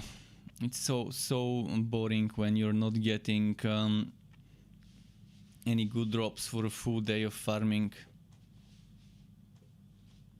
I'm just asking for level 60, I'm not asking for meta rolled items, I just want level 60 version of the items I'm wearing right now. I'm wearing level 38 chest and 45 helmet, I just want level 60 version of those. As long as they have some defense, it doesn't matter what the other stats would be. If it doesn't have crit chance, I'm gonna be fine. As long as I get more than 800 defense, and as long as I get more than 877 defense here, even if I lose the crit damage and some of the other stats. Obviously, min-maxing is something that would require a lot of time in this game, unfortunately. Your pet has returned. If it isn't all what's their name. Oh, dividing gearwork is finally a good map to do.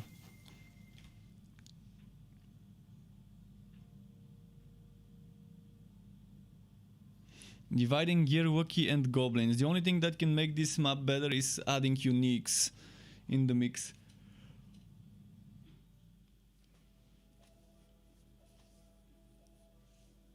I was gonna do a tea break, but I didn't. Maybe later. Maybe after this map I can, if I remember to.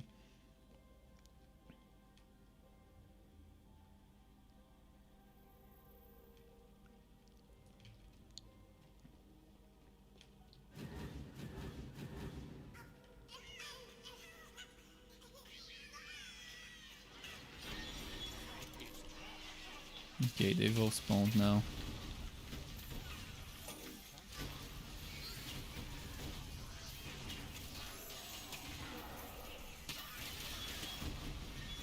Still having some problems with the server, some lagging, rubber banding, desyncing.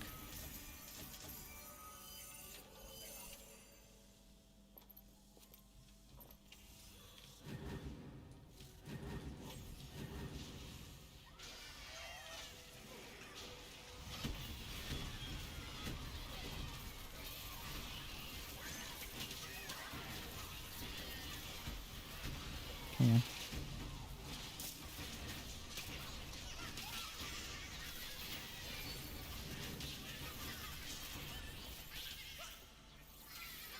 Okay, what's over here?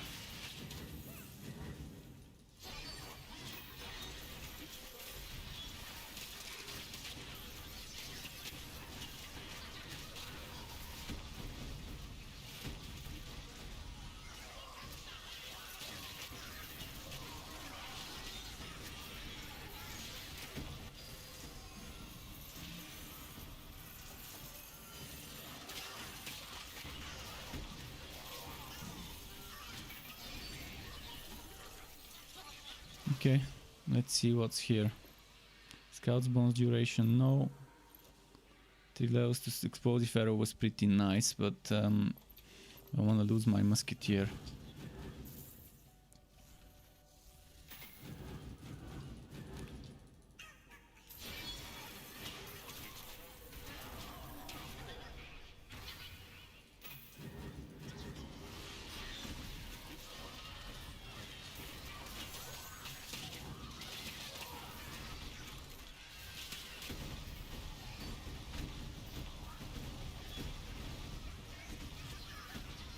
Nice.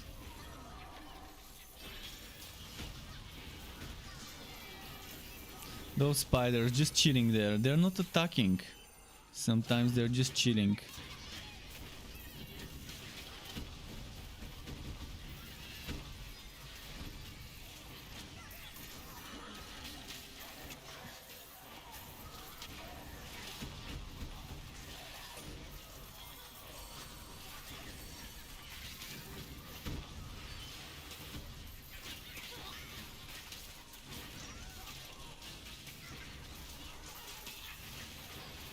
And Finland says, Struck, does the separated skill shots regenerate relic energy? You mean, for example, if each separate projectile regenerates energy separately? I think so. I think each of those projectiles can generate energy for me. Like from those poison projectiles, each of them should be able to generate energy by hitting. So each time you hit an enemy, you should generate energy with that hit.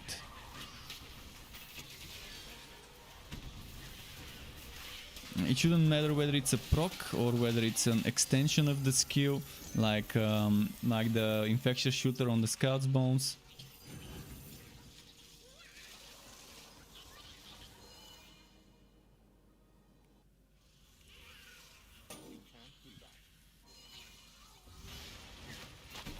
I'm not sure whether if you hit an enemy multiple times with the same shot, for example, let's say with tight grouping, all 3 arrows hitting the same enemy, I'm not sure whether that's gonna be generating more energy, but I can quickly test it for you right now. I can go to the town and test it very easily.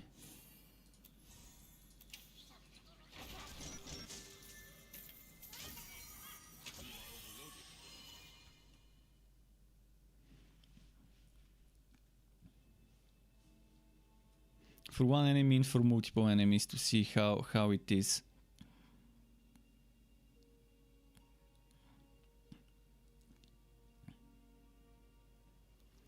I'm not gonna test it with Onslaught. I'm gonna test it with tight grouping and then I can maybe test it with Onslaught. Because tight grouping is very easy to test something like this.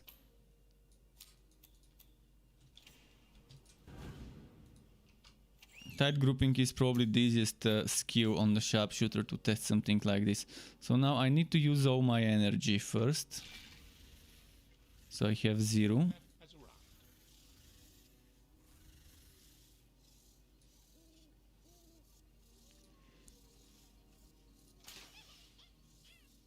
This gave me 3.7. This gave me... Ah, shit. Just a moment. It procced something. 3.7. 7.3, which is another 3.7. You can see the dot though. The dot does trigger separately extra energy for each dot proc. Dot trigger. Now let's see. Oh shit, no. Fuck.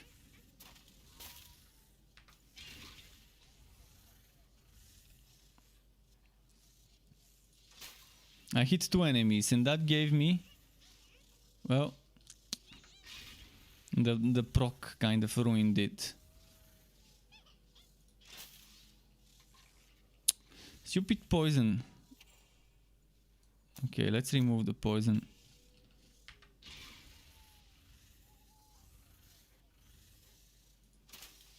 Two enemies, that should be 10. Why 10? Did I trigger some sort of poison? How am I poisoning? Oh, Scout's Bones, that's how I'm poisoning. Okay, that's 3.7. So, see, hitting 2 enemies with the same shot, it's still 3.7. So, regardless whether you're hitting multiple enemies or not, it's 3.7. I can now test it for Onslaught for you, but with Onslaught, it's gonna be a bit more. It's gonna be a bit different.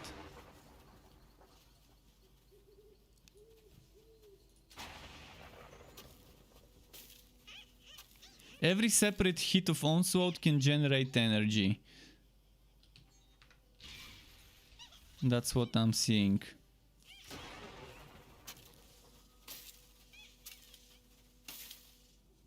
So 4 hits is 13 energy. Let's test it on 3 enemies now. Fuck.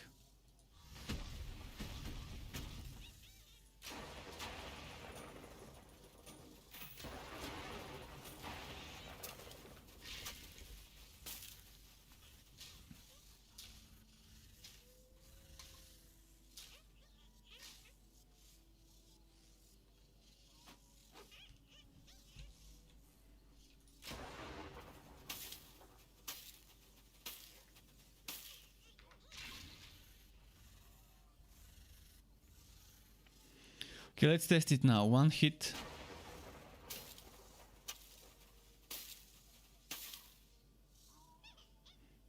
$14 energy, so it's pretty much the same. Whether you hit multiple enemies or not, with every hit of Onslaught you get the same amount of energy. That's kind of how it seems to be with Onslaught.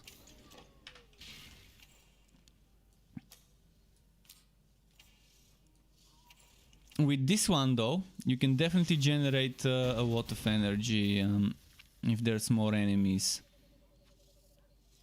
But the thing that really helps you generate more energy is you have a chance to poison. Because you can apply the poison and then the poison really helps with that to get it going.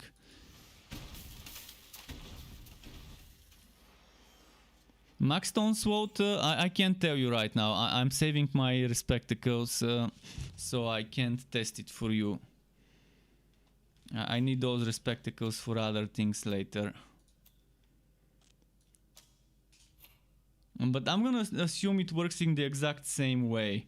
Max Stoneswalt will probably give you a little bit more energy maybe, because it's separate hits, but it's probably gonna work in the exact same way, where any energy you generate by hitting with a wave of projectiles would generate the same amount regardless of how many enemies you hit with that wave, as long as you're hitting an enemy. The same way regular Onslaught worked.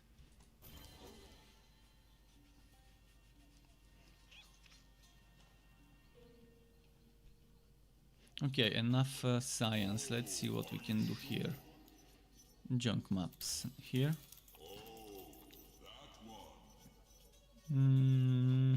Tempted to do this one. Okay, this is the type of science. Oh shit, I forgot to do a tea break. I keep forgetting about the tea break. Keep forgetting. The way it's going, I might not do it.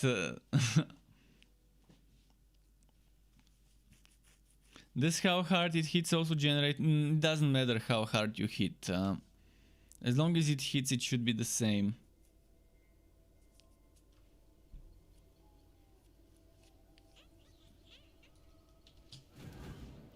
Because that would mean on low level you're barely gonna make any energy, and on high level you're gonna be making a full recharge with a single hit, if the damage actually made any difference.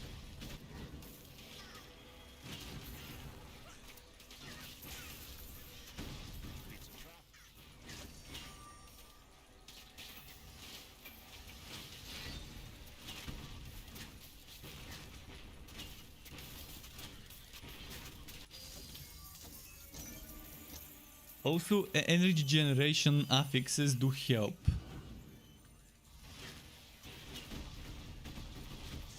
Energy generation affixes definitely would help with certain things.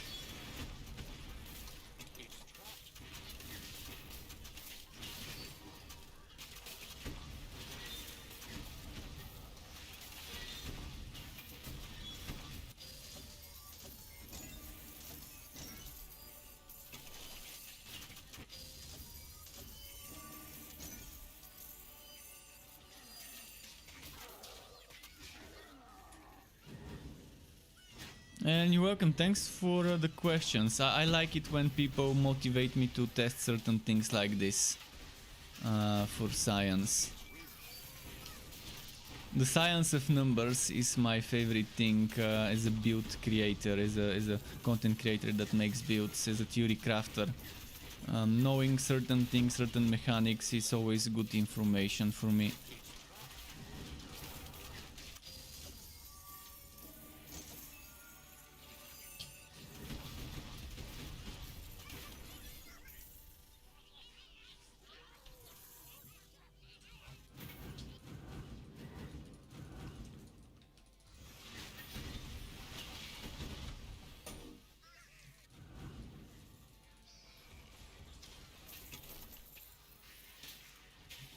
Oh, where's the elites? The champions, I mean. Okay.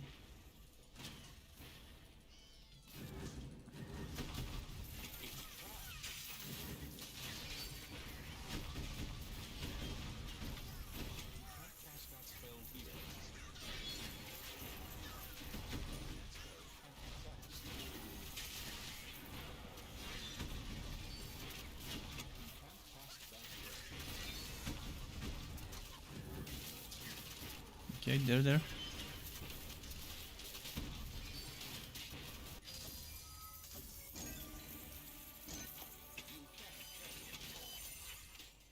Wow, I'm getting filled up quickly.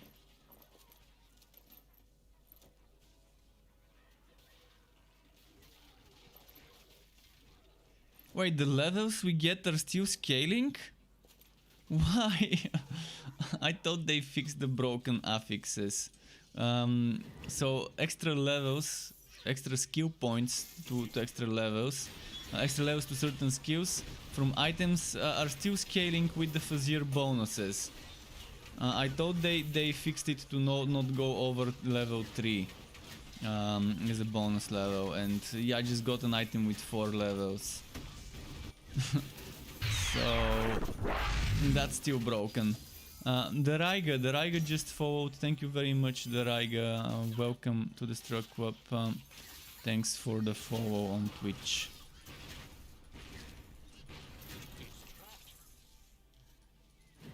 And I think we are not supposed to get more than 3 levels per affix of a certain skill. Yet some people can reach like 6 or 7 with max level Fuzzier items per affix, which is so silly and overpowered.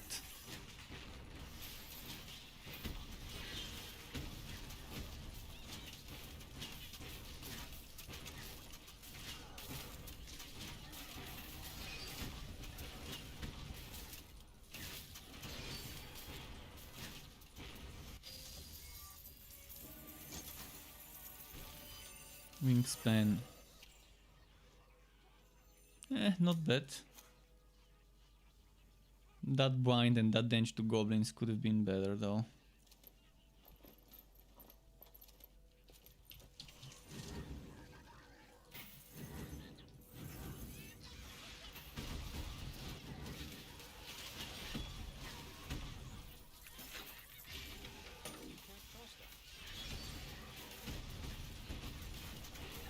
Okay.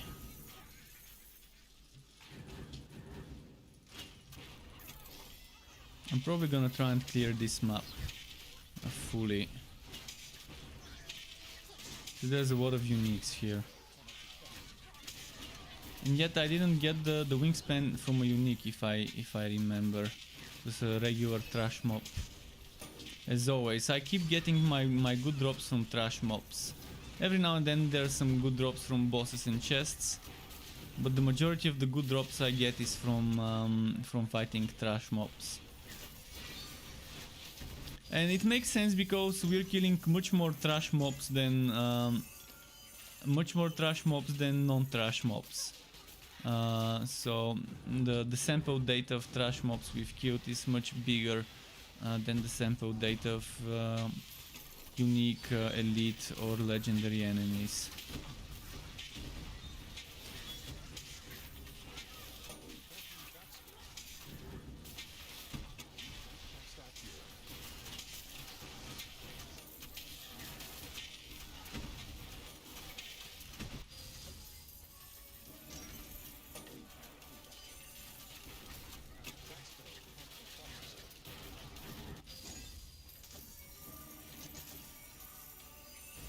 There we go.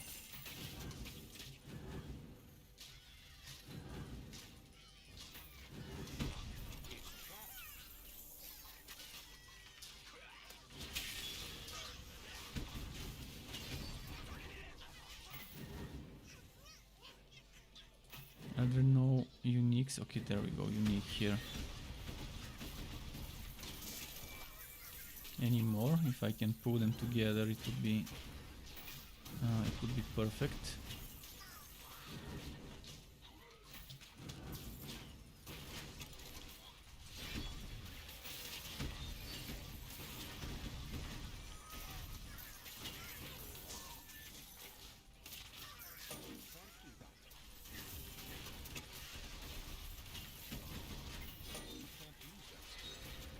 Come on, come on.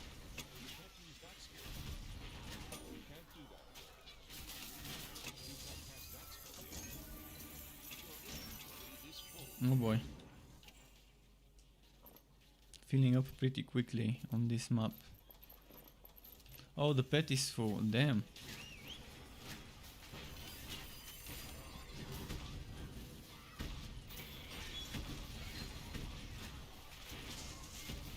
Stephanator says, I forgot, did you say servo blade with uppercut is better than pressure shot?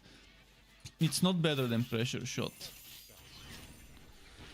It's not better, but it's a good thing to do if you want it. If you want to do uppercut, servo blade is definitely fun.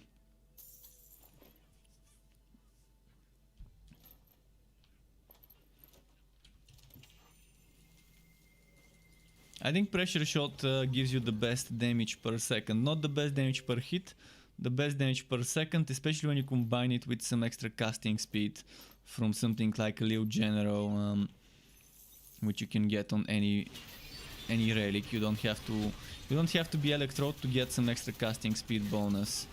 Leo Genero is always there for you for casting speed. It's only 25%, but it still makes a difference. Having extra 25% casting speed when spamming pressure shot.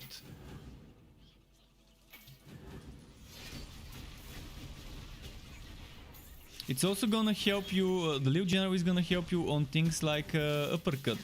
If you're using uppercut without the servo blade, it's definitely great to have Leo Genero so you can do it quicker.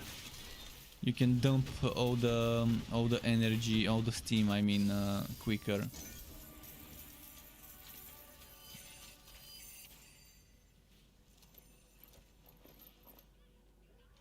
But pressure shot is great because it's good for single target. It's also good for AoE with the piercing it can give you.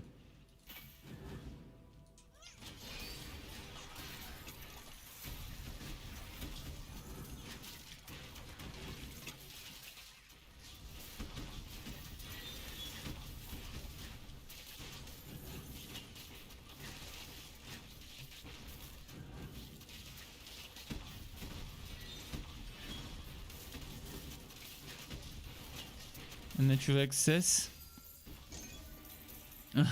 he went to buy seeds. He went to buy. I'm assuming he means sunflower seeds. You didn't miss much, dude. You didn't miss much.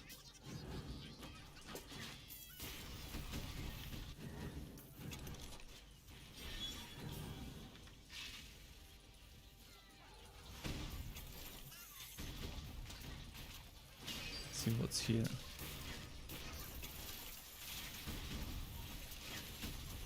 Can I group them up together? Come on, follow me, follow me. Into the abyss, follow me. There we go, this guy.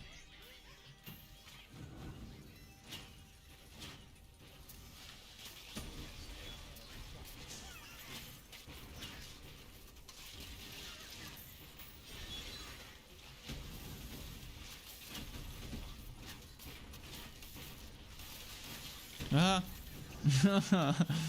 That almost one-shot me. Nasty exploding bows. Explode bows.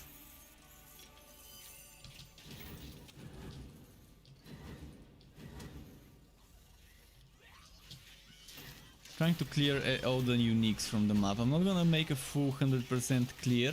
Just 100% of the uniques. I want to kill them in this map. It's good fame. Some gear bundles. See, after this map I need to remember to finally go and make a tea break and a peace break as well. It's been a while since I started streaming. Over 4 hours, so it's time. Oh, the pet's full again. Come on, pet, sell. I think I've killed all the champs. Just a last check here and there. If we can trigger something to spawn. Yeah, that's pretty much it for the champs.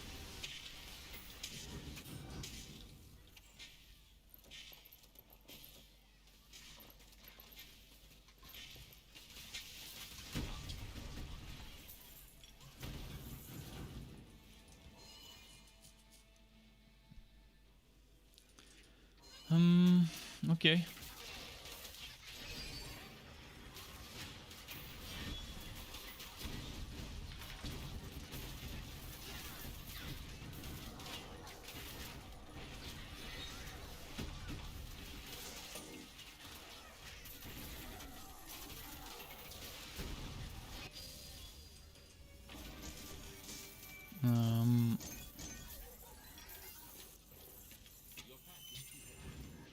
Let's see here now if there's anything worth keeping.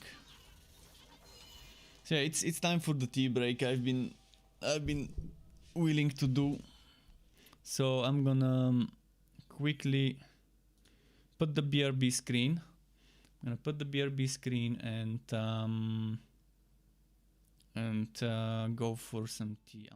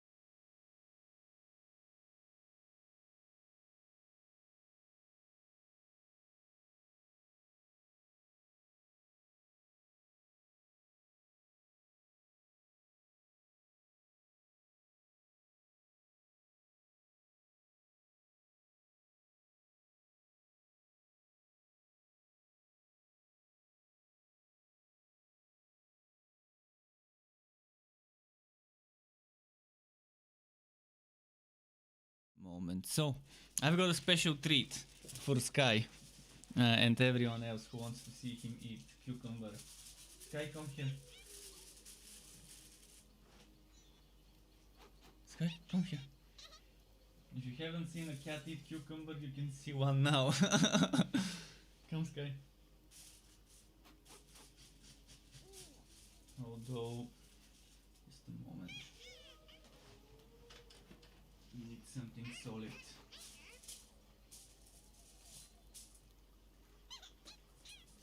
It's his favorite treat.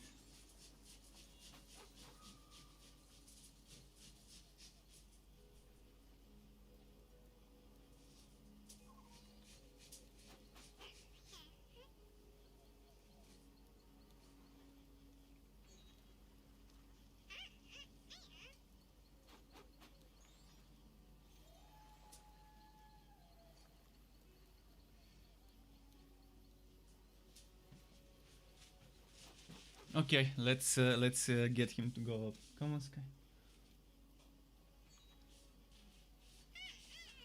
Go up, go up, go up. Come on. See?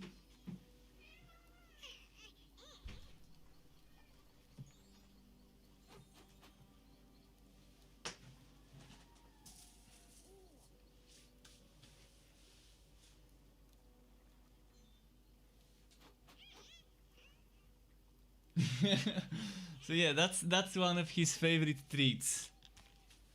It might seem weird, but he loves it. He loves eating cucumber.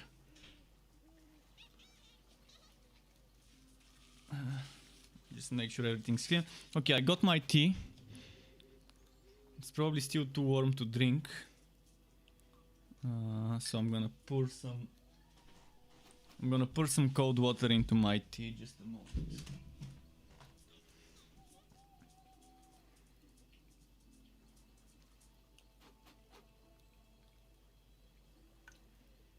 Okay, that should make it drinkable. And we can go back into the game. Wait.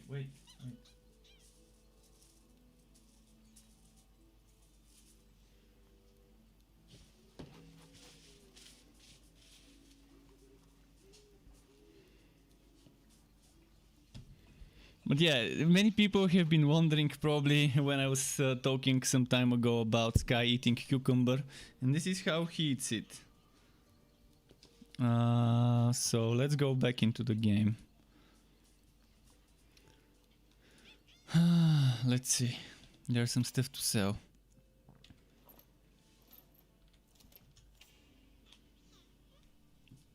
Some stuff to sell. Welcome back, contender.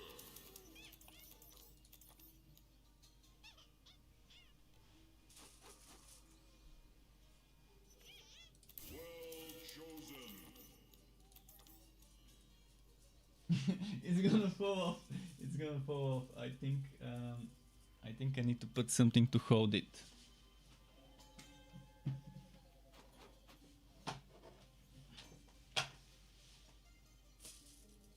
I think he's done eating. So I can just put it here on the bed if he wants to finish it. Okay, let's do a map. Something with goblins, something with gearwork, something dividing or unique. Honestly, I think you could do better. Or maybe something with Hivit or undead. As long as it's gearwork you're dividing, it should work. You say that now. And thanks for waiting. WXPTY. Why is my bot not giving you the command? Let me check. Oh, you should. Yeah, that's it. You should use the exclamation first. I was wondering why the bot wasn't giving you my command. And welcome to my channel. Makes me strangely. So yeah, on my website there's a bunch of builds. If you want a specific build and you're finding a very outdated version of a build for a specific class and subclass, always welcome to ask me questions, and I can try and make a build on the fly for you. um, like suggesting what items to use, what skills to use. I can even give you a link to the build calculator online.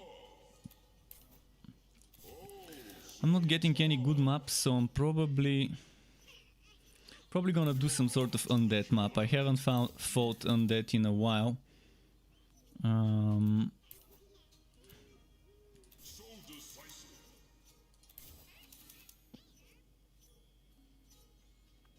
gonna do this one. Feel like doing an undead map.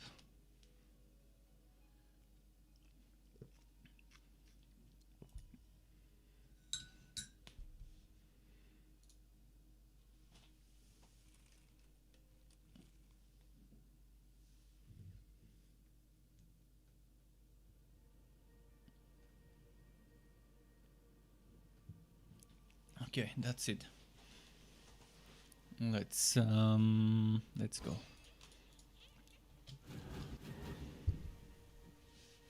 No, Sky's happy about the bits of cucumber he had. He was bugging me. He heard me going to the kitchen and woke up and then started asking for food. And instead of giving him actual food, I gave him cucumber until it's time to give him food.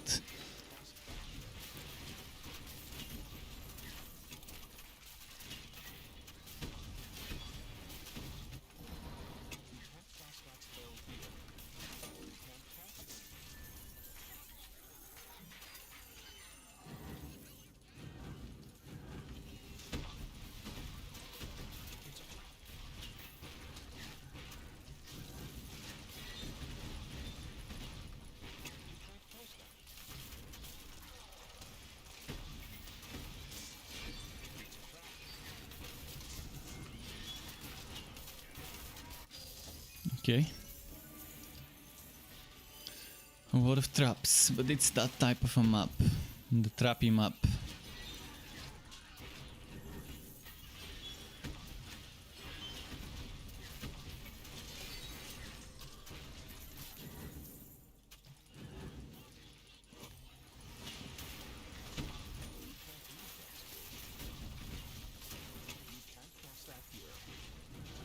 By the way, did you guys hear that they're starting to shoot the Borderlands movie soon in, I think, Hungary? I think it was in Hungary where they're gonna shoot it. The same country where they shot the new Dune. So, do you think it's gonna be an okay movie or it's gonna be a claptrap of a movie that's just gonna flop? I've been wondering. I hope it ends up being a good movie because there's a very good story out there to tell as a live action movie. So we'll see how it turns out. The track record of games, of movies based on games is not good. Series and animes based on games, not so bad, but still kind of a bad track record. But for example, Netflix Castlevania, very good example of a decent anime based on a game. There's a bunch of other examples out there, but not so many. The Doom movie, terrible flop. In regards to, I mean, maybe it made money. I'm not sure financially whether it made more money than they spent on it, but it was kind of a bad movie. One of the few movies with Dwayne Johnson that I actually didn't think were good, which is weird. He makes so many movies, and many of them regarding whether it's action or comedy, so I can find a way to enjoy, but the Doom one kind of seemed very underwhelming. Then there's the Prince of Persia movie, which I'd rather not comment on. Then what other movies based on games were there that I'm pretty sure I know a few that I just can't remember the names of right now that kind of didn't do very well and were kind of boring.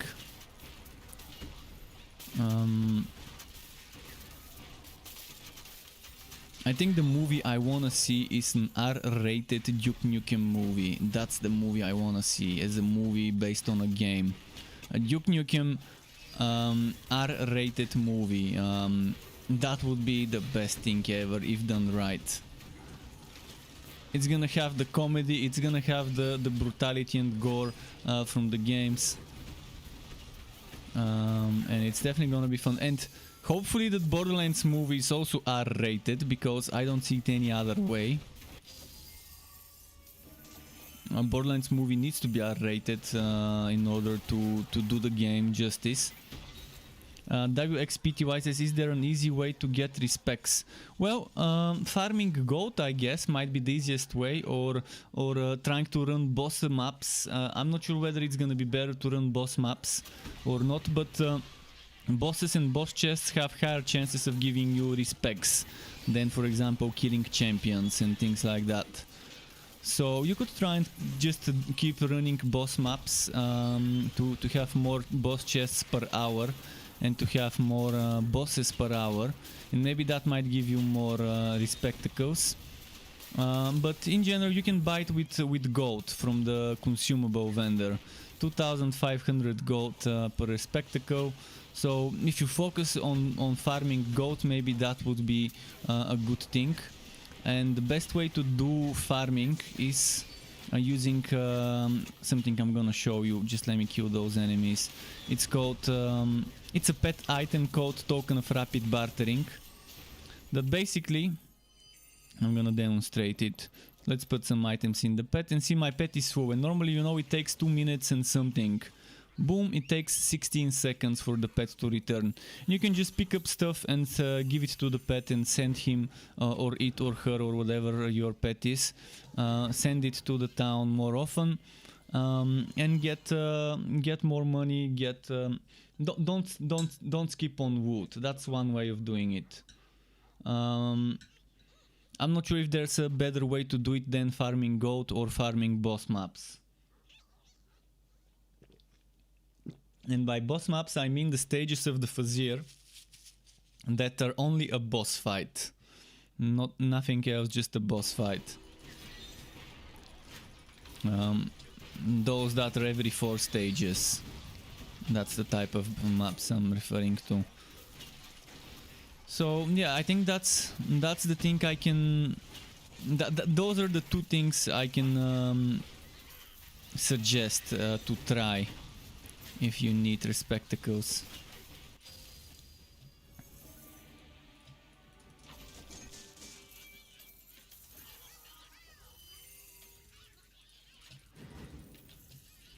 But yeah, 2,500 gold coins. It's not something you make that difficult, but if you need a lot of respectacles, like 10, 20, and that's a lot of gold coins. Like 20 of those, that's 50,000 gold coins, which seems like a big number. Thankfully now we don't have that big of a cap. If I'm not mistaken, the cap is now 500,000 or 50,000. I think it's 500,000.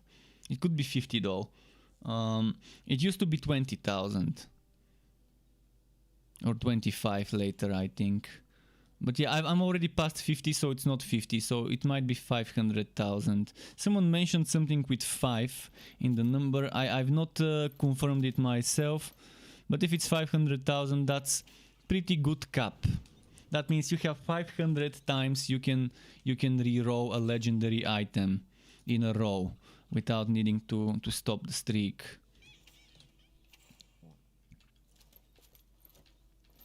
And with RNG such as rerolls, I think streaks are very important. Maybe just superstitions, but I've noticed that when dealing with RNG, doing all the rerolls at once is better than doing a reroll now and then an hour later doing another one and so on. Digu says, I didn't see a good movie in years. Oh, tell me about it. There are some good movies, but I guess different people have different tastes. I watch movies from a different point of view. I pay attention to things that most people don't pay attention to. I don't pay attention just to the movie itself. I pay attention to editing techniques, to acting that has been, like how good the acting is, how well the movie is edited, how the shots are arranged, things like that. I mean, it's because the things I've studied just twisted my perspective, my view when watching films. It's kind of like it became a habit after doing it in university, watching movies and then discussing it with our teachers and with other students, and just having this kind of view on movies.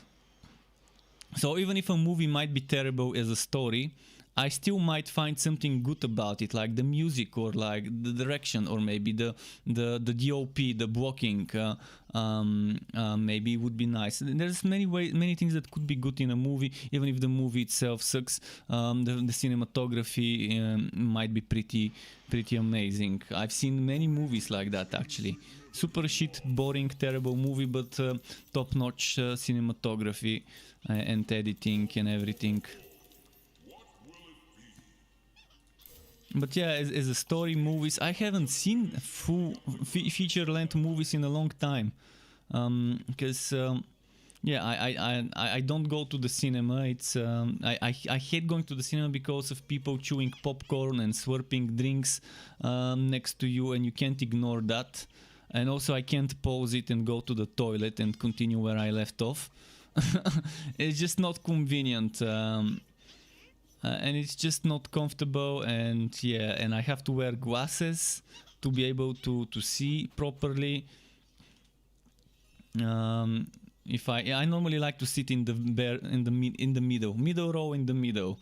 That's normally my sweet spot in movies, and unless I wear glasses, I can't see properly because of my eyes. And especially most of the times it's going to be a 3D movie, which would mean I would have to wear glasses and then put the 3D glasses on top of my normal glasses. Also, my normal glasses are broken. And in general, I'd much rather watch movie at home. So I've been watching mostly Netflix. I don't even download movies with torrents. The amount of movies I download with torrents is probably 1% of all the stuff I watch. When it's like Blu-rays and stuff. But Netflix is kind of limited. Not everything's on Netflix. I used to have an Amazon Prime account and watch movies there as well. Some of the stuff that's not on Netflix. But still, there's so many movies that are neither on Netflix or on Amazon Prime Video or whatever it's called.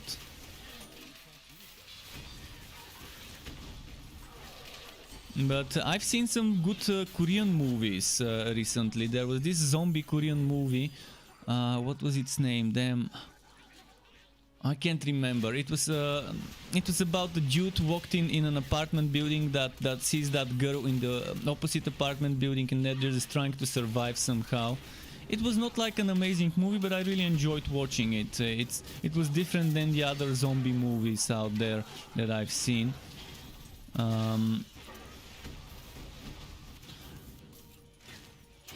There's a very good series. I think TV shows and Netflix online only series are pretty nice. There was this Japanese series. I have to remember the name, where three guys end up in a parallel world.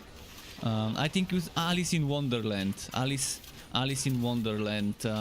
No, Alice in Borderland. That was the name. Alice in Borderland. And I actually really enjoyed this one. It was amazing. A Japanese Netflix series.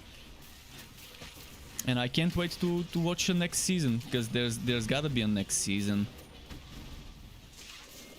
In fact, I might look up the manga and just start reading the manga to find out what happens next.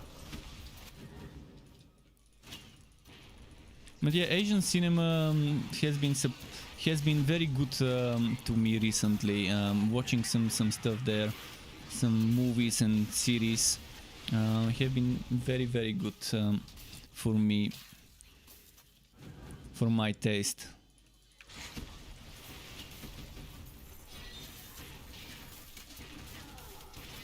Yeah, regarding feature length films, haven't watched many lately.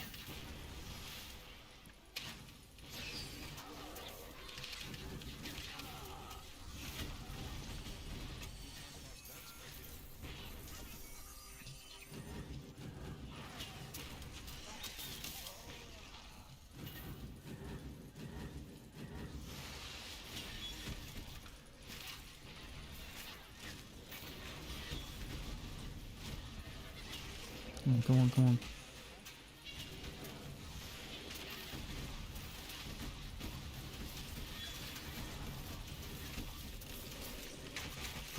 No. Fuck, I'm stuck.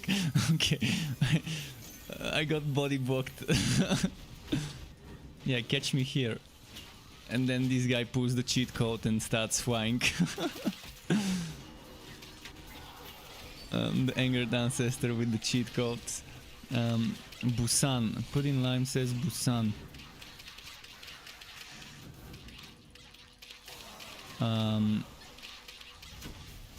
What do you mean Busan? You mean the name of the movie I was talking about? It was not Busan.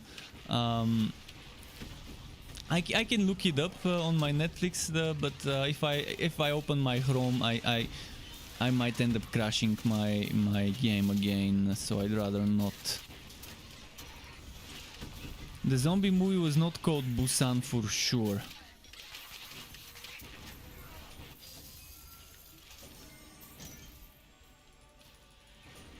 I can look it up in Google and tell you. It was a Netflix movie, Korean Netflix movie with zombies. If I Google Korean Netflix zombie movie, it's probably gonna show me. But since I'm doing an Angered Ancestors map, I kind of... I can't stop in the middle of it to look it up.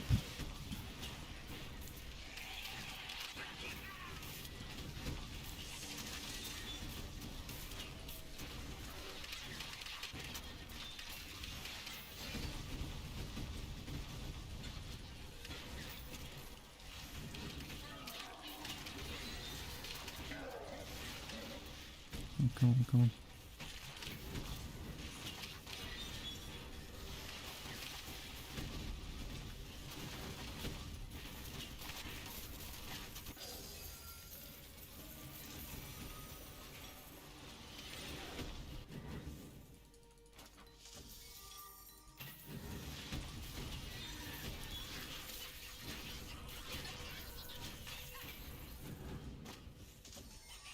Oh, come on.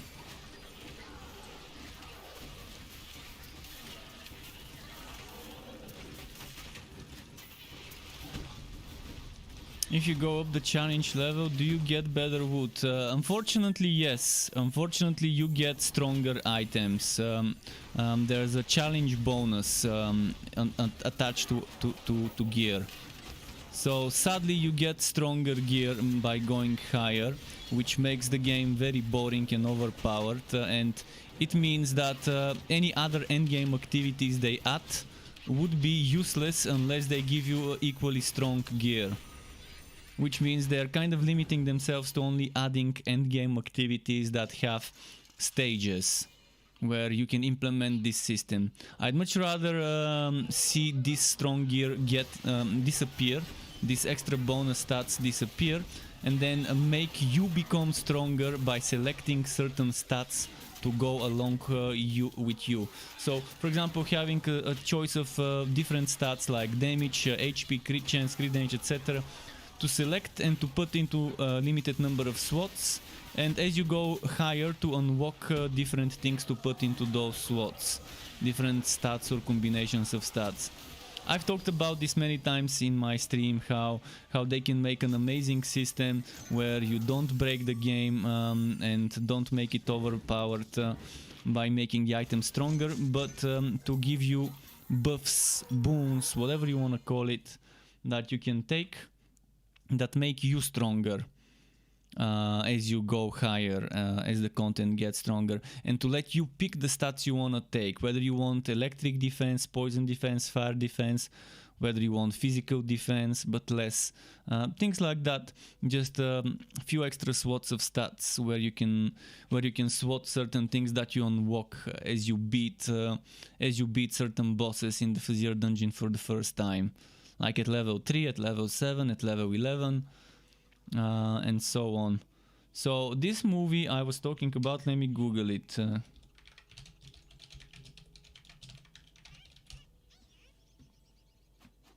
Alive, it was called Alive. It's a 2020 movie, Korean zombie movie, Alive, and that was the one that was pretty okay to watch. I mean, I'm not gonna say it's like an amazing blockbuster movie, but I found it nice to watch, especially the scenes, the fighting sequences. There were a lot of tracking shot or whatever it was called. Scenes where there's no cuts in some of. I like combat. I like scenes where they're using one camera and there's no cuts. The Daredevil Netflix series had a lot of such scenes, and I really think it's very impactful when you watch such a fighting scene where there's just one camera and it just follows the action without cuts and stuff. Kind of a Woody Allen type of shot or whatever. I think he was using that a lot in his movies, if I'm not mistaken.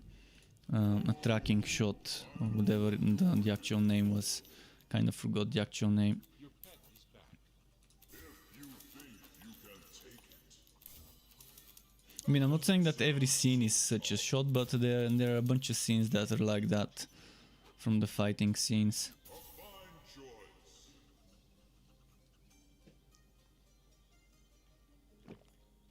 So right now,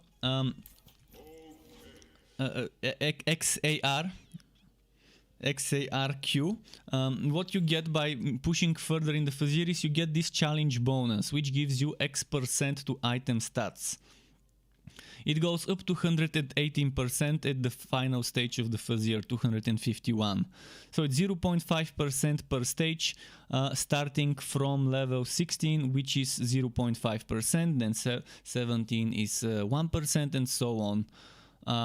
This is what you get, but this is super boring as a system, and it's super limiting, and it's crippling the development of further endgame activities by making sure that they would either have to implement this system in any further endgame activity so that people have a reason to do the other endgame, and that means that it would have to have different stages where this can apply. But my idea was to make something like the Legendarium, where you find items and then you get their powers, and then you can select a bunch of things and swat them, and to give us 5 or 10 swats. And in those 5 or 10 swats, for example, maybe if it's 5 swats, 1 swat could be legendary. If it's 10 swats, maybe 3 swats could be legendary, or 2 swats could be legendary. And in that legendary swat, you can have a legendary buff that gives you 3 stats instead of 1. And then let's say if it's 5, you have 1 legendary, 2 blue, and 3 green. If it's let's say it's 10 swats, then you have maybe 2 or 3 legendary, and then 2 or 3 or 4 maybe blue ones. And in the blue ones you can have regular ones that give you 1 stat, or blue ones that give you 2 stats. And in the legendary ones you can have regular, which is green, blue, or legendary. And again, as you finish those bosses, my idea is, for example, you start like this, and you finish this boss, and then you unlock your first buff, your first card, first tarot card, and you're building a deck of cards. And in that deck of cards, you can, for example, take 10 cards with you, and you can always switch it around based on what build you're playing. So you finish this boss fight, and then you unlock a new card for your deck, and maybe you click somewhere here or whatever to bring that interface to open it. And this is and then you finish this boss, and this gives you another card for your deck, and then you finish this boss, and this gives you another card for your deck. And once you start pushing further, you see 2 affixes here. And then you start unlocking the blue ones that give you double the affixes. Then once you start seeing 3 affixes here, you start unlocking legendary ones that give you 3 affixes that you can swat.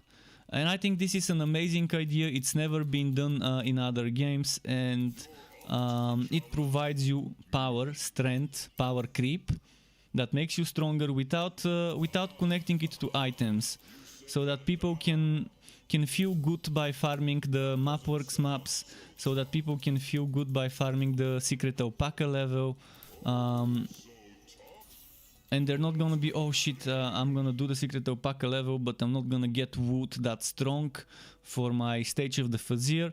Right now, people wouldn't wanna farm the Alpaca level, because, well, they can't get gear as strong as Fazir gear. But this is such an interesting idea that I think would fit really well in this game, especially if you call it a deck of cards or a tarot deck. And if you use that same art style with the cards when you're unlocking those bonuses, and it's gonna provide you an extra layer of theory crafting. If something doesn't work, maybe switch up your Fazir deck and take a different deck of Fazir cards with you. Maybe your build doesn't need that much defense, maybe you need more offense, or maybe it's the other way around, or maybe you need more utility like energy generation or energy cost reduction, or maybe you need that one card that gives you cooldown reduction, so you can spam a certain skill a little bit more with extra 5% more cooldown. Things like that. I mean, they can go wild. A designer can take this idea and make it amazing. I'm not a designer, I'm a streamer. I can just give a basic idea and the designer can take it and make it something amazing. But it's definitely gonna be much better than this boring system we've got right now, where it's bringing so much disbalance into the game, it's bringing so many bugs that they then have to spend extra development time fixing. I think it was just the wrong approach in the first place, and I did tell them 6 months ago as a feedback, as an email, and also as a public post on Note, to not do what Wolsen did, to not give us Wolsen style power creep. And then they go ahead and give us Wolsen style power creep, which is kind of like a copy-pasted Wolsen power creep, without much of a difference. So that's my biggest disappointment in this game ever since I played this challenge bonus system. It's the biggest mistake that has been done throughout the development of this game, in my opinion. And it can only hurt the game in the future. Right now maybe it feels good, maybe people would say, hey, it's amazing, I'm getting stronger items as I'm pushing the Fazir. But think about other activities, think about other endgame activities and how this system would have to be included in the other activities to make them worth doing. And how those items would make any other endgame activity super easy in the first few stages. If you already have the super OP gear from the Fazir, you can just start with that OP gear in the other activity. And even if it has stronger gear the further you go, you're gonna start with already boosted gear by finishing Fazir and farming some items, and it's gonna trivialize the first stages. And then there's my other idea that I've said many times, where they can make increase chances to get specific legendary items, so you can focus hunting specific items in specific stages of the Fazir. For example, let's say I need North Mace and Frost Wall. Let's say when I'm doing level 100 of the Fazir, I have the exact same chance to get legendary gear, but when I do get a legendary drop, the weight, the chance of that legendary drop being the Frost Wall, for example, could be double or triple than the chance of another legendary. So let's say every single legendary has a weight of 1, and if the dice rolls 1, you get item 1. If it rolls 2, you get item 2. If it rolls 3, you get item 3. And then maybe if it rolls 4, 5 or 6, which is 3 times, 3 different numbers, triple the weight, it can give you the Frost Wall. That's just an example. I'm trying to explain it in a way that's easy to understand what I mean by triple or double the weight. I'm not saying higher chance to get legendaries. I'm saying higher chance that if a legendary drops, for that legendary to be that one item. And make it so that every stage has 1 or 2 items attached to it. Maybe for the first 100 and something levels, just 1 item per stage, and after that maybe starting with combos of 2 items, and that would make people want to return to the lower stages to farm specific items for their builds. If you know that you can get the Frost Wall with a higher chance compared to other legendaries at stage 100, and you need it, you would obviously want to go and farm stage 100, and you would want to help your friends on stage 100 as well, if you know that the item you need drops there. That's another system that right now is pretty much gonna be kind of pointless with the current power creep. And right now everyone is eventually gonna end up farming the final stages, which makes 99% of the content not worth replaying. They're just killing their content with this system. And I'm being honest, and I'm saying those things which might sound harsh, but from my perspective as a player, I think developers need to hear the criticism, the honest criticism, instead of sugarcoating things. Am I going to play Outriders? Yes, I will, on the 25th, on the demo. I won't be able to buy it, probably, we'll see. The demo will be my deciding factor whether I wanna put some money aside for Outriders or not. I was just talking like an hour ago about the Outriders demo on the 25th of February, and I was even showing people the requirements, the specs. This one, I was showing people those specs. You can take some time to look at them. So I hope it really runs well on my 1066GB, because that's the only thing on that recommended list for 1080p 60 FPS that I've got equal or worse. Everything else I've got better than what is recommended. So I'm excited about Outriders. I really want to like the game. I'm a fan of Wooter games, and I want to like the game, and I hope the demo provides me a good amount of stuff to test. I hope it's not just the first few hours of the game, but it also allows us to test some endgame stuff, some builds, or to let us play in the middle of the game or at the end of the game. I hope it's not just the first few hours of the game. I don't think demos should provide you with just the first few hours, because the first few hours are not what's that important to many people. What's important is how the game feels post-story, and what the end game whoops are, how you farm gear, what you do to get stronger, to get your wood, and to make builds. If Trainee said, yeah, no, you didn't miss anything, Trainee, and welcome back, by the way. We were just talking about Outriders. There's a demo. On the 25th of February, we're getting the demo, like free test before you buy. The game comes on the 1st of April, but the demo is on the 25th of February, and it's probably gonna be the first few hours of the game. This is my guess, and it's still gonna be good to play the first few hours of the game, but I don't think that's what they need to give us as a demo.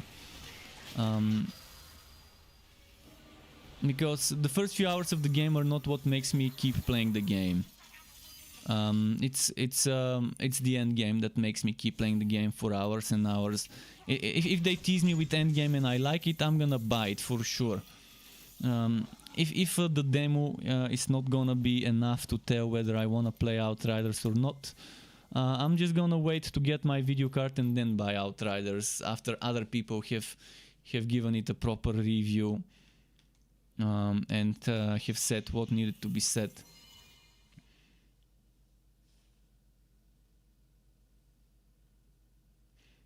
But yeah, Trainee V, they've done some things.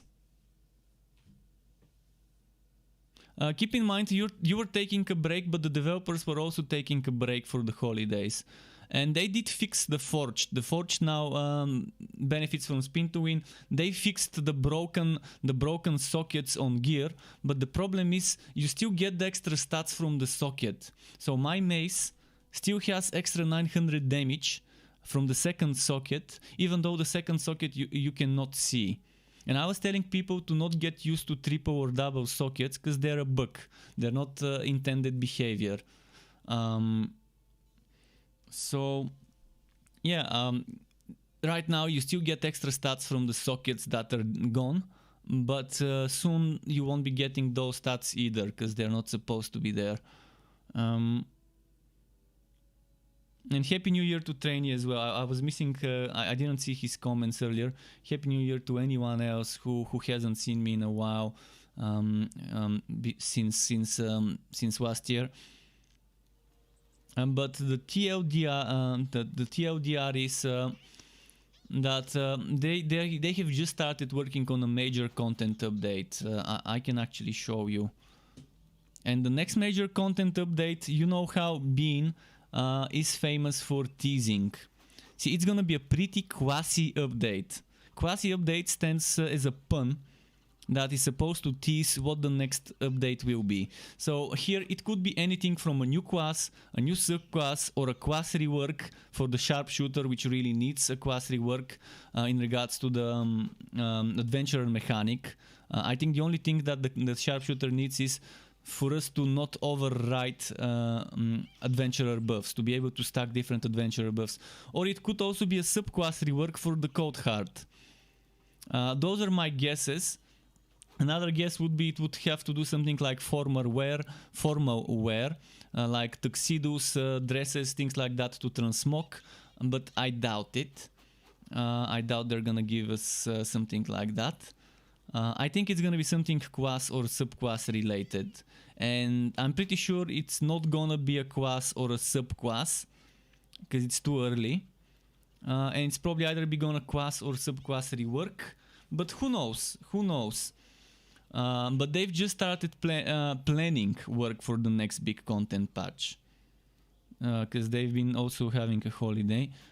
Oh, and the game is also on.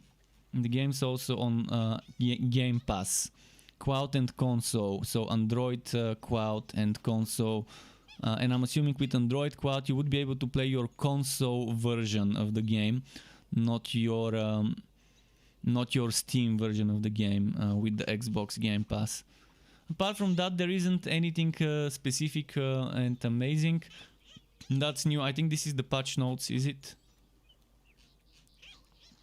So this is huge change. This Cyclone mode updated to now benefit from movement speed and to not move as slow. This is definitely a good change. This one is a big change for Realm Masters, meaning Slammer Realm Masters have just been nerfed very badly.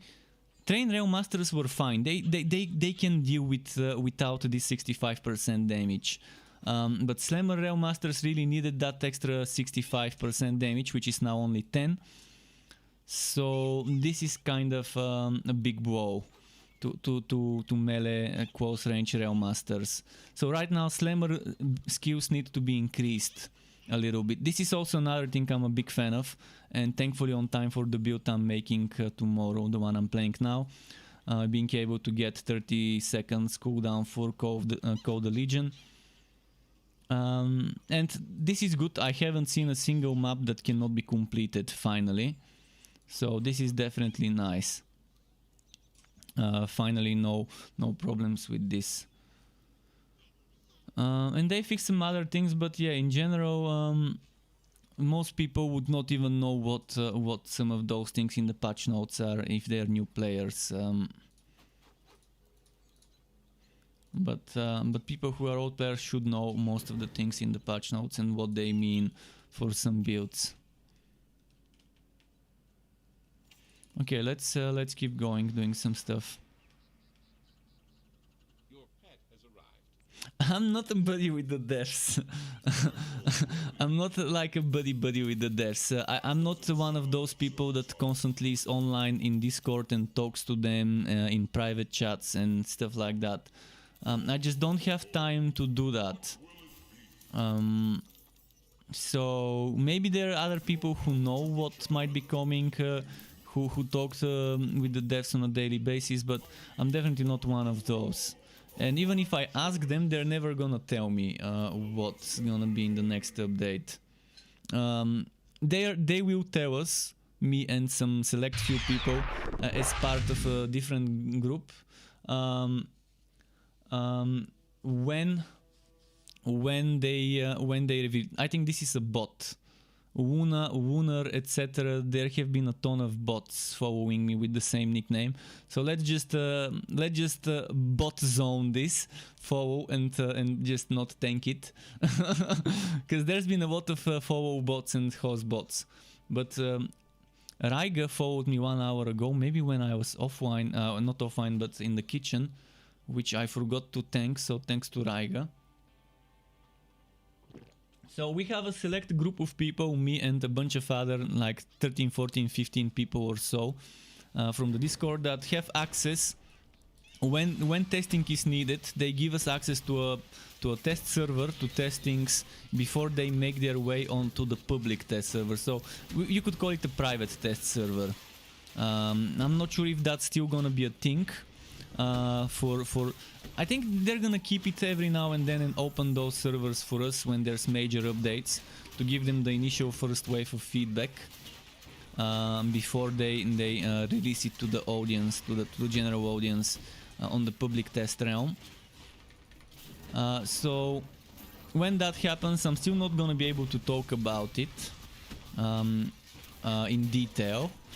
I can just tell you that I've tested stuff, but and that I liked it or didn't, but I won't be able to tell you what it is about.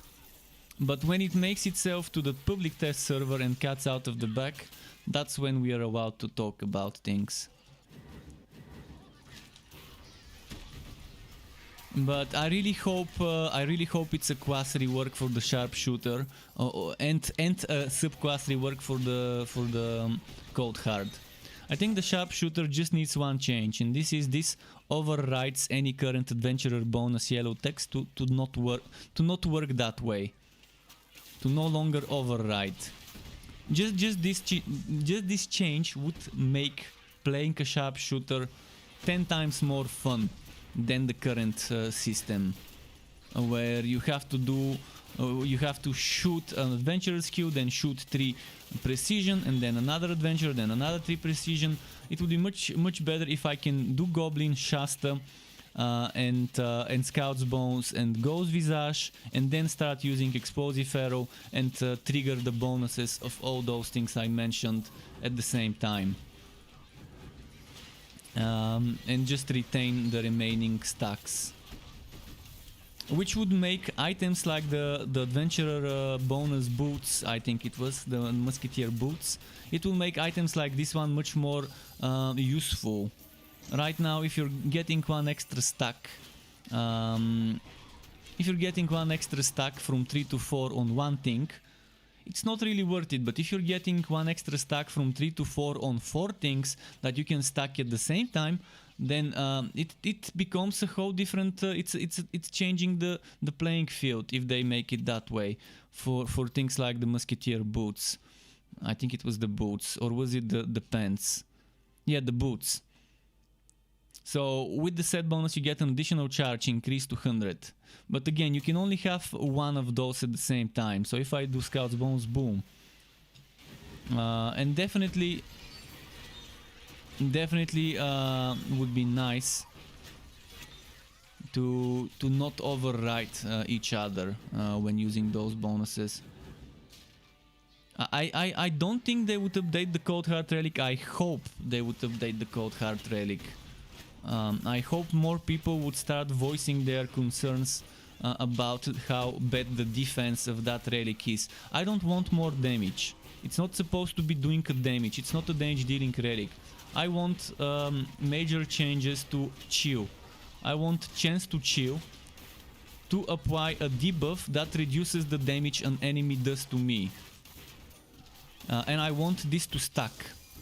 So maybe make it 1% per stack up to 5 or 10 stacks, or maybe 2% for stack up to 5 stacks, something like that. It's not gonna be super overpowered, but it's gonna give you a purpose. Right now Chill works kind of like Swow, but it doesn't count as Swow and it's super boring.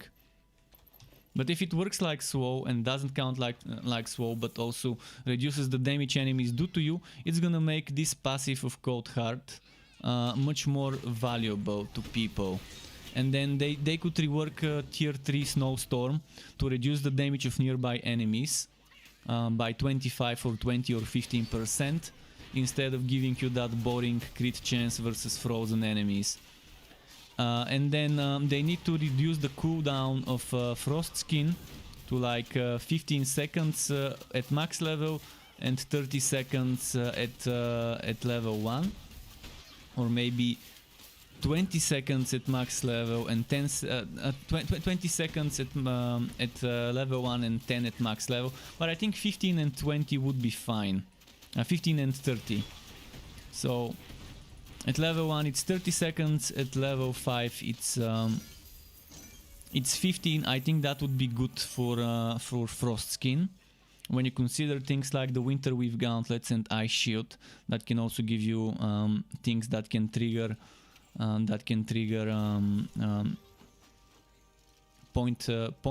breaking point, and then I think the golem needs to do the damage it does when you recast it on the first cast. So that's the three things I think four things I think they need to do to this relic to make it more viable. Oh, and Frost Blast. I think they need to change Frost Blast to a different animation. Not use Absolver as animation, but use something like Shotgun Blast, but blue, like a cone. A cone, straight cone, like a breath of ice, a blast of ice, instead of piercing projectiles, and give it some decent range. Maybe they can do it similar to Shotgun Blast, or they can do it similar to Furnace Blast, that type of thing. Another thing that I could think working for Frost Blast would be similar to the Dusk Mage Energy Spike, piercing ice spikes coming from the ground, cascading in a cone shape. They're not gonna be piercing straight, they're gonna be coming from the ground, like Lurker in Brood War, like Energy Spike on the Dusk Mage in this game. I mean, I've got ideas, a lot of ideas about how certain things could work. Obviously the developers can think of something that's better and makes more sense.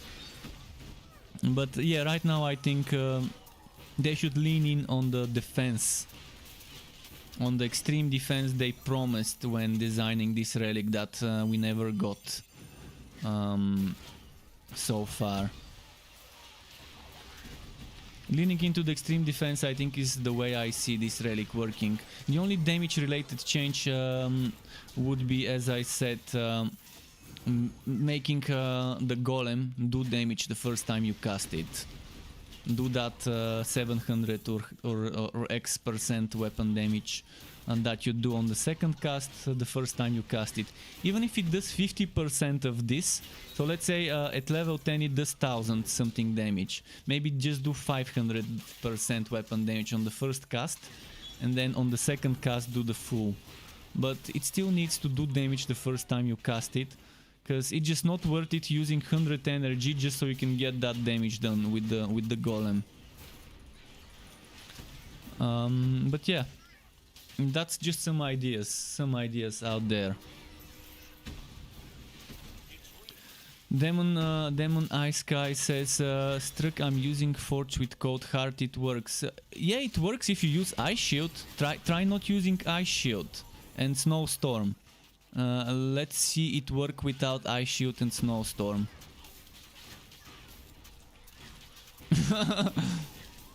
Just try it without Ice Shield and Snowstorm to see how much it would work then. I definitely think I can play the Forged without a single relic skill, but that doesn't mean that the Cold Heart is good. It means that the Forged is good. And that's it. I can play every hero without adding a single point in my relic and still be able to complete the toughest content, as long as my gear is good, as long as my quest skills quad skills are synergized properly with the right items and the right legendarium affixes.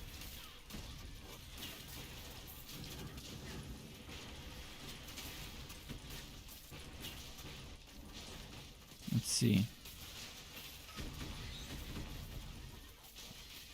I definitely would like to see new endgame mods. I've always talked about this. I've said many times how a game should never launch with just one endgame activity and should have as bare minimum 2 completely different 180 turn difference kind of endgame activities on launch.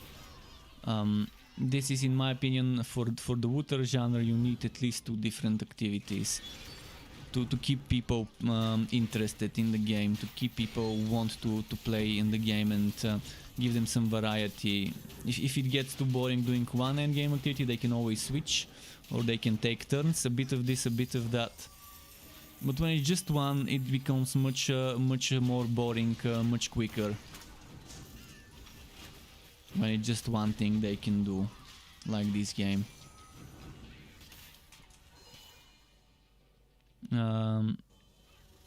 And Separator says what I think are the best pet skills. Well, it depends on what you use, but if I'm using Drat Neckband, I always like using zoomies, because it gives it attack speed, which means it gives faster procs of Drat Neckband. If you're using Token of Invigoration, it also goes very well with zoomies. And Token of Invigoration gives you chance to refresh cooldowns for pet active skills. So attack speed for the pet is pretty nice. This one is amazing, I always use it.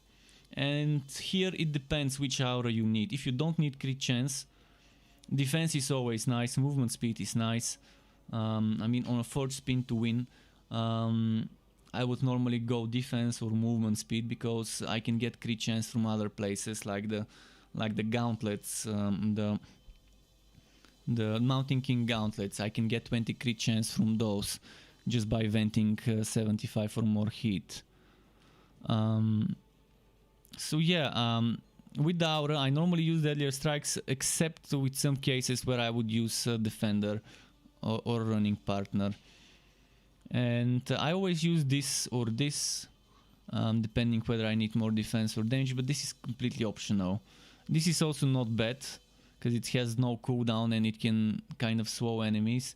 This one would be nice when it's fixed. It doesn't seem to work. This one doesn't seem to work. This one doesn't seem to work. This one doesn't seem to work. So until they fix them and I test them, I won't be able to tell. On a minion build, it would be nice to stack more minions. It's definitely gonna be fun.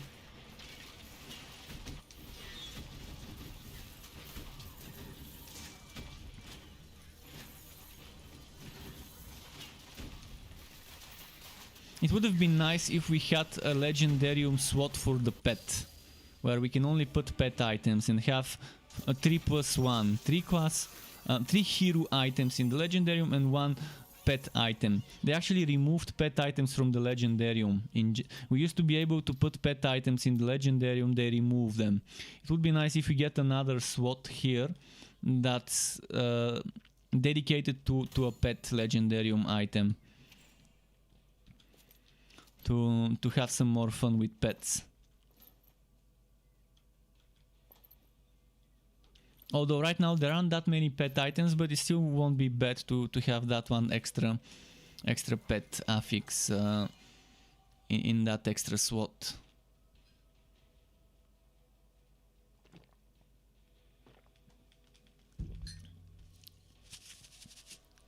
Let's see, did I miss any more chat? Remain says, what are the strongest builds around at the moment? Well, I would say anything regarding what class you select. For subclass you can select Flaming Destroyer or Electrode and it's gonna be good. So Forged, Disc Mage, Sharpshooter or Realm Master with Electrode or with Flaming Destroyer is good. Realm Master with Bane is always good when you use Miasma. 100% minion damage while it's active, and you can keep it active with Imbue Relic or with this affix, duration for Miasma, and that gives your train, flamethrower car, shotgun car extra damage. There are some bugs like the active skill or flamethrower car does not get that bonus minion damage when it should, because the other active train skills do. We were talking about this earlier today.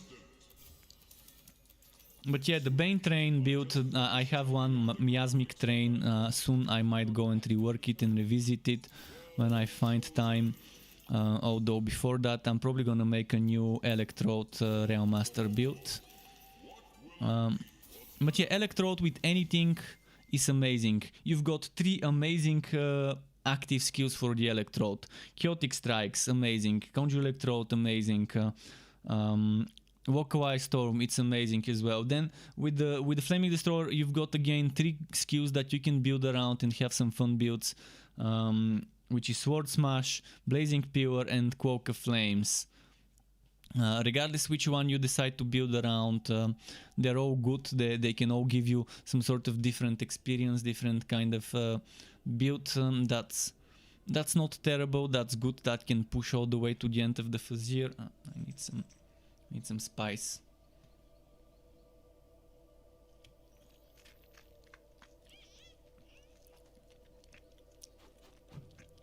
Get the blood flowing.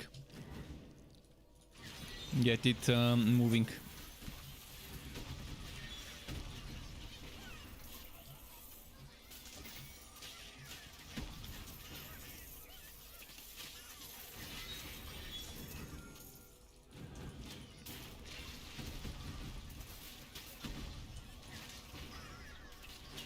And TRTHMT says, is it worth using Ice Golem? Well, it has a lot of damage. It does 1000% weapon damage. But in order to get that damage, you have to cast it once, which is 50 energy. Then you cast it second time. So in order to get that damage, you need to waste 100 energy. So is it worth it? Wasting 100 energy for 1000 weapon damage? In my opinion, no. If on the first cast I get that 1000 damage, which is at level 10 of the golem, if I get it on the first cast for the first 50 energy spent to do that same damage, then it's gonna be worth it. 100 energy, 2000 weapon damage makes sense. It's good, it's okay.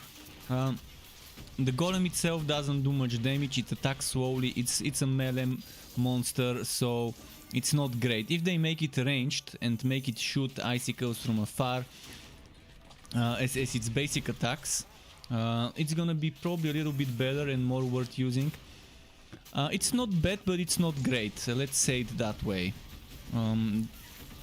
It just needs that little change, as I mentioned. If they make it do this damage, this AoE wave with the volts of damage the first time you cast it, then it's gonna be very good. It's gonna be an amazing nuke. Right now, as I said, not that great. Not that great because you need 100 energy to actually see that damage. But there are still builds where it could be worth using it if you stack a ton of energy regeneration on items from passives, and if you use Imbue Relic, it would be worth it. So let's say you max out Energizer, get max out Energizer for 25 energy regeneration, then you use Imbue Relic, and then you use some energy regeneration gear and energy cost reduction gear. Then maybe a build around that would be nice, but again, it's not fair to not do that damage on the first time you cast it. Even if they, as I said earlier, even if they make it do half of the damage, half of this 1000 damage at level 10 on the first cast, and then do the full damage on the next consecutive casts, it's still gonna be okay. It's still acceptable, but right now it's just not acceptable when it doesn't do anything for the 50 energy cost. It's very underwhelming. You can get decent damage from all the other 50 energy cost skills when you max them out at the first cast, but this one just summons the golem and that's it. Just the base summon. But it's definitely a good damage because max level max level Spike Drive does half the damage of the Golem. And Spike Drive is a level 20 skill, and Spike Drive is a very underpowered skill. In fact, the whole Slammer skill tree is very underpowered. Pound, Spike Drive, this other one, Torque Swing, they don't do as much damage as they need to. So right now, after they nerfed the 65% passive from Lantern Flash, I don't see a reason why I would wanna do a Slammer build versus a Train build. The Train build was super overpowered with that extra damage, which was fine. I understand why they wanna nerf it, but they should have buffed the Slammer at the same time as they were nerfing the Lantern Flash passive. To rebalance things, because Train builds are okay still. Train builds didn't get affected much. They became from overpowered to strong with that nerf. But Slammer builds became from strong to mediocre with that nerf. So Slammer skills need the buff stick to visit them. The buff fairy. And the buff fairy needs to visit the Slammer skill tree and grant it the power it needs with the buff stick, the buff wand, the magical buff wand.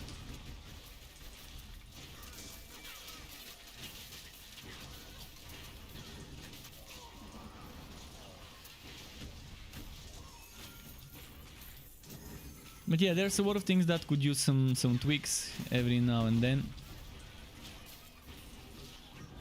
But in general, the game's been getting better and better. Just can't wait to see what the next big content update would bring. And I can't wait to see new endgame in the game.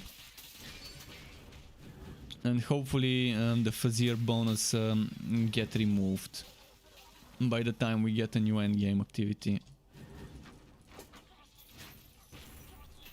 And by the way, today I can stream until later than usual. So I can stream until like midnight instead of 10:30. It's 10 now. Maybe I can go for another 2 hours. And then I'm just gonna eat and give my pet medicine at the usual hours, as I used to stream before. Because the family members that were visiting us went back to Canada, and now we're back to the standard streaming schedule.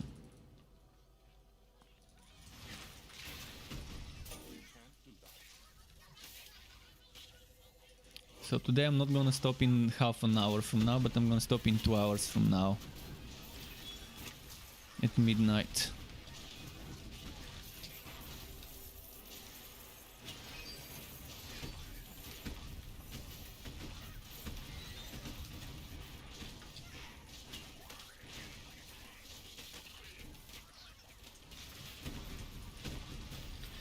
Nice.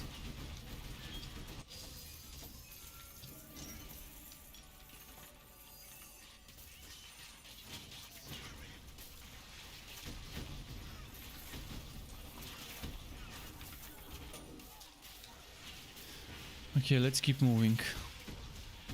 Actually, let's go. Let's finish this fight here and then let's go to the boss fight.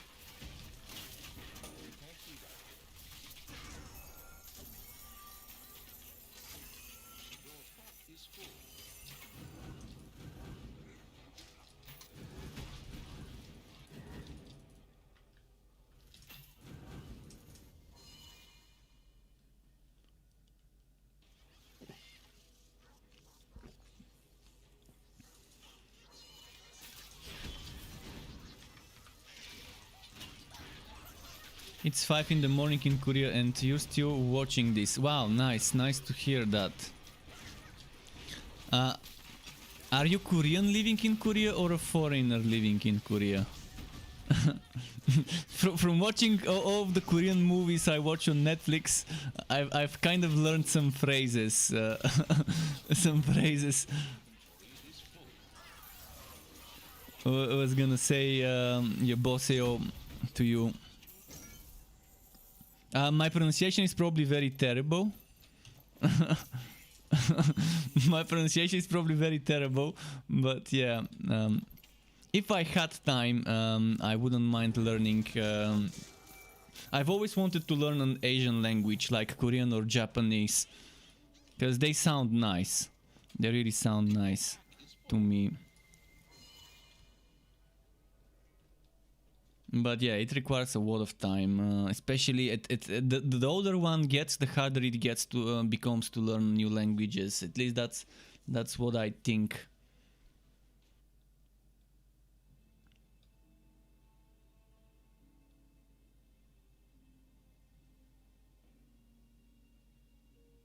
But in Lime says they should add more OP bosses with OP boss pattern moves.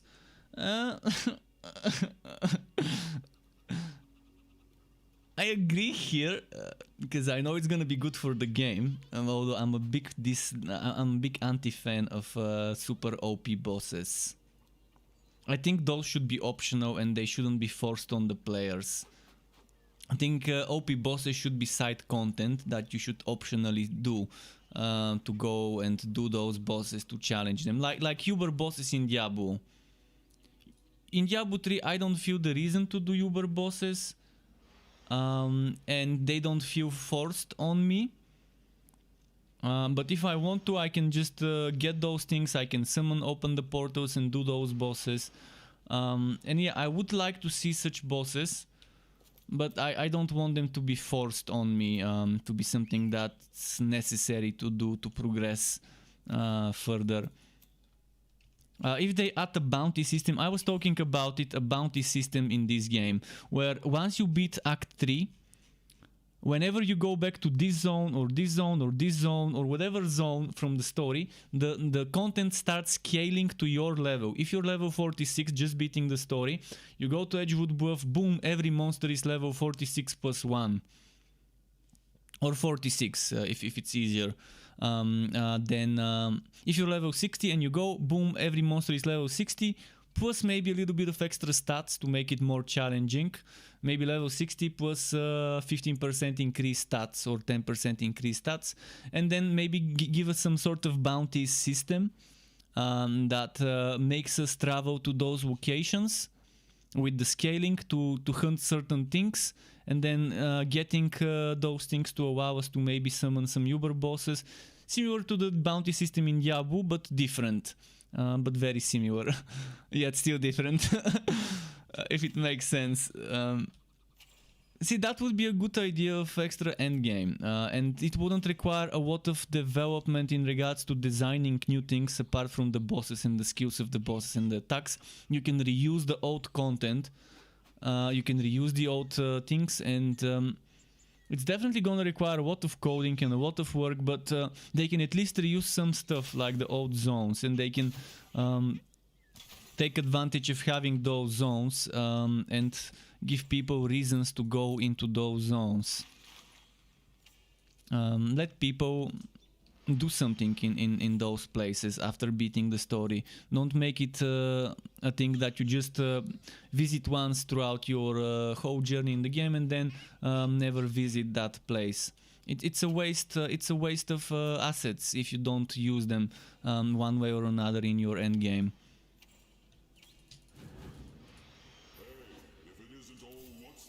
And it's also gonna provide people of a way to level up. If they wanna level up in those zones, they can do it. If they feel like they wanna level up in those zones. By doing some sort of bounties or whatever you wanna call them. Hunts, they can call them hunts. Each one of those could probably have some boss that you can hunt and explore.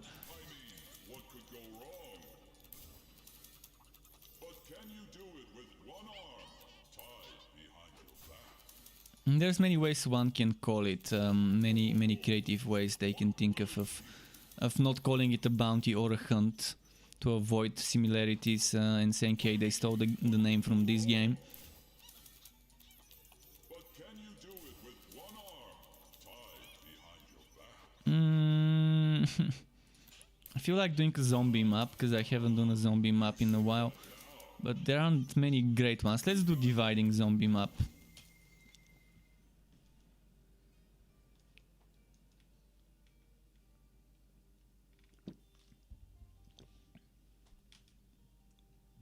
Yeah, the game has a lot of potential that hasn't been realized yet. A lot of untapped potential in this game. I mean, it definitely doesn't deserve all the hate it gets, and there's a certain website which I'm not gonna name that I always read every day, and whenever there's news on that website for this game, people hate it so much on that website. One would say they're getting paid to hate the game. Obviously they're not, but I don't know, people in that specific website I keep reading the news of whenever there's news about this game. It's the same people, same users every time saying this game is shit, this game is bad, not saying why. Sometimes they do, long ago they used to, now they don't even bother. But some of the things that used to be shit have been fixed long ago and have been made better long ago. And yeah, they just love to shit on the game for no real reason. It definitely doesn't deserve. Whenever I start saying stuff that's bad about something, the game crashes. Today that's the 4th crash. I've been streaming for 6 hours. I've got 4 crashes of the game. I'm not sure why the game keeps crashing today. Did the last patch break it so that it keeps crashing? It crashed my browser, it crashed my game, and it crashed my my streaming software. Somehow randomly. But yeah, the game definitely doesn't deserve all the hate it's getting on some websites from people who haven't probably played it in over a year, maybe more than a year since they played it last. But people would still wanna hate some games for no real reason. Obviously, it still has its flaws. It's far from perfect, but it doesn't deserve as much hate as it's getting, which is kind of sad. Some people who have no idea would randomly believe random people on the internet, and that's terribly bad. Thematic, thank you very much for the follow. Welcome to the Struck Club to you. I really appreciate it. And sorry for that, sorry for the crashing. I don't know why the game has been crashing so much lately. I even started using VSync to make sure that the game is not using as much of my GPU, because whenever it crashes it tells me some sort of GPU error or whatever from OBS. Because if it crashes OBS and my browser and the game at the same time, Your pet is taking damage. it's definitely not my CPU, because it's barely reaching 60-70% usage when I play this game and I stream. So it's not CPU related, and it's not RAM, because I've got 32 gigs. So I can't tell what could be happening there. Just a moment, I'm fixing my chair. Okay, so it's probably some sort of glitch where the game suddenly starts using more GPU than it needs to. Look at the FPS. Why is it so low in the menu? What? Why does the FPS drop when you open your inventory? I've never noticed this. Wow, okay. So this is sketchy. Pay up front, no refunds. Okay, let's sell some of those while I'm here.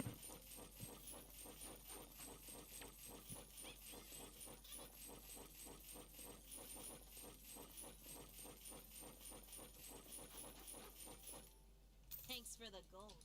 You can't cast that.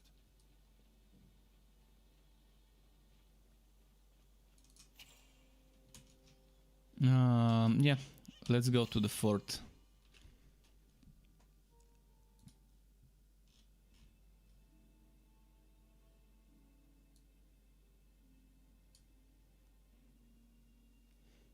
See, right now my CPU is at 48% usage. When OBS is using 29%, the game is using 6.8%. So it's definitely gonna be something GPU related. And even then, we see this usage here in the top. I don't know what's causing the crashes. It has been happening since the last patch. Since today, actually. Today is the first time I've been seeing those problems. Yesterday, not a single crash. The day before, not a single crash. Today, 6 hours, 4 crashes. Why?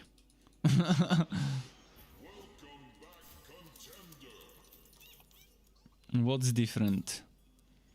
Makes me wonder.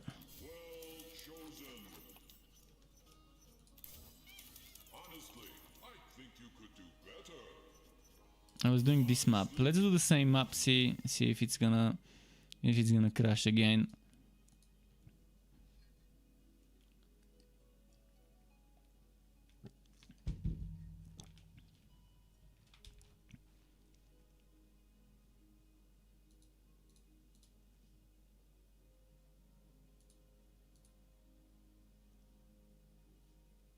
Come on, game. Load up. Come on.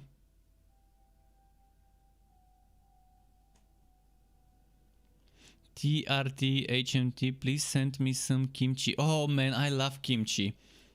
I love kimchi. It kind of has that smell when you open it.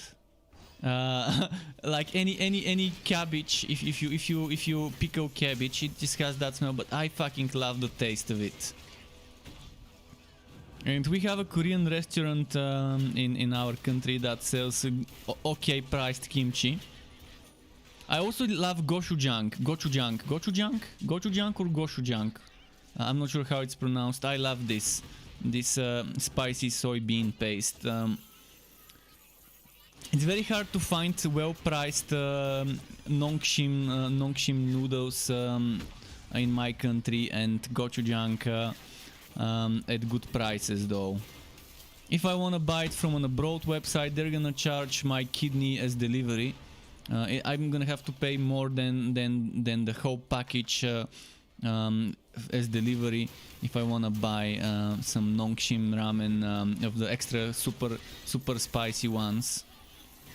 Because I love spicy food. I mean, if it doesn't give me tears, it's not spicy enough.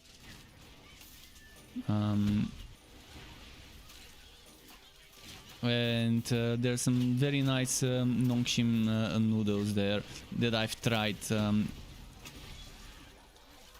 they kind of sell them overpriced in the restaurants, but maybe they've lowered the prices. I need to call them now that they started doing deliveries.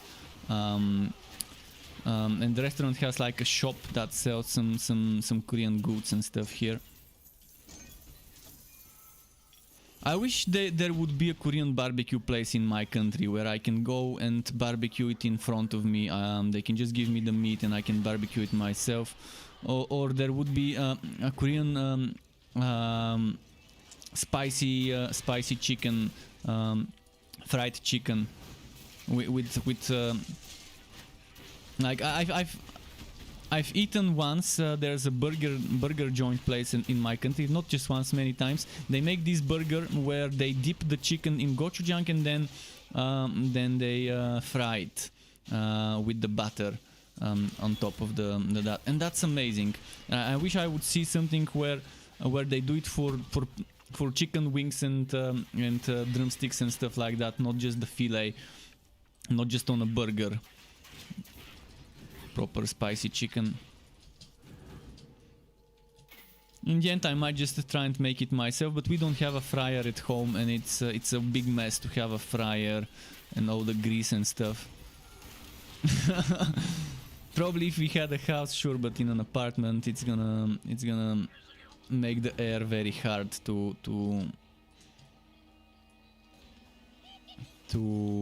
tolerate, I guess. Might be the word. Very stagnant air when you fry stuff in an apartment.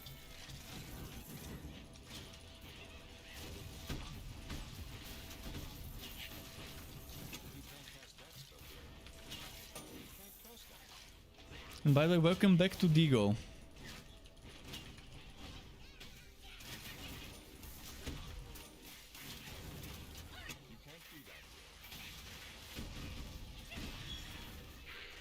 I wouldn't mind making myself some kimchi myself if they sold those Asian types of cabbage. We have the regular round cabbage, but we don't have the one that's a little bit more elongated and that's a little bit greener instead of white.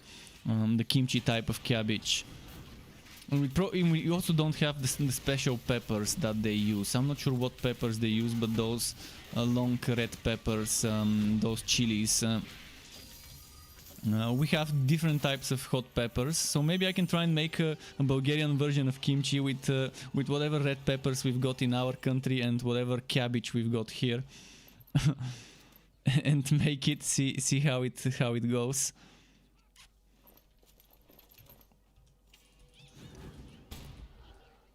It's not easy to make good one. Well, we do make regular cabbage here, not spicy one, just salty cabbage. But yeah, it's probably gonna take a lot of trial and error to get the correct amount of salt, of spiciness, of sugar, things like that need to be added, of sourness. Definitely a lot of trial and error.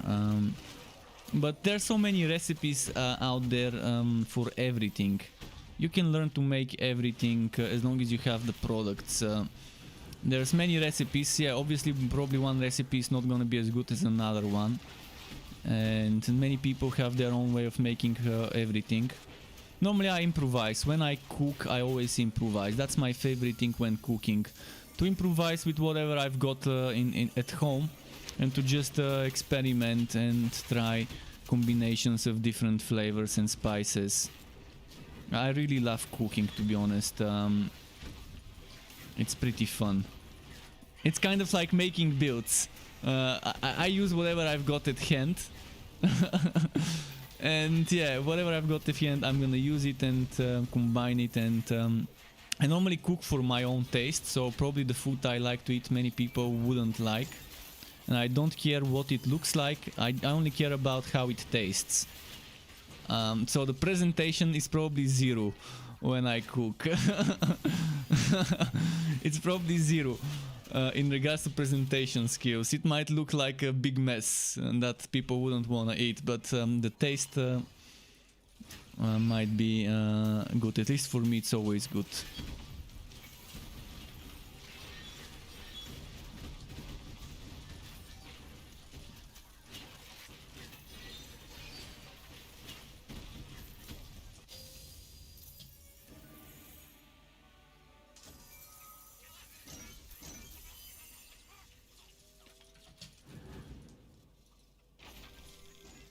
Okay, let's see.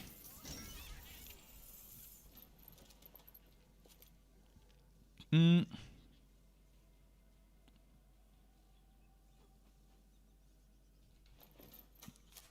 need to put this shield somewhere.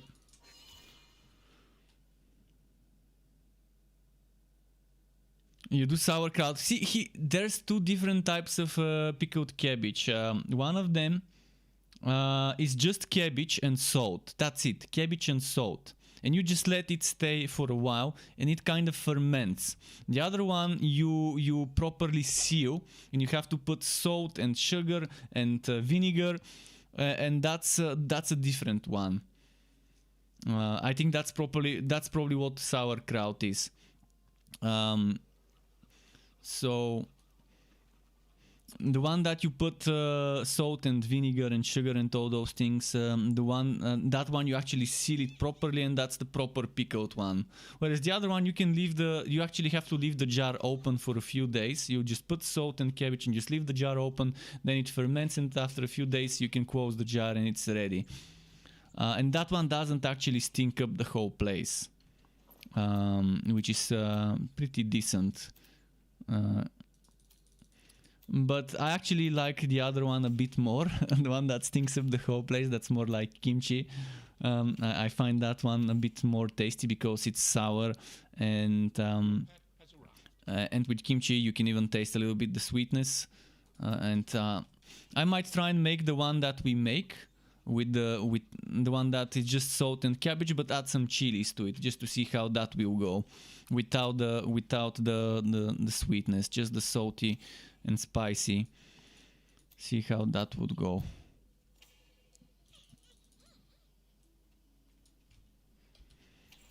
Okay, I wanted to put this shield somewhere, and let's just find room here.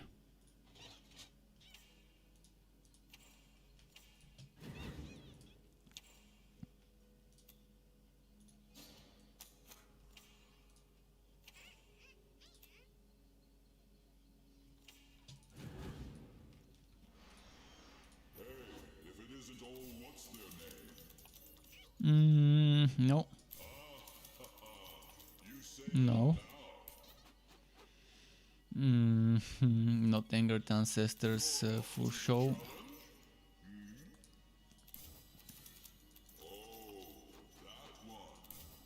So many gauntlet maps when I don't need them. Another zombies map with dividing, maybe. Oh, those fermented foods are also very good for your digestion because of all the good, all the good bacteria.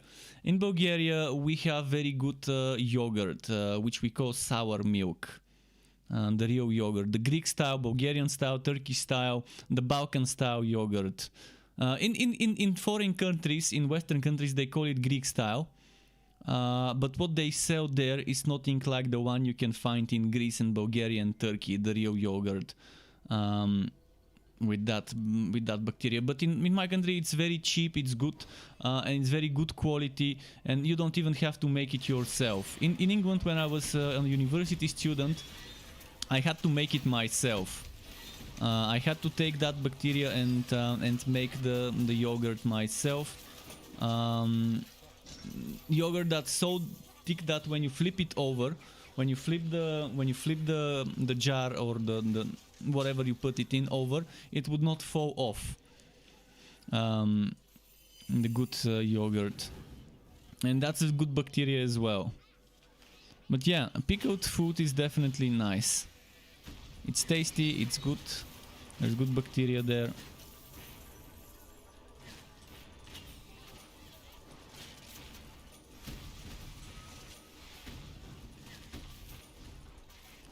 I may not be a vegan or a vegetarian, and I do eat meat, but I also fucking love eating vegetables. Ever since I was little, I've loved making salads for myself.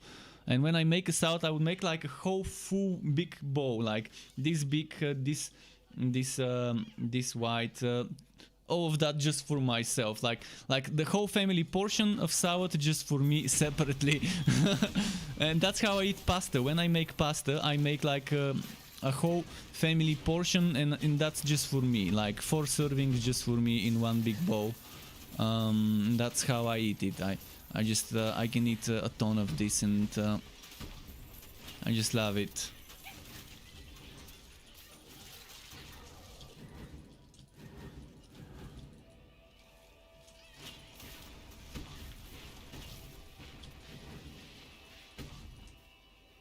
Bulgarian signature dish, tripe soup. Tripe soup from beef tripe. Basically the belly of the cow, the inside belly of the cow, washed, cleaned properly, then you boil it in milk. In cow's milk you boil it. And once it's boiled enough, you obviously add some salt and stuff, and then you take butter. Regular cow's butter, and then in that butter you fry some red pepper. If it's spicy, even better. You fry some red pepper in that, and then you pour that fried butter with the red pepper on top to just give it that little bit of extra. You can look it up, tripe soup, Bulgarian tripe soup. You can look it up, but it's very important for it to be cleaned properly so it doesn't smell bad. And then the way you eat it is you add some vinegar, you add some salt, and whatever else you want. You can add some spicy sauce in it. That's a traditional Bulgarian dish. It sounds disgusting, and in some countries, like I think in Canada, it's forbidden to sell innards of animals. Then another traditional dish is tarator. Tarator is basically yogurt soup. It's called yogurt soup. You basically take yogurt and water 50-50. 50% yogurt, 50% water. Then you cut cucumbers and dill and salt. You don't have to cut the cucumbers, but some people cut them, some people grind them. So you can use one of those things and just grind the cucumber with it. Obviously something with wider, not the small holes, but bigger holes. You can just grind it with this and then just drink it instead of eat it with a spoon. But basically some people just dice cucumbers on small cubes. So dice the cucumbers, dice the dill, put the salt, and maybe if you want even black pepper, it's up to you, it's optional. And then after that add the milk and the water and then just keep stirring until it's homogeneous, until it's like the same density everywhere. Normally what you do is you take the yogurt and shake it before opening it to kind of make it easier to be kind of less thick or so when you dilute it with water. And yeah, just spice. Some people add walnuts at the top, like ground walnuts at the top for taste. And what you put is olive oil. So you would put salt, olive oil, the water and the yogurt and the cucumbers and the dill, and I think that's the basic. Some people, as I said, add not cucumbers, but what's it called? Fuck, I forgot. Yeah, walnuts or other nuts for texture if you want. I add black pepper and I add Tabasco. Obviously, not everyone not everyone's stomach is strong enough to eat that yogurt soup with Tabasco or other hot sauce. Because not everyone can handle dairy with spicy food and not shit themselves. Literally, it's just your stomach needs to be used to this. But this is you eat it cold, and this is very good for the summer. Very refreshing for the summer. This yogurt soup. It's like our, you know how Spanish people have gazpacho. We have this. Separator says I got 10.3% to bleed chance affixes enchanted to my weapon. Was this broken? It's not broken, it's a separate affix. Basically, you have this chance to poison X for X base damage second for 23 seconds, and then you have the shittier version, which just gives you extra chance to poison, and it's much smaller. So it can be 10, 13, 15, etc. percent extra. So basically what it will increase this poison chance. For you it will be the bleeding chance, and that's it. Whereas this one gives me the poison chance, it gives me the poison damage and the poison duration. This is the 3-in-1. The other one is only one, and it only gives you a smaller number, the inferior number.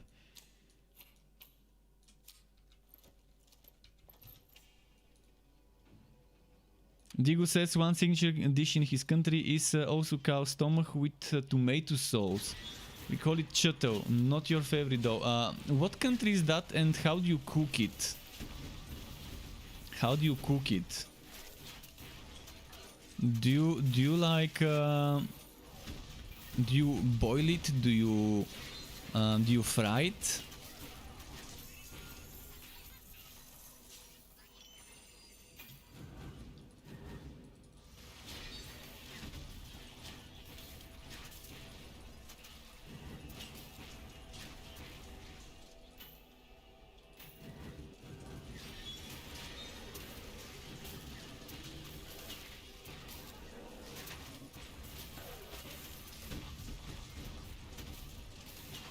Come on.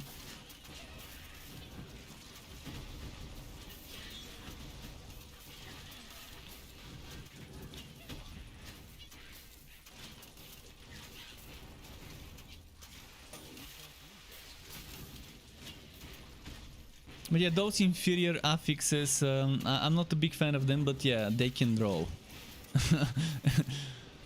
When socketing, sometimes I feel like they've added them just to throw people, just to have something out there diluting the pool of affixes on the elemental bonus enchanting recipe.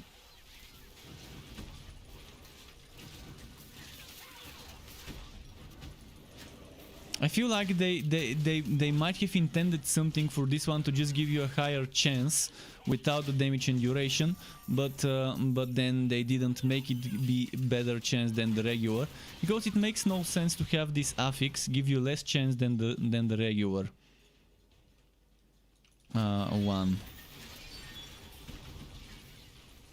And not only does it give you less chance, it also doesn't give you extra duration and it doesn't give you extra damage. So inferior in 3 ways inferior to the standard damage over time affixes. Where's the granny? Granny, where are you?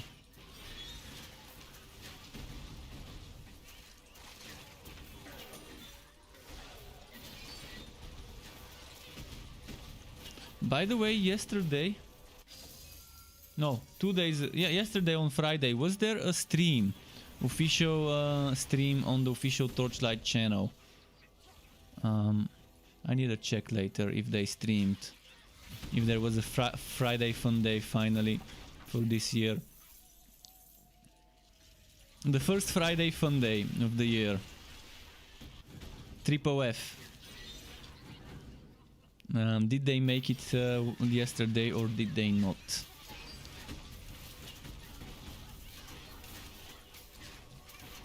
Maybe it's gonna be this upcoming week if they didn't do it the current week. Maybe next week will be the first Friday fun day with Bean and maybe other people from the dev team if there's stuff to announce, to tease.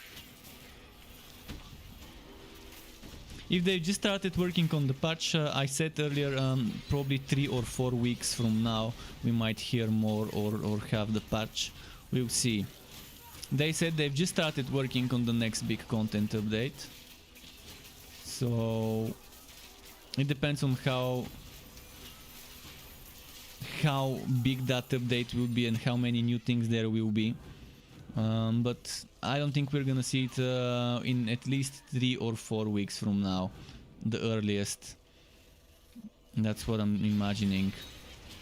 If they want to do it before Valentine's and do some sort of Valentine's themed contract stuff, they would obviously want to do it before that. If they don't want to do Valentine's themed stuff and are aiming for something more March related, spring related stuff, then I would see that coming in March.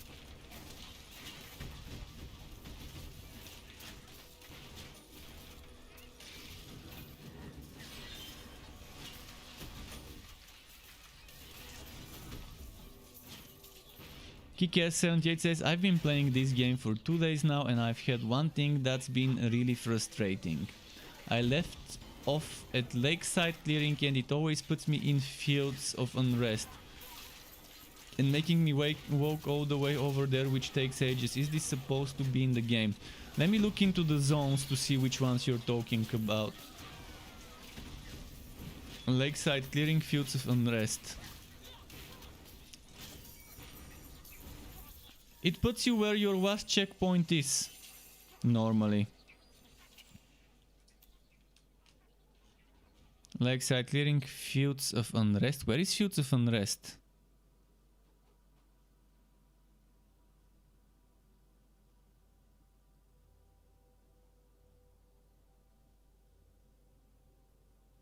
Oh, here. It shouldn't put you at Fields of Unrest. It definitely shouldn't put you at Fields of Unrest. Where it should vote you in, you should vote in Travel Point. Or Maktar Cove or Echo Landing. So wherever you left off, it should vote you into the town of that zone.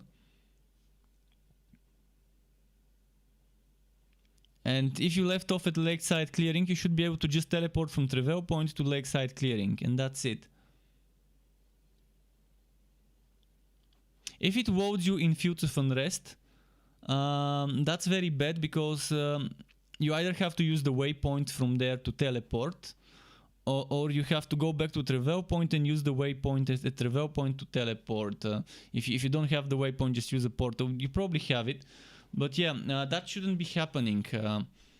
You should be rolling into your act town, the town of the last act you visited. That should be where it spawns you.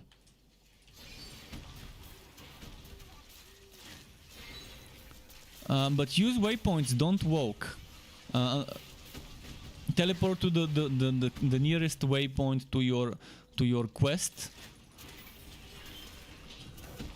Because walking definitely would take a long time.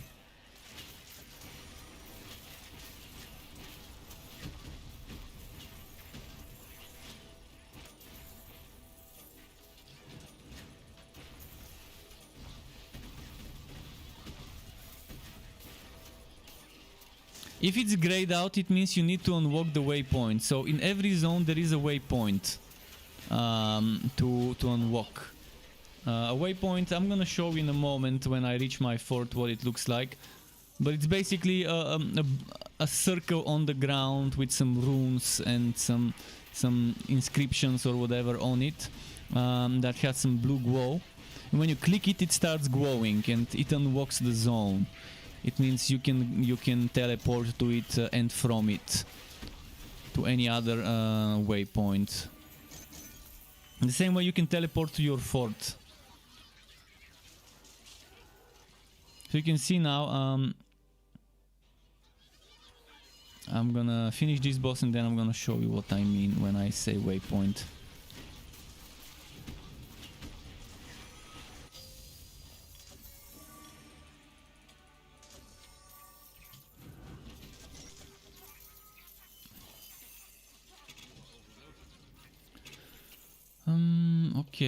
Okay.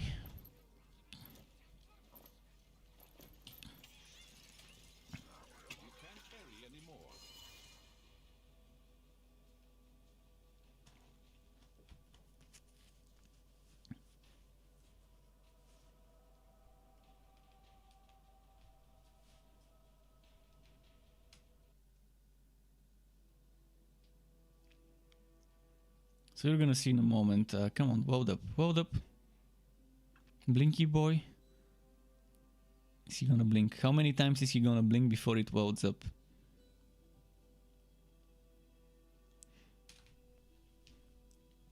Blinks per loading screen, BPLS. So this is what waypoints look like, and every zone has one of those, and you can just teleport from one to the next one. So if it's grayed out like this, that means you haven't unlocked the waypoint. Normally it's around the middle of the zone. So this thing, and this thing, and this thing, it's always over here in the fort. It looks like a fort. So right before the fort, on the stairs, you're gonna see where the waypoint is here, near the bridge. The same way it is with your own fort. Make sure to click on the waypoint, because those waypoints allow you to fast travel between zones and areas. So you see how this loaded some sort of fort, and this is the waypoint in between lakeside clearing. Then if you go to something like Lake Gobdunk, it's kind of probably around the middle of the map.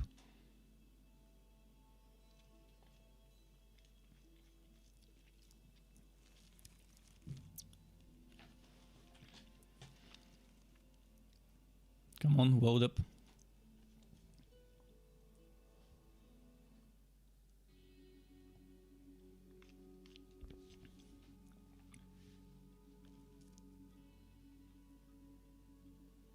So you see this one. It's probably in the middle of the map. I don't have everything explored because it regenerates the map every time, randomizes certain things. You can see this is the waypoint, so you're gonna be looking for those things. On the map they show up as a blue pool. If you see this, that means there's a waypoint. That means you can go and claim it. So that's what you're looking for on the mini-map, on the radar. that blue circle with stones around it. Looks like a well, honestly. It looks like a small well or a fountain. Speaking of fountains, why are there no props with fountains? It would be amazing to add some sort of fountains or wells as props for our forts. Water related things. Maybe the performance would suffer if they add things with flowing water and things like that.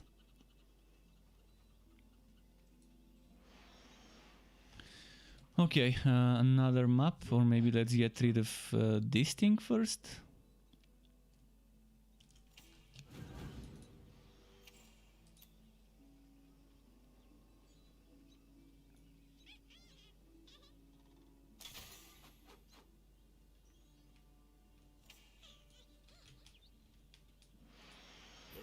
If it isn't all, what's their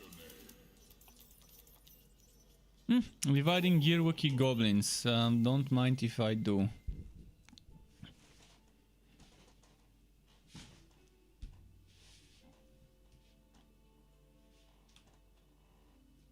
Let's keep swinging on the chair until it welds up. I wonder what it looks like. I'm gonna check what it looks like. Okay, that's what it looks like. This needs to be greased to stop squeaking my chair.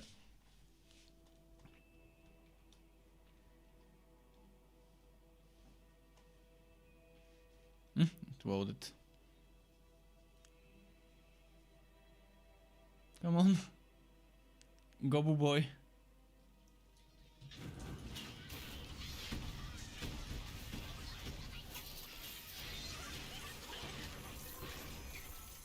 I'm wondering if it could be some memory leaks that are causing the crashes.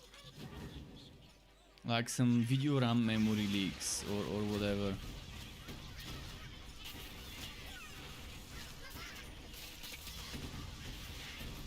Because it's been very strange not getting crashes for a long time, and then suddenly today so many crashes in such a short time.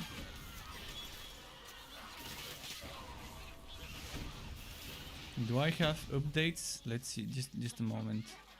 There is no driver update, as far as I can tell.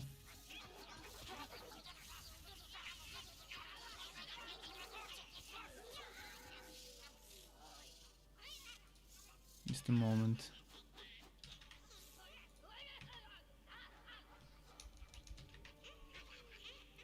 Let me check GeForce Experience if there's a driver update. Maybe there is one, and that's why it's... I guess there isn't, so no driver update. No Windows update.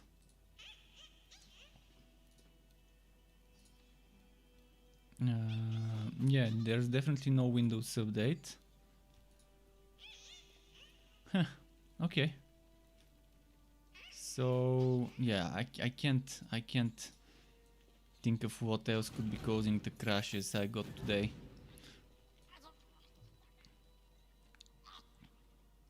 TKS was asking, do you think they will ever have co-op with random people? Matchmaking, you mean? I hope. I most certainly hope they would add some matchmaking, like Diablo style matchmaking, where you can select whether it's Fuzir / Rifting, whether you can select if it's a new type of endgame that they add, whether it's for story, whether it's for other things that you can think of. But in Lime says, truck is snow decoration achieved, stays in your... Yeah, the snow decoration will remain as long as you've unlocked the recipe. So if you do the snow and steam contract, and to every new player I strongly suggest you do snow and steam contract first. Press your contract hotkey or click on contracts over here, quick to switch contract and select snow and steam. Do this first. Because once the new patch lands, this will go away, and if you haven't unlocked the 40 rewards, there are 40 stages to unlock. If you haven't unlocked them, you would miss out on some recipes, some designs. And Nechuvek just subscribed to my YouTube channel. Thank you very much, Nechuvek, for the sub. Really appreciate it, dude. Yeah, do it. Do the Snow and Steam contract before it expires, before it's gone. And you keep those rewards forever, the designs. So just a reminder to everyone, to all the new players who have just started, especially Xbox Pass players that might have just started yesterday or today. This is just a piece of advice from me. We have time until the next update, probably 1, 2, 3, 4, 5 weeks. We don't know exactly how much, but to be on the safe side, you might want to do that first. Although it takes probably 5-6 hours to just farm all those levels. If you beat the story and switch to ridiculous and start doing ridiculous maps, doing infamous uniques maps is the best thing to farm fame. So either infamous or unique or infamous uniques maps to get more fame. And it will take you a few hours, maybe no more than 5-6 hours of farming fame to get 40 contract levels. If you're lucky, in one infamous uniques map you can probably get 20-30 contract levels. My record is 35 contract levels on a single map, which is basically one map in the full contract almost completed. So you don't have to immediately start doing it, but just in case you might want to. If you think you can just wait until you reach endgame and then switch to ridiculous and then start doing it on ridiculous, that's fair enough. On ridiculous you get 3 times the fame of practice. So the difference is triple the fame. So if something gives you 25 fame on practice and normal, or just practice, let's not say normal. If on practice it gives you 25 fame, on ridiculous it's gonna give you 75. If it gives you 50, it's gonna be 150. And that's a huge difference. Definitely the better place to farm fame for contracts. And you get more champions. In ridiculous you get a lot more champion packs to spawn, which is very good for the fame.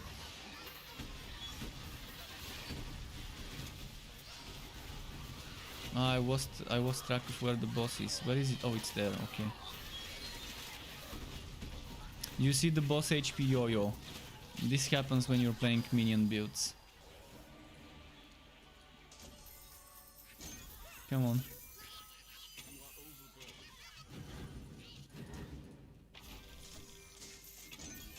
Where is it? It's full? So quickly.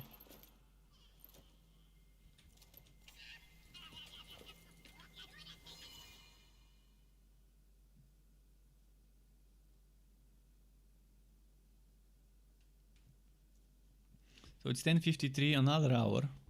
Another 60-70 minutes and then it's gonna be it for today. We've got time though.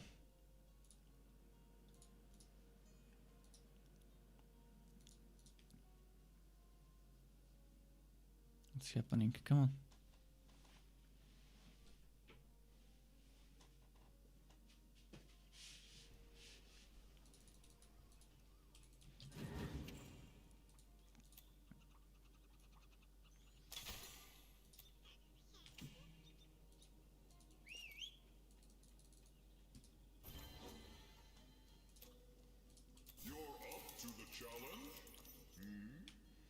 By the way, if the person from Korea is still here, I'm wondering if he has read the legendary Moonlight Sculptor novels, light novels or whatever they're called. It's fucking, it's one of the most hilarious and fun isekai related novels out there. And there's also webtoons, mangas or whatever you want to call it, based on that. But it's not as fun as the story. the story, the way it's written, the way the author has done it, has written it. He just gives you so many details that you just can't see in the toon, in the comic. Yeah, Legendary Moonlight Sculptor, one of the actually it's the only light novel I'm reading right now. And I've been reading it for a long time. I had stopped for a while, and now I'm back to reading it. You feel like the main hero is actually the villain in a way. He's not the villain, but in a way he still is. The way he behaves, the way he does certain things. It's not your typical goody two shoes hero. If someone likes that type of genre, like VR world kind of thing, but see, there's things that happen in the outside world and in the VR world. Just the main character is just amazing, the way he behaves and the way it's written, and just the scenes, the way the things that happen in there. People would wish such a game existed, although it would be the most pay-to-win game if it actually existed. If the game from the comics, from the novels existed. And the legendary, there's actually a Legendary Moonlight Sculptor game which is super bad for mobile. But yeah, the actual game Royal Road from the novel, if that thing existed, oh boy, would it be pay to win. It would be so pay to win with that real money auction house, Diablo style real money auction house. It would be the most pay to win thing ever. But the novel is so fun.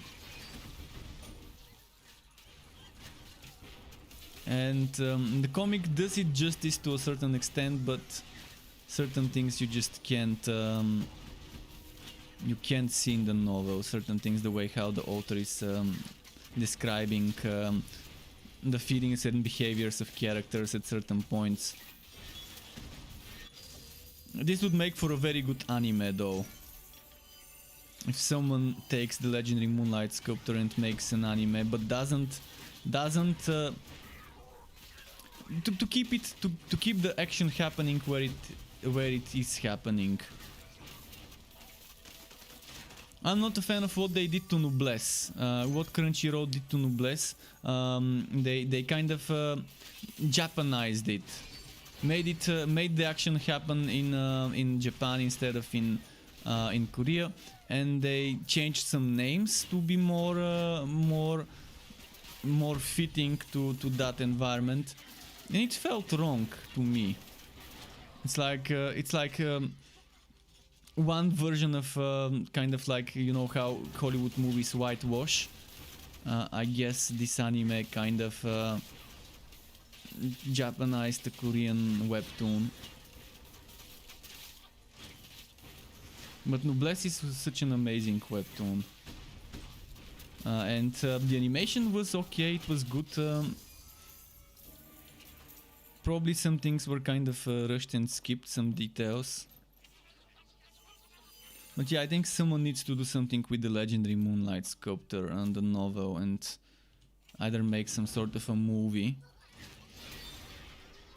The same way they did like King's Avatar. There's at least on our Netflix, there's that King's Avatar movie. A Chinese movie of a Chinese manhwa or manhwa, I'm not sure how to pronounce it, the Chinese toons. And King's Avatar, there was an anime which was fun, and then they made the live action movie, which was pretty decent. If they make something like that for the Legendary Moonlight Sculptor, it's gonna be amazing, but they really need to use better graphics for the world, for the in-game world, to do it justice. Unreal Engine 5 probably could do it justice. It's definitely gonna need a good budget. But this thing can be such a hit if done right. So many people could watch it.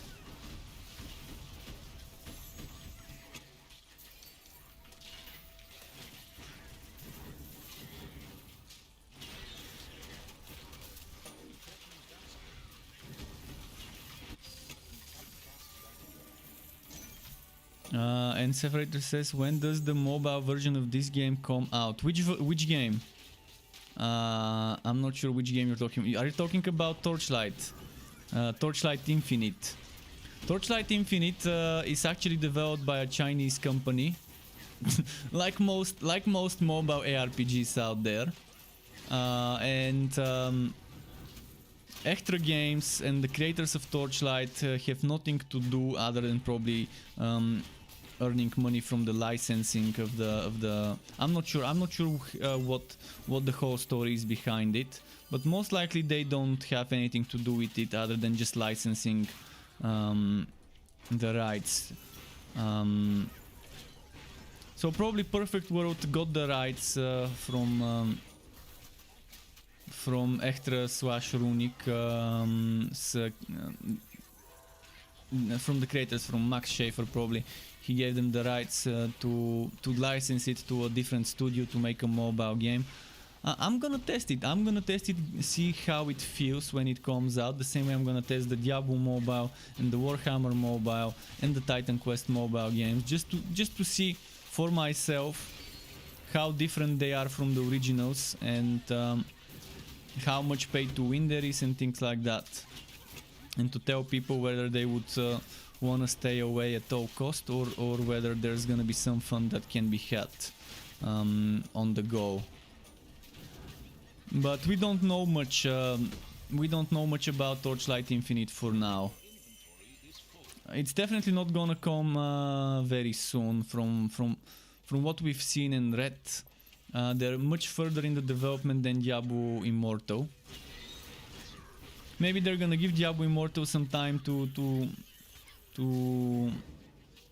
get people bored of it. And once people have gotten bored of Diablo Immortal, maybe that's when it would be a right time to release another competitor of the game. But see, we're also getting Titan Quest Legendary Edition, and we're also getting Warhammer Odyssey. So there's gonna be some punches that will be traded. Punches will be traded between the titles. When it comes to the mobile market of those different franchises. I'm wondering which one would end up being the superior out of the four. They're all gonna be very different. They're gonna be just different. Like comparing different flavors of Kit Kat, different flavors of hot chocolate and stuff like that. So probably different target audiences.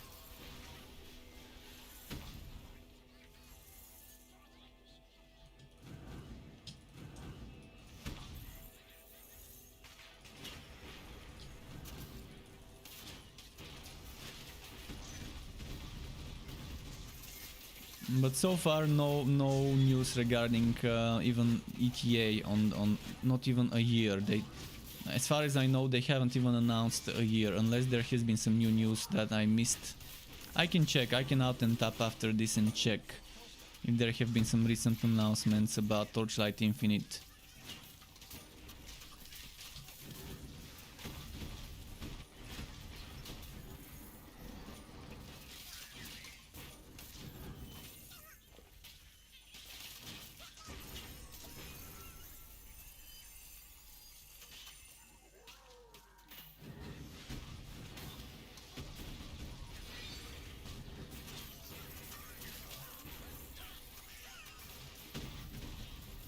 Come on.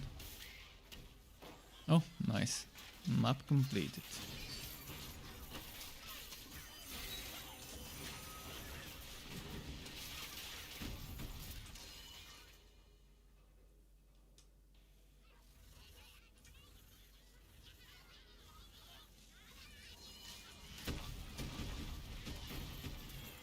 Yeah, what? Rubber banding.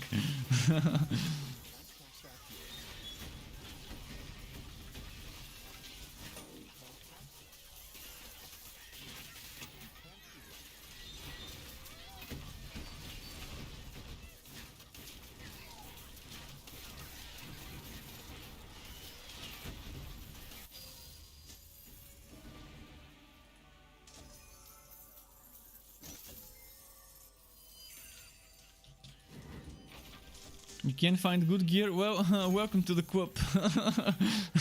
Yeah, I mean, I find legendary stuff, but 95% of the time it's just something I discard, and yeah, it's how it is for now.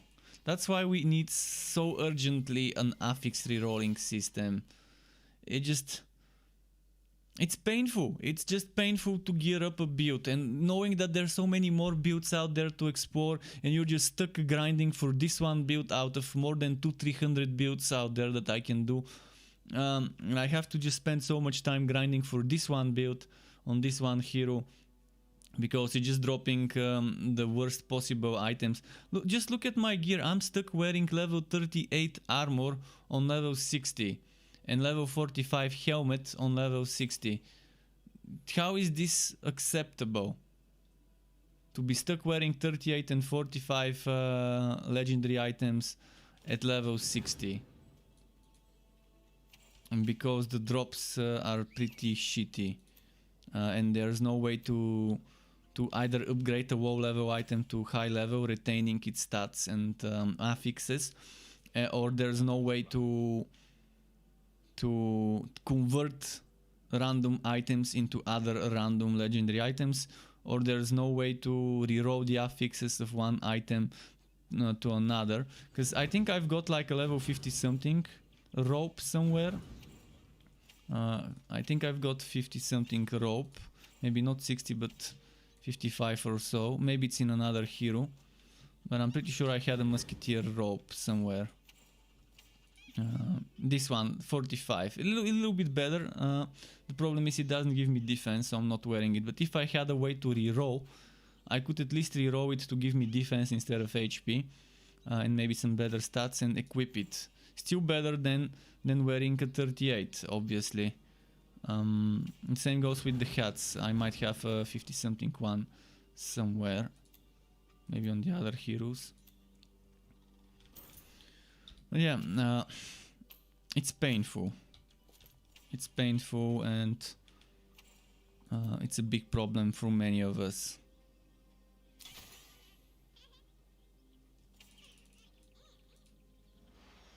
Oh, Sky's waking up.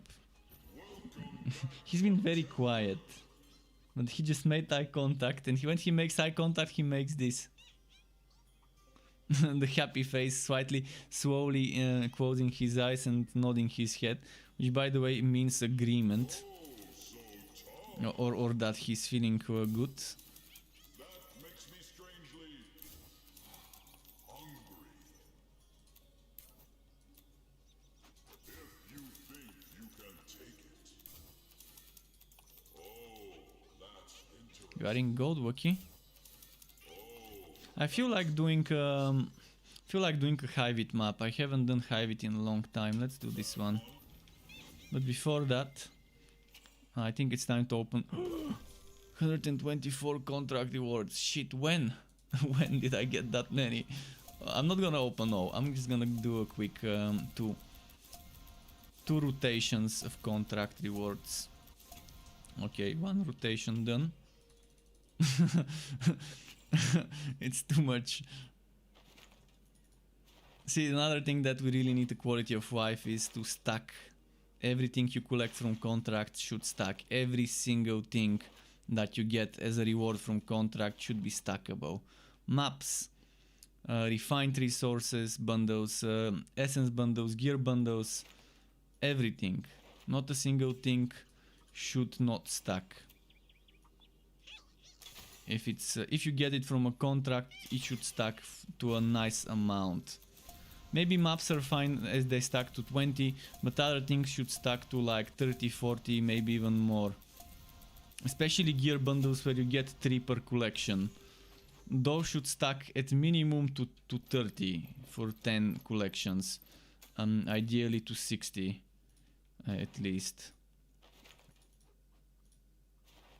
To reduce the amount of constantly switching between one interface HUD and another, and all the clicking is just, it's painful. There's many things in this game that make me say it's painful for a good reason. Okay, one more, and then I'm gonna go to maps.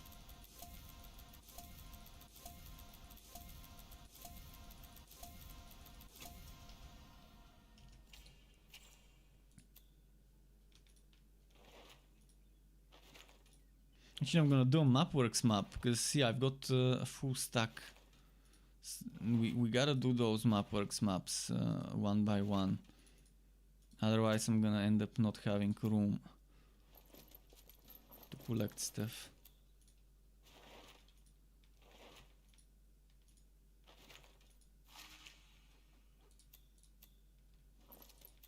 Okay, let's open this.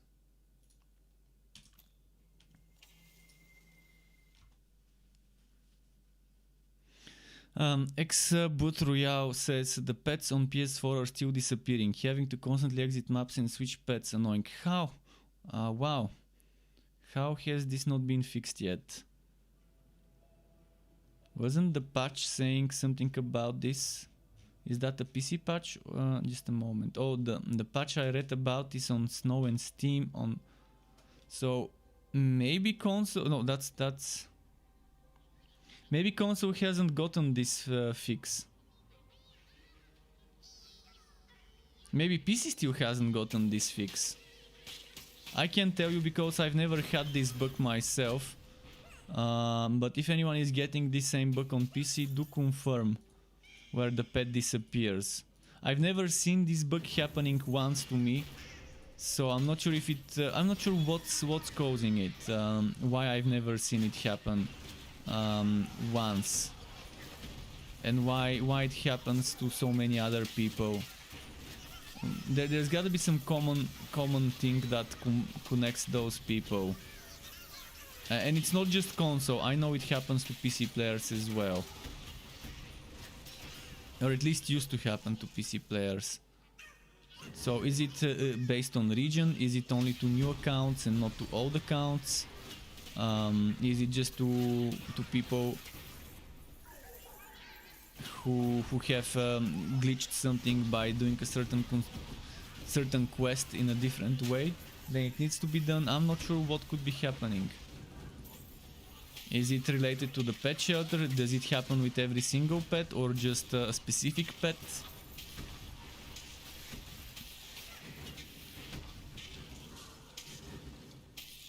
That's pretty annoying because this pretty much renders the pets useless because you never have a pet with you when you go into a map.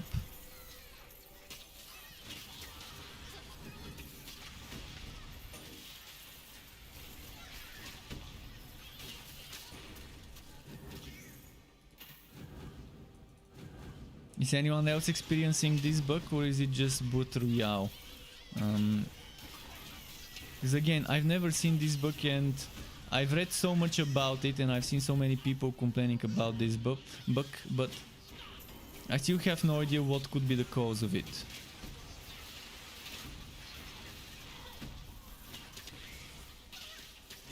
You play single player and you have tried flying and walking pets. Have you tried playing online to see if it's gonna happen? Does it happen in the Fazier? Does it happen in Mapworks, like when you open a Mapworks bundle, a Mapworks portal, or does it only happen in the Fazier?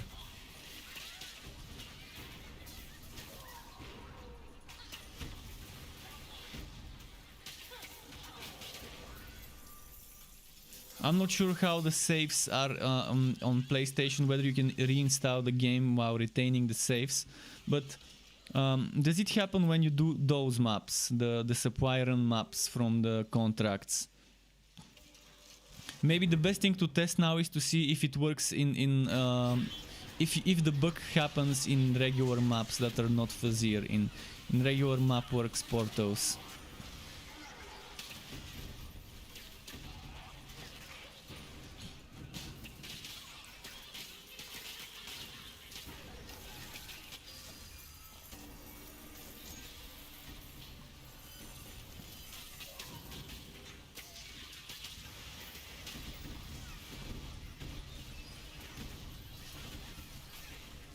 If it happens in regular Mapworks portals, then it's definitely related to maps in general, not just the Fazier.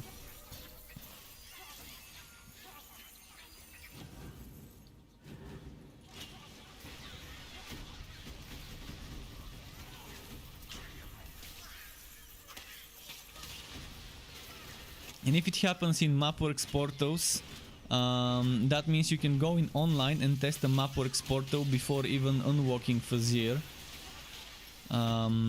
Just to get one from contracts. And then you can confirm quicker whether online would have the same issue for you. I definitely haven't spent enough time playing offline to know whether I can have this bug there.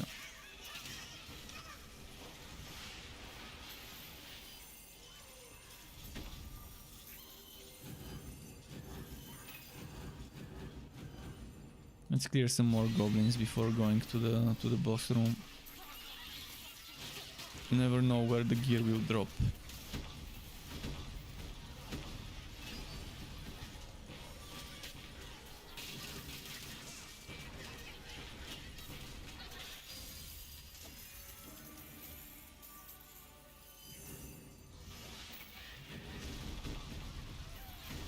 And Separator, thanks for stopping by today. Until next time, Separator, have a good rest of your day or evening.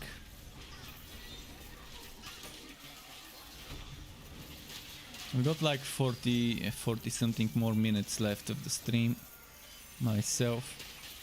It's 11:16 p.m. here.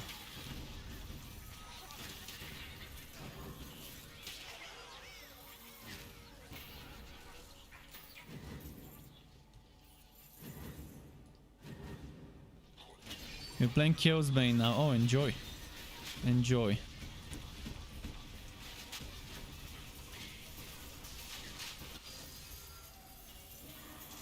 And thanks, Separator, to you as well.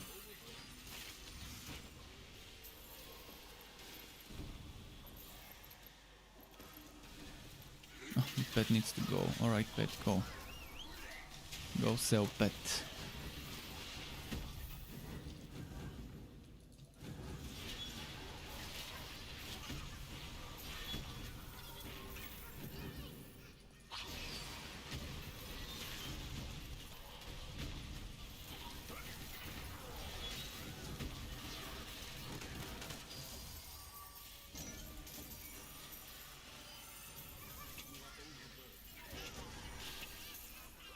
Yeah.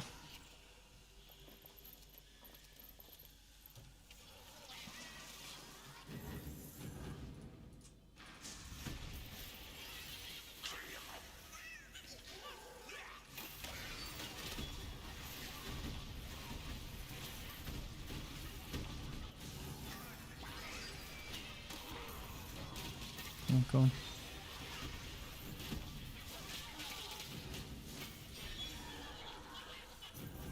The glitch where the monsters despawn. I love this glitch. It's such a weird glitch how suddenly all the monsters in the map despawn, even mid-fight.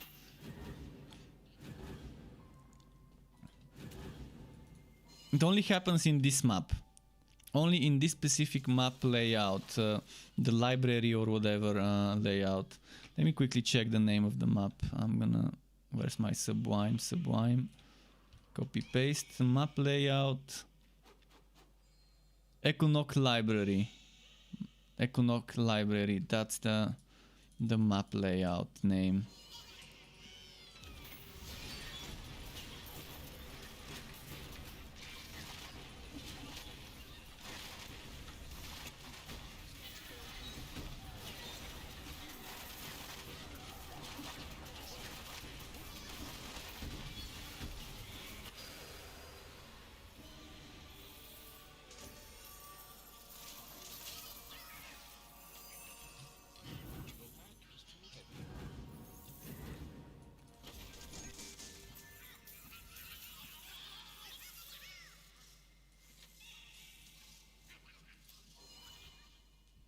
Let's see. Sky, what is it, Sky?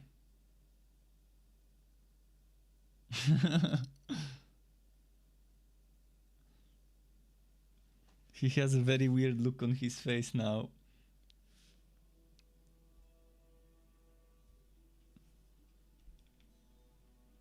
I think he got shy.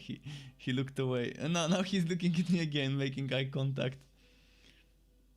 I think he thinks I'm gonna give him food. 40 more minutes, Sky. 40 more minutes.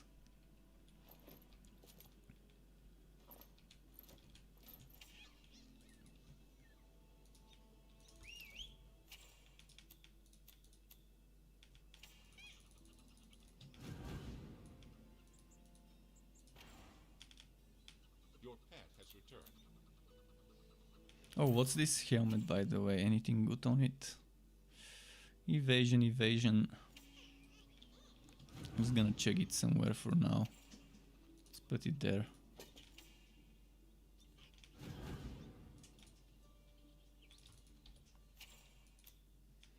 Let's do one more Subiron map. Just one more. And then I can go back to the Fazir. Sky, come here. Give me the nose, give me the nose. Boop.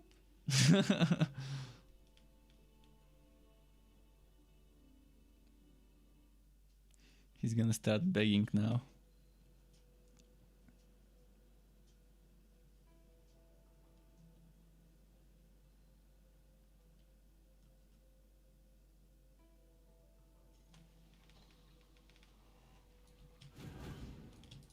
Okay, let's go.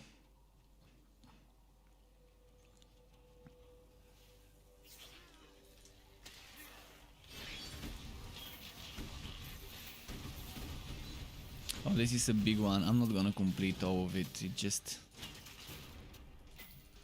don't feel like completing the full map. Just a bunch of monsters to get the kill quest and then to the boss fight.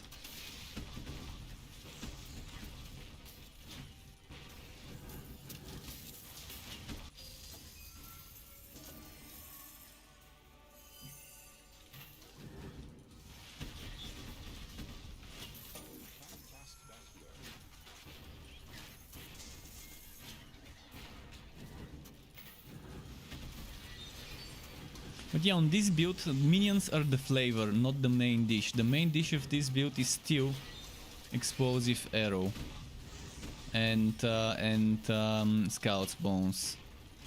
Even though Scout's Bones doesn't directly do a lot of damage, it still kind of triggers procs and has a lot of projectiles doing damage. Minions are kind of a flavor. And they can do well on bosses when there's no ads and if they focus the same target. But not amazingly well. Like now, let's get them to focus this guy.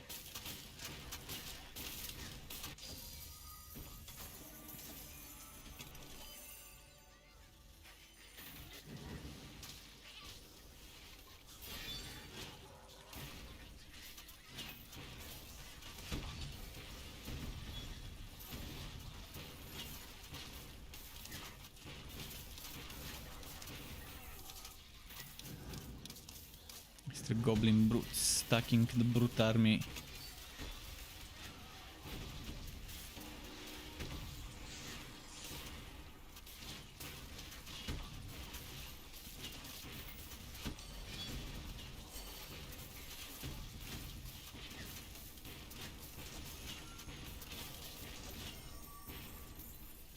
Good, good.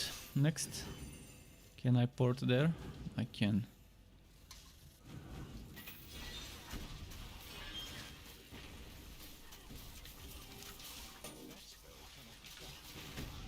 Cool. Another summon.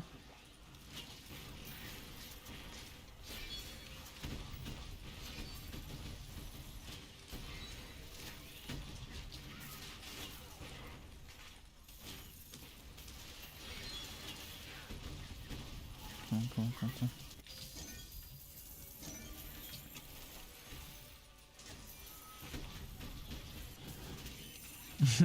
Sky started rubbing off of my feet now to beg for food. Come on, Sky, what for another half an hour?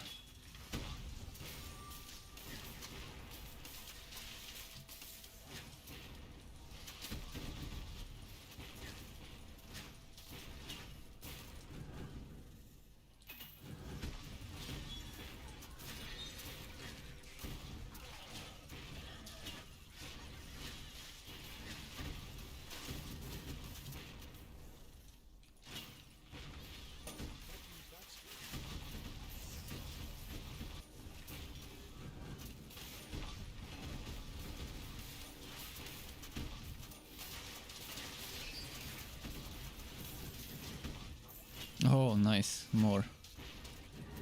Can we get those there to come join the party?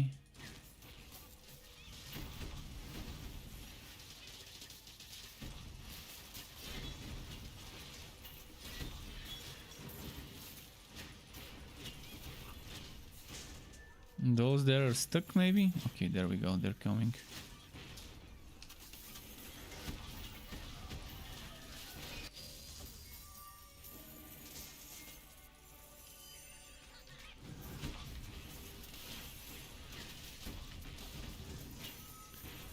Okay.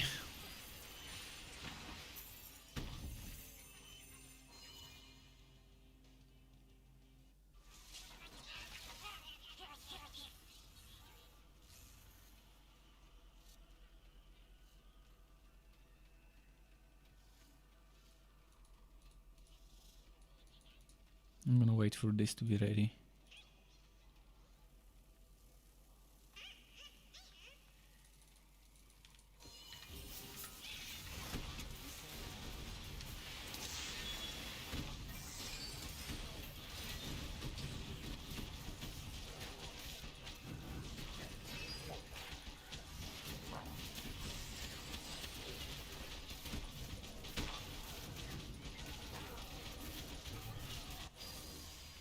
There.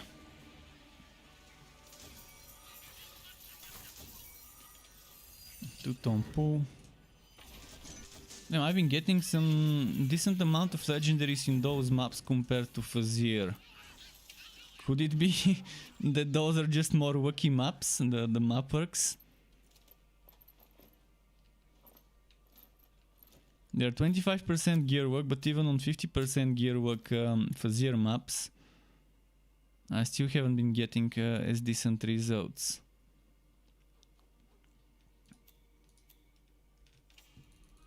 Okay, let's do another Fazir map now. Enough of those map works portals.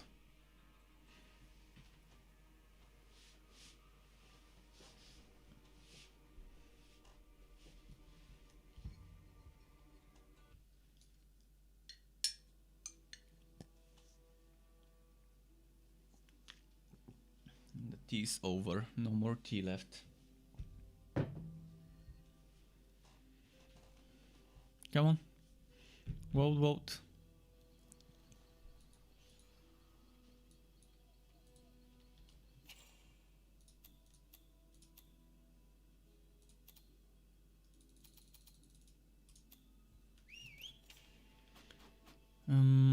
Oh yeah, I needed to put this two-tone pool somewhere.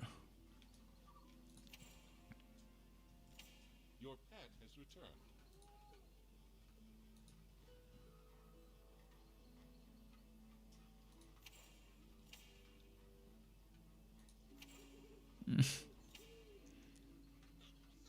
Need a place for a weapon.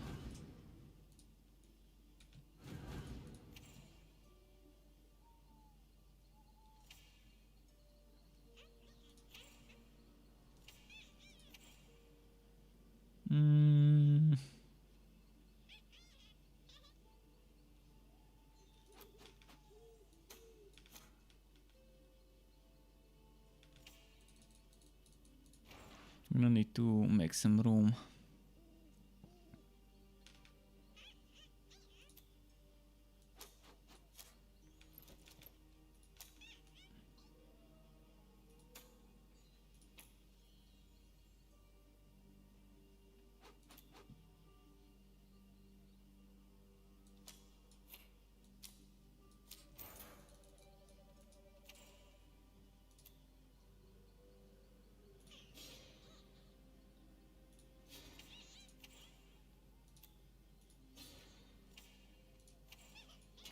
Ah, no.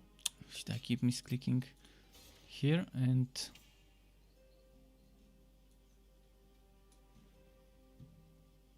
There's room for a weapon here and there's room for a weapon there. Let's take some weapons like sharpshooter only weapons, one-handed, basically little drakes and stuff. And put them there.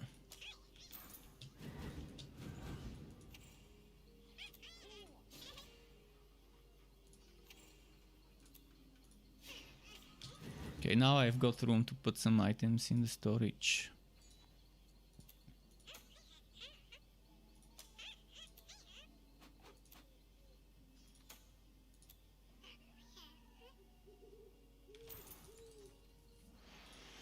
Let's see what comes next. Thinking of doing this.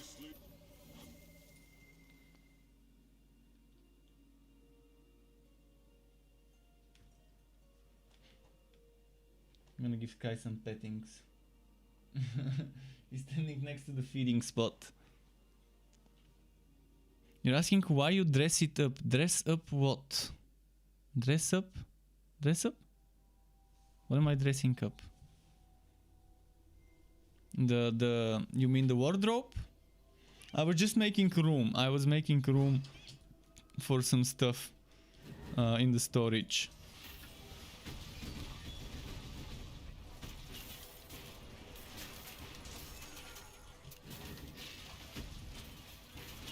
Yeah, I was just making room to store more items. My stash was full, and I needed to put some items in the wardrobe so I can make room in the stash for some of the items from my bags. It's storage, so trying to use it. And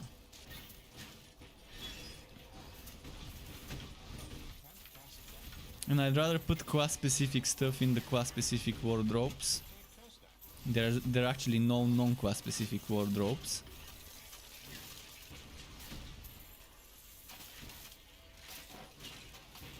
I'd rather have the non-quest specific gear in the storage so I can access them on any hero.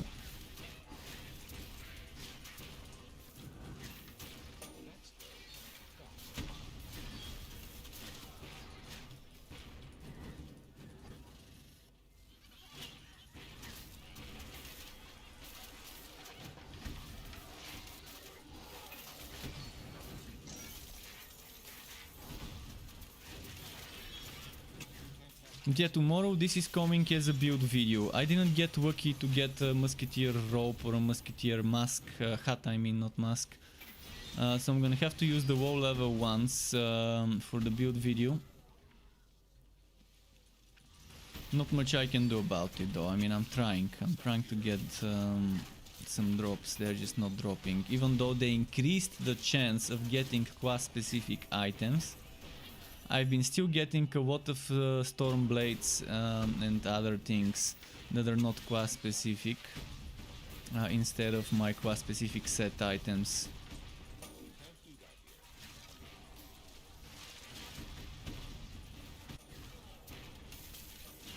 In fact, I've barely been seeing any musketeer items. Yeah, I've seen some quest specific things like Shasta's Promise, the reward item, and things like that.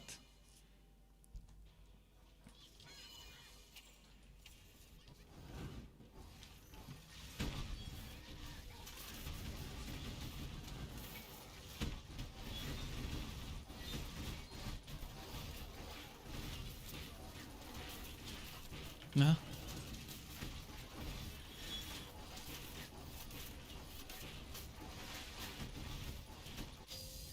Boom.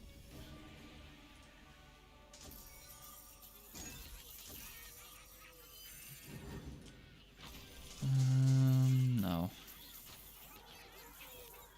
What was this? No! Fuck!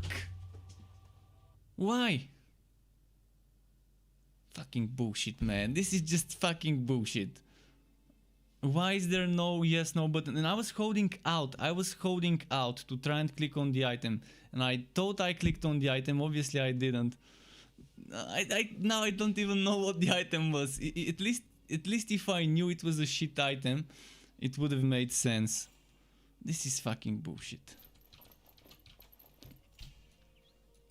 We've been asking for this to change for months. To not open the portals next to the wood. To open the portals much further from the wood. And to also ask you yes or no when you click on a portal to exit. This is just fucking pissing me off. it's bullshit stuff that shouldn't be happening. Now I don't know what this legendary was. Rip my wood. Imagine if it was a musketeer helmet or rope. I'd like to think it wasn't, but it might as well have been. This bullshit. And there's no way to go back. That's the worst thing. There's no way to go back to this map. And the worst thing is some maps ask you, yes, no, are you sure you want to leave? Others don't. And I think every single boss room should ask you, yes or no, are you sure you want to leave?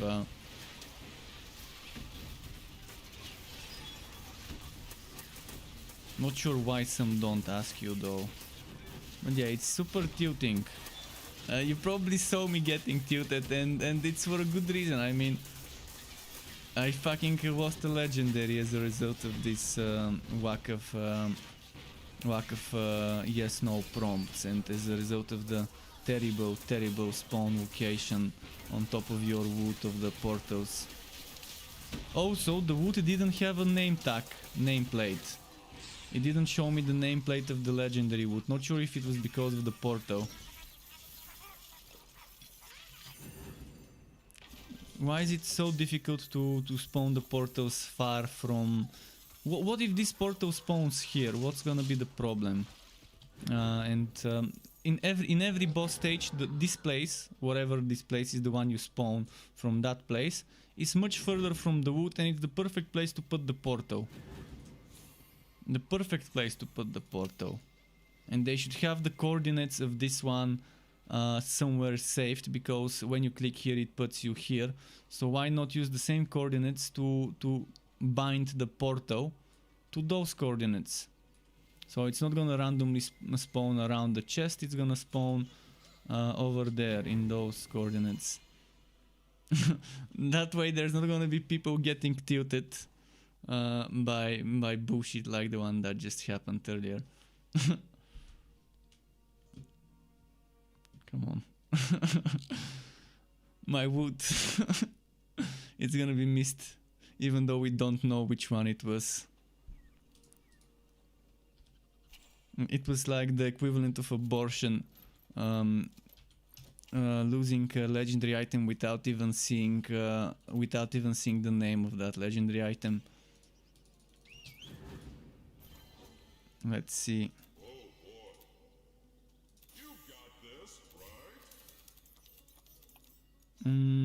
Okay, Stormbringer. Let's do Stormbringer.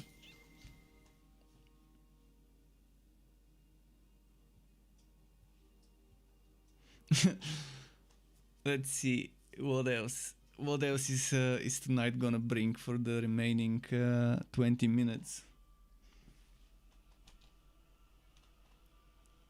Sky, come here. He ran away.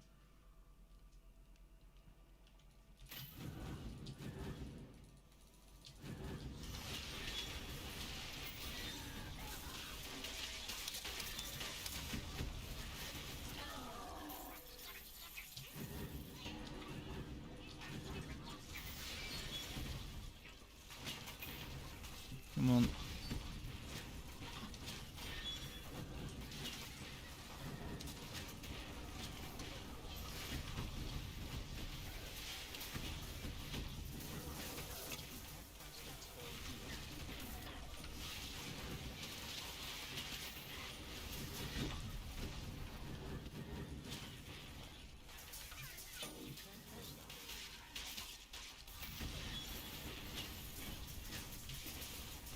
Is this map quote Stormbringer? Okay, so I have to be on the lookout for invisible charging beetles.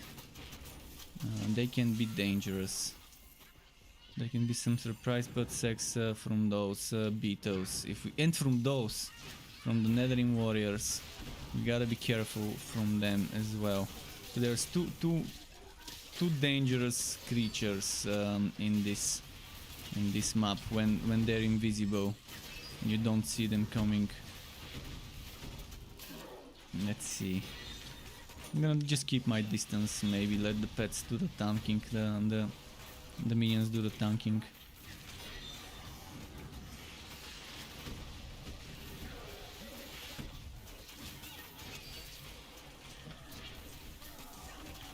Let's move here.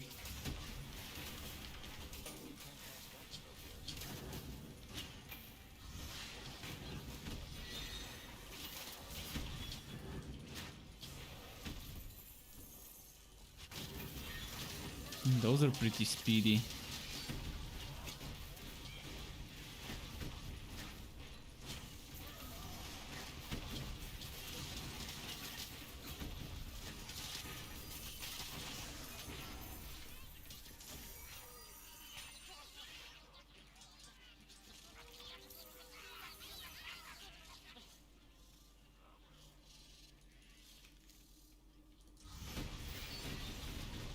Come on, come on.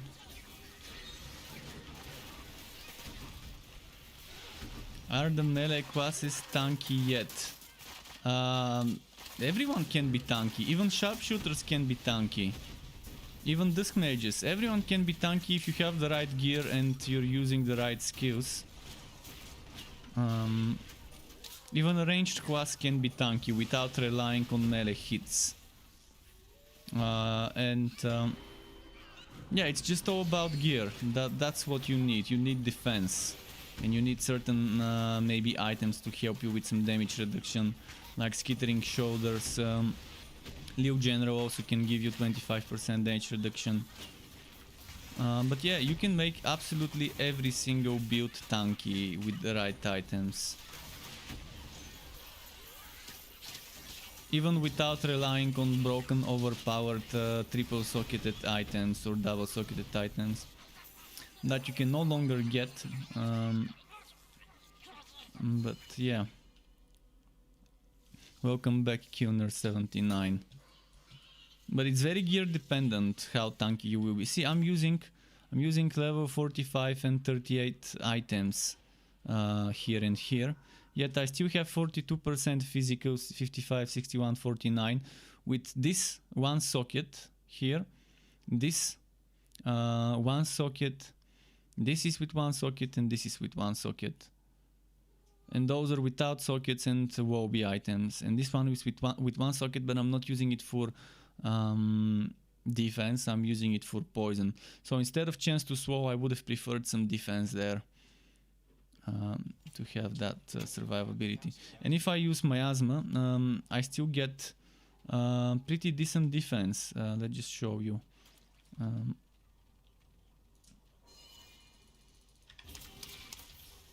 See, it's 56, 60, 65, 58 with my shitty items.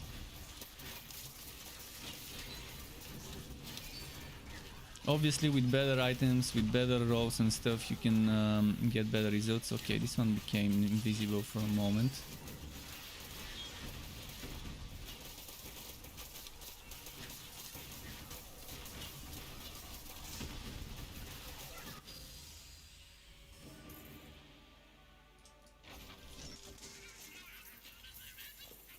So if you want survivability, Bane and Blood Drinker are amazing. With Bane, on a forged you get 50% defense here, 50% defense here, 50% defense from power projection, and 50% defense after using vortex bomb.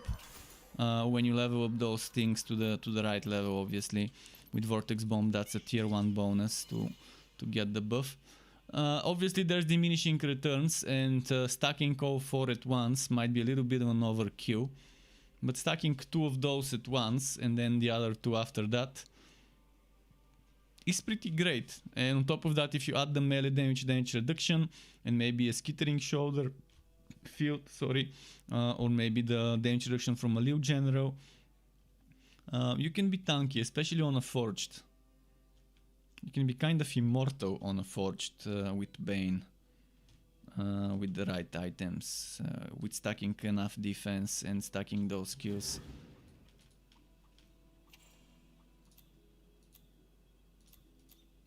Obviously some things would still kill you if you let them damage you for a long time, like the Angered Ancestors. You can't stay in the Angered Ancestors fields even with all the defenses. Staying there for like a bunch of seconds obviously is gonna result in you dying. So it's not gonna be completely immortal.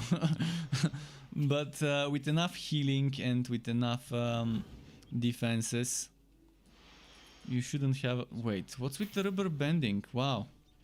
Servers, get better servers, please. Look at this. It was rubber banding all over the place. No, those are shitty map throws.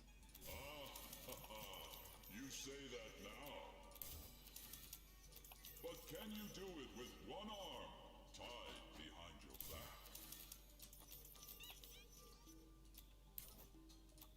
Let's do a normal map. I mean, normal map, I mean something without shitty modifiers and with good enemies.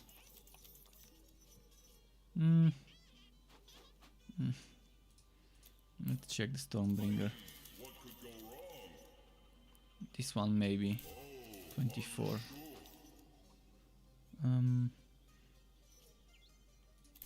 up to the challenge? Let's do this. Oh, look at Show Bane build please, man. Wuka. This is what I've got on the Bane build. The build video is coming tomorrow. So if you wanna wait for the build video, sure, tomorrow it will be ready. We've got 10 levels here, 10 levels here. 4, 4, 1, 8, 8. 5, 5, 5 and 10. And using Imbue Relic. Imbue Relic from the Ancient Ember Boots. Frost Wall with the North Mace. 3 pieces of Musketeer. I decide to take those so I can take Winterweave Gauntlets for survivability, which again, back to Kuner's thing, this really helps with surviving. Winterweave Gauntlets to any build. And then I've got Infectious Shooter, Rifle of Leadership and Sword of the Lost Legion, which now gets the cooldown reduction from Frost Wall, so I can use it every 30 seconds. And once they fix this 10% Sharpshooter skill cooldowns would be changed to 10% cooldown reduction, which would give us another 6-second cooldown for this and this, which this and this would go down to 24 seconds like they do on the Dusk Mage. Meaning this one, 20-second duration, 24 cooldown. Pretty good if you ask me. Much better than Bone Razor, Bone Walker, and you get the exact same amount of skeletons as Bone Razor and Bone Walker without having to sacrifice the Frost Wall set. And you still get 10 skeletons for the price of active skill SWAT though. I mean, obviously this is not gonna be a meta build because it's using minions, and minions right now are just not meta unless they're trained.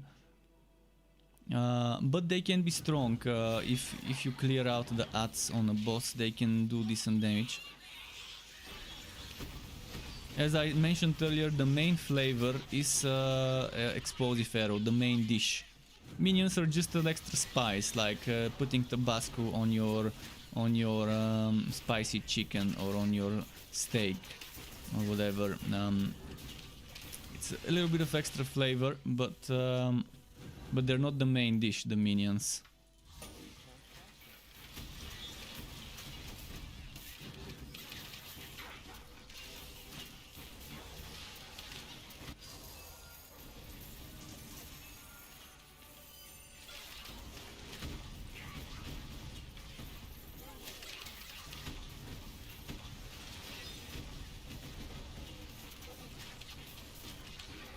You can see I'm sniping from afar, spamming my stuff, letting Shasta taunt, letting the minions take the damage.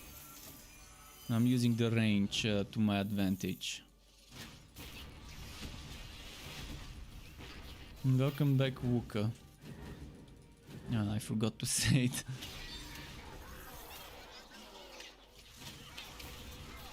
Yeah, my gear is transmoged. My gear is transmoged. I transmog them for every build I play.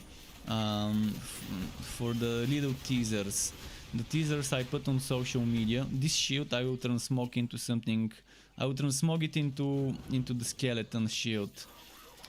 So it looks like a necromancer, kind of Banemancer. Everything needs to be green. Everything needs to scream goblins and skeletons. So I'm gonna do that tomorrow. The transmogging and re-dyeing of whatever needs to be dyed. The armor is dyed though. I already did it yesterday or the day before. Just need to transmog the shield.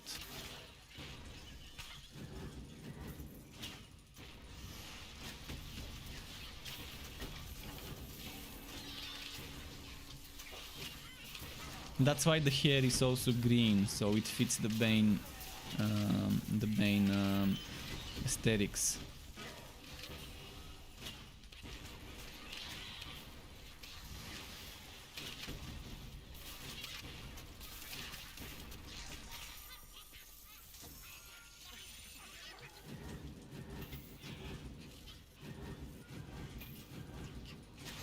We got a few more minutes left until the stream is over. And until I go and give Sky some medicine and some food.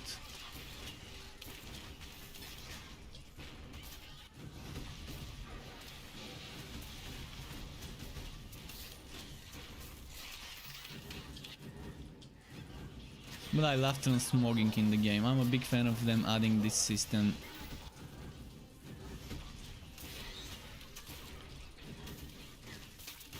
It opens up a lot of things with the transmog system. They can add special transmogs in special contracts to make people return to the game to earn those transmogs during that limited time. And it's cosmetics, so it's not like you're making people farm items. You're making them just farm skins, farm fame that rewards them skins by completing contract levels. Pretty nice. Not sure if they're gonna make this, but it's a possibility.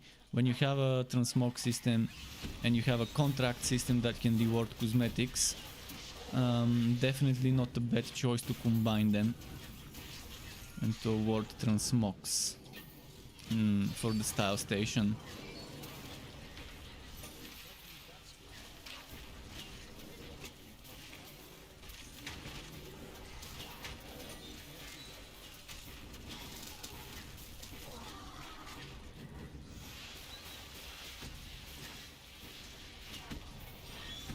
Or they can do it like the Christmas transmogs. I'm not sure whether the Christmas transmogs would remain in the game.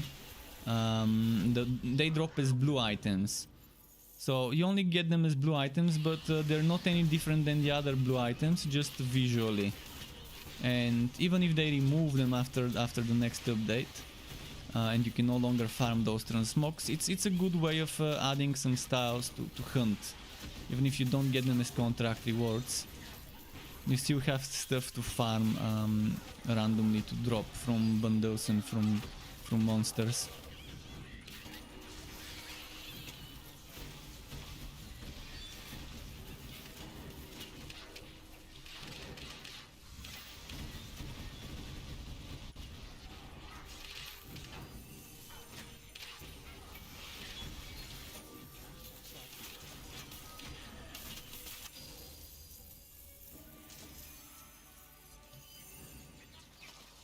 Let's go to the boss fight.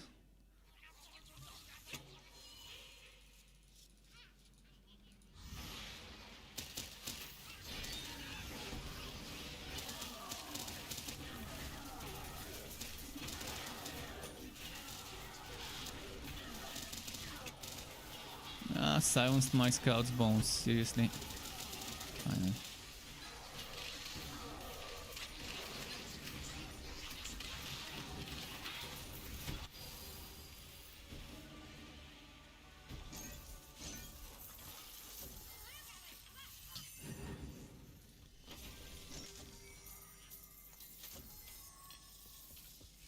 Okay, I think that's gonna be it for today. It's 11:55 p.m. Time to feed Sky, time to give him medicine. And tomorrow this is coming as a build video, as I mentioned. So those of you who want to see the build video, it's probably gonna be somewhere around the evening as usual when I post builds. So the stream will be delayed.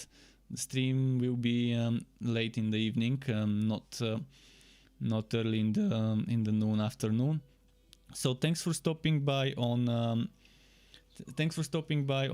Twitch and YouTube. Until next time, Struck Web, keep it cool, and goodbye from me.